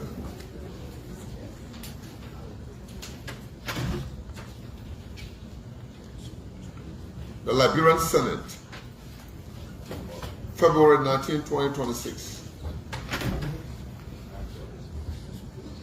Honorable Senator Yombre Lauren Kanga Lawrence, President Pro Tempore, the Senate in section, Capitol Building, Monrovia, Liberia. Honorable President Pro Tempore and distinguished colleagues, I present my compliments and respectfully submit for your consideration and legislative action a bill titled An Act to Establish the Claims Court of Liberia. The bill seeks to give practical effect to constitutional guarantees of property rights, due process, and access to justice by codifying state accountability for wrongful acts, contractual breaches, and lawful takings requiring just compensation. Madam President Pro Tempore and distinguished colleagues, this bill, when enacted, will establish Liberia's first comprehensive statutory regime governing claims, compensation, restitution, and state liability. It will provide clear legal remedies for claimants and create a framework for just compensation and identify the specialized codes as mandated by Article 26 of the 1986 Constitution of the Republic of Liberia. The bill further proposes uniform procedures for claims presentation and adjudication, provides for fair assessment of compensation, and introduces institutional mechanisms to ensure transparency while safeguarding public resources. Its passage will strengthen public confidence in governance, improve fiscal discipline, and promote equity in resolving claims against the state. Madam President Pro Tempore, I am of the strongest conviction that this enactment will firmly demonstrate our commitment and respond directly to long-standing gaps in Liberia's legal framework on claims and compensation. In consequence of the above, I therefore respectfully request that this honorable body receive and accept the bill, cause it to be read and refer to the appropriate committees for review and recommendation. Please accept, Honorable President Pro Tempore and distinguished colleagues, the assurances of my highest esteem. Respectfully submitted, Abraham Darius Dillon, Senator, Mosurado County. The bill, sponsored by Senator Abraham Darius Dillon, and I to establish the Claims Code of Liberia. Preamble. Whereas Article 22 of the Constitution guarantees the right to property and protection against unlawful deprivation. Okay. Yes. So this bill, the benefits of this bill is a landmark bill to establish claims code. It will enhance justice. It will improve the judicial system by providing a specialized venue for handling claims efficiently, ensuring citizens can resolve issues without lengthy delays. Upholding the Constitution, activating Article 26 of the 1986 Constitution emphasized the rule of the law and the government accountability. Economic growth. A claims code creates a predictable legal environment for business streamlining, claim resolution, and attracting investment, which are protecting rights. The code will offer a fair mechanism for disputes, safeguard the rights of individuals and organizations where recourse may be lacking. Faster dispute resolution. See, all the backlog in other courts of all of these little claims. It will raise awareness of legal and rights and processes, empowering citizens to engage with the legal system. So, Mr. Gayman, I know we got a few minutes here, but I love this bill. I support it. Oh yes. And I commend Senator Dillon for this. That's why I keep telling people, Senator Dillon will be, if you're thinking the guy will be you're defeating, the man's a strong man, formidable candidate. So I believe that these are kind of bill we talk about. When you're in the legislature, you prefer kind of a bill is necessary. It's good. That's why I love it. I think you and I don't agree on a lot of stuff, but this one, we have to give kudos to Honorable Dillon. These are the things we are talking about. When you have, listen, the chances of being senator in any country is not an easy task. Yes.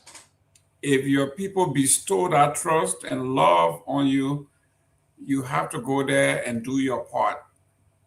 This particular bill is significant. He has to come on here and be his own drum. There one time that, when something goes wrong, we all beat up on Darius Dillon. This is a landmark bill. Landmark legislation that's going to be passed. I don't think anybody is going to question this. He has done his part. We now have to go and call all of our senators to coalesce, rally around Darrell Dillon, Honorable Dillon, so this thing can be passed into law. And the functionality of this court, now they have to put in the structure as to how it works. We know how the judicial system in Liberia works, but at least we're going to have a specialized court. To those who are fiscal hawks, you have a legitimate point. The bureaucracy is getting bigger and bigger and bigger. The pie to the people will get smaller and smaller, but this particular one is worth, the bill is worth paying for. I think it's going to serve our country very, very well. I support this bill, and I think we should support, everybody should support this one. Honorable Darrell Dillon is on point on this one.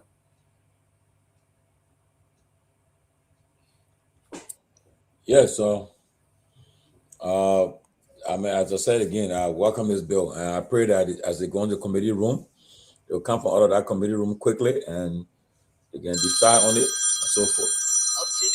Great, guys, ladies and gentlemen, thank you very much. It's almost 1 o'clock, 1:30 in Liberia. Our staff got to at least go home. Some of them live very far away.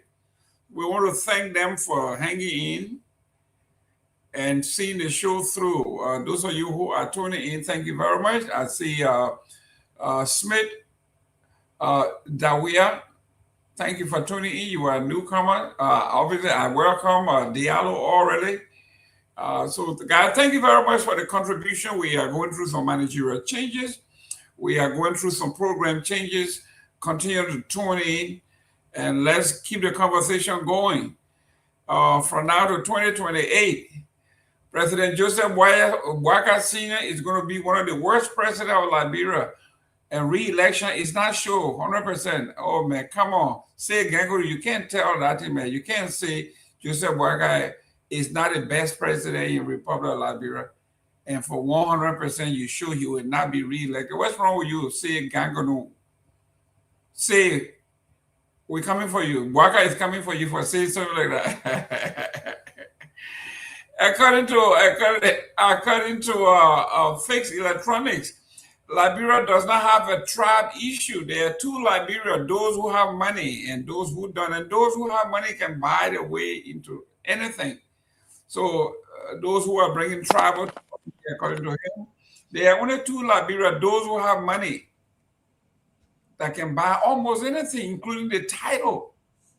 And those who don't have money, who deserve it but can't because they don't have the money. No, that's ignorant. That's ignorant. That's completely ignorant, and we should not elevate that. I think I agree with. I agree with that. You know why I don't disagree? You know why I disagree with that? Then if that's the case, then people who got money should be able. People who got money and comes from a different ethnic group should be able to buy their way to the presidency. If that's the case, because everything is for sale. For instance, Musa his way to the presidency if he wants right now. That's not possible because we have a democracy. And the democracy, we have a democracy. Oh my gosh, stop calling me, man. Hey guys, listen. It is 1:30 in Liberia. Our boys gotta go to sleep. Let's tomorrow be here on time, be early so we can do it. But yes, but that's not true. Okay, we'll continue. We'll continue the conversation tomorrow. Honorable Tomalin George, our guys got to go. It's 1:30 there. Yeah. Let me consider it, guys. Thank you very much for tuning in. Let's do this again tomorrow. God bless. Okay. All right.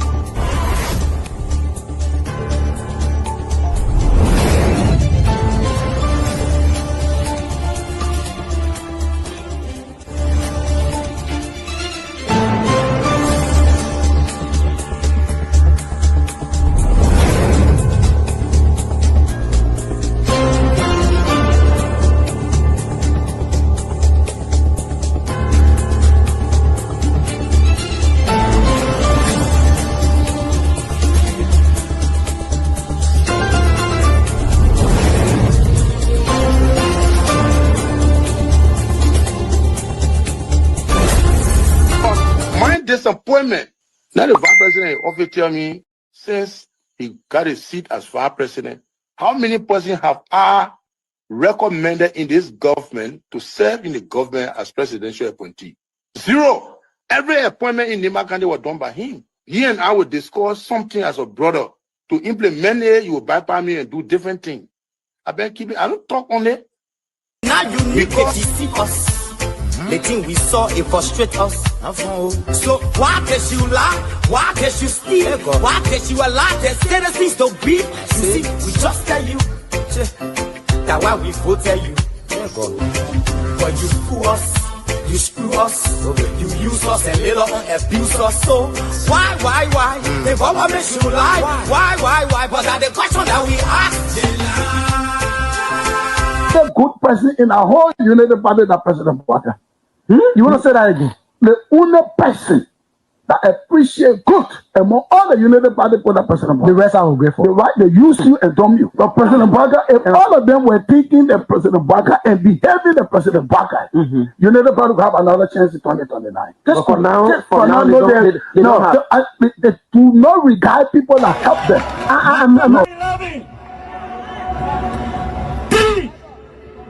Our soldiers were executed on this party ground. 2 at the back and 1 right at the headquarters. The man who shot and killed our people today is a darling boy in the Liberian National Police. They brought him back to shoot more guns. Get ready to shoot. Because we challenge the status quo appropriately. Inform that the violence or any student because of the action, it will be the day the entire Bwaka's administration will cut down. We will massively violate the students in this country and will shut down the Bwaka's administration. The day that happens, we have the capability to do so. And if they think this renovation project is a joke, let them try it. The fall of the Bwaka's administration begins with this. If they think they will tumble on any student in this country or at the University of Liberia and work away in Peabody, while our children saving opponents and lottery in the Western world, while we are subjected to agile poverty and bad learning conditions here, and the thing will say. In the first 100 days, no car will get stuck on a major road in this country. And I mean it. You say you are loud?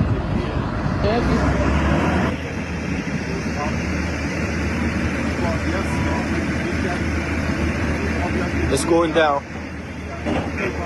First floor. There you have it. That led to decades of war still run deep.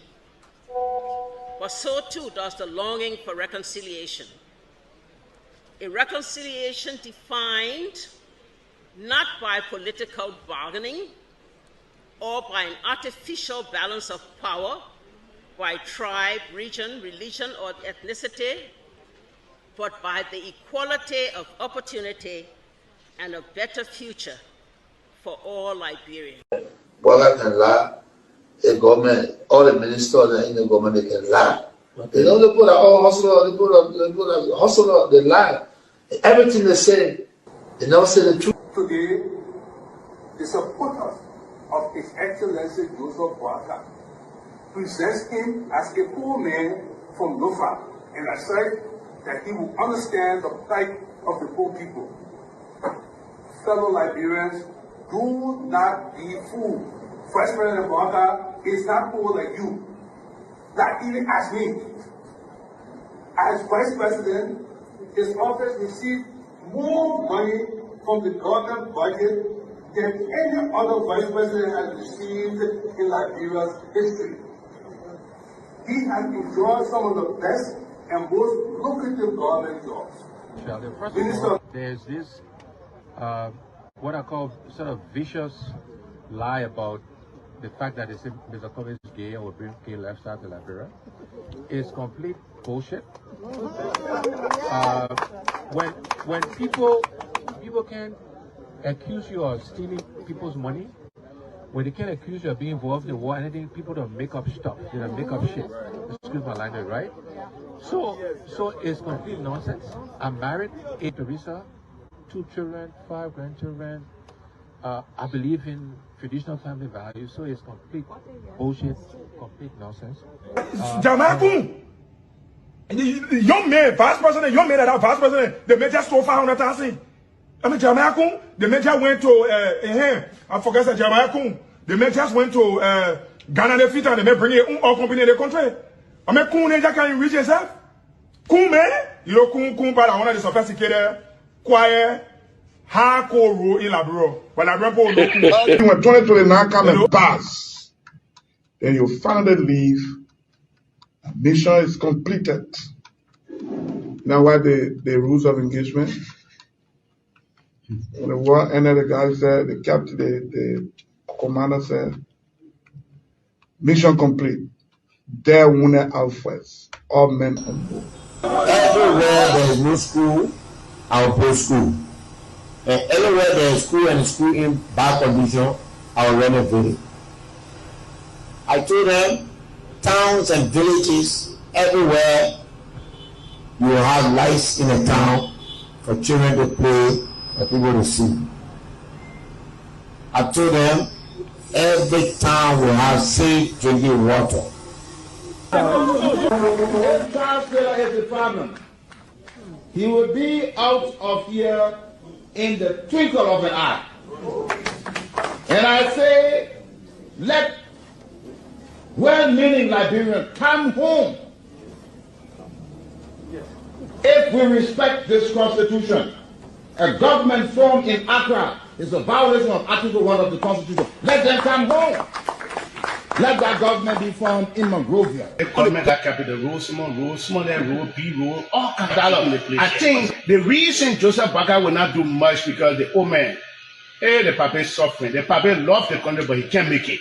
The criminal there around him, they sophisticated than him. They are sophisticated criminals, so they can't make it. Your league Costa, God know how to pay people. It's just simple. Costa that accused everybody here but himself. Everybody, Joe, we join, we accuse Joe, he killed Joseph Boakai. Boakai still living. Joe, no, you leave my brother. He made me senator. He almost made Joseph Boakai president until he screwed up. We gave God the glory. Yeah. Well, Boakai, when he screwed, he said, oh, we don't want to make sure we will fought for him to be reconciled with the president. And then the people who fought for him. Look, your league Costa, you will come. And Costa was in a podcast, he said, they don't been calling me. Okay. The time you were calling me for me to carry the President Boakai, did I put it on radio? That immaturity to do what you're talking about. And I no, son, guarantee you, when we finish, there will not be a winner or a loser. Today we all wear the jersey of Liberia, and the victory belongs to the people, to the peace, and to our democracy. As we begin to build upon the foundation of this new Liberia, I, George Seleke Kromah, the new president, will first give thanks and praises to the Almighty God for the blessing He has bestowed upon our country. And I say, my people, thank you, We elected on 85 irresponsible men what happened to our country. We elected on 85 irresponsible men to govern this country, not to be very irresponsible.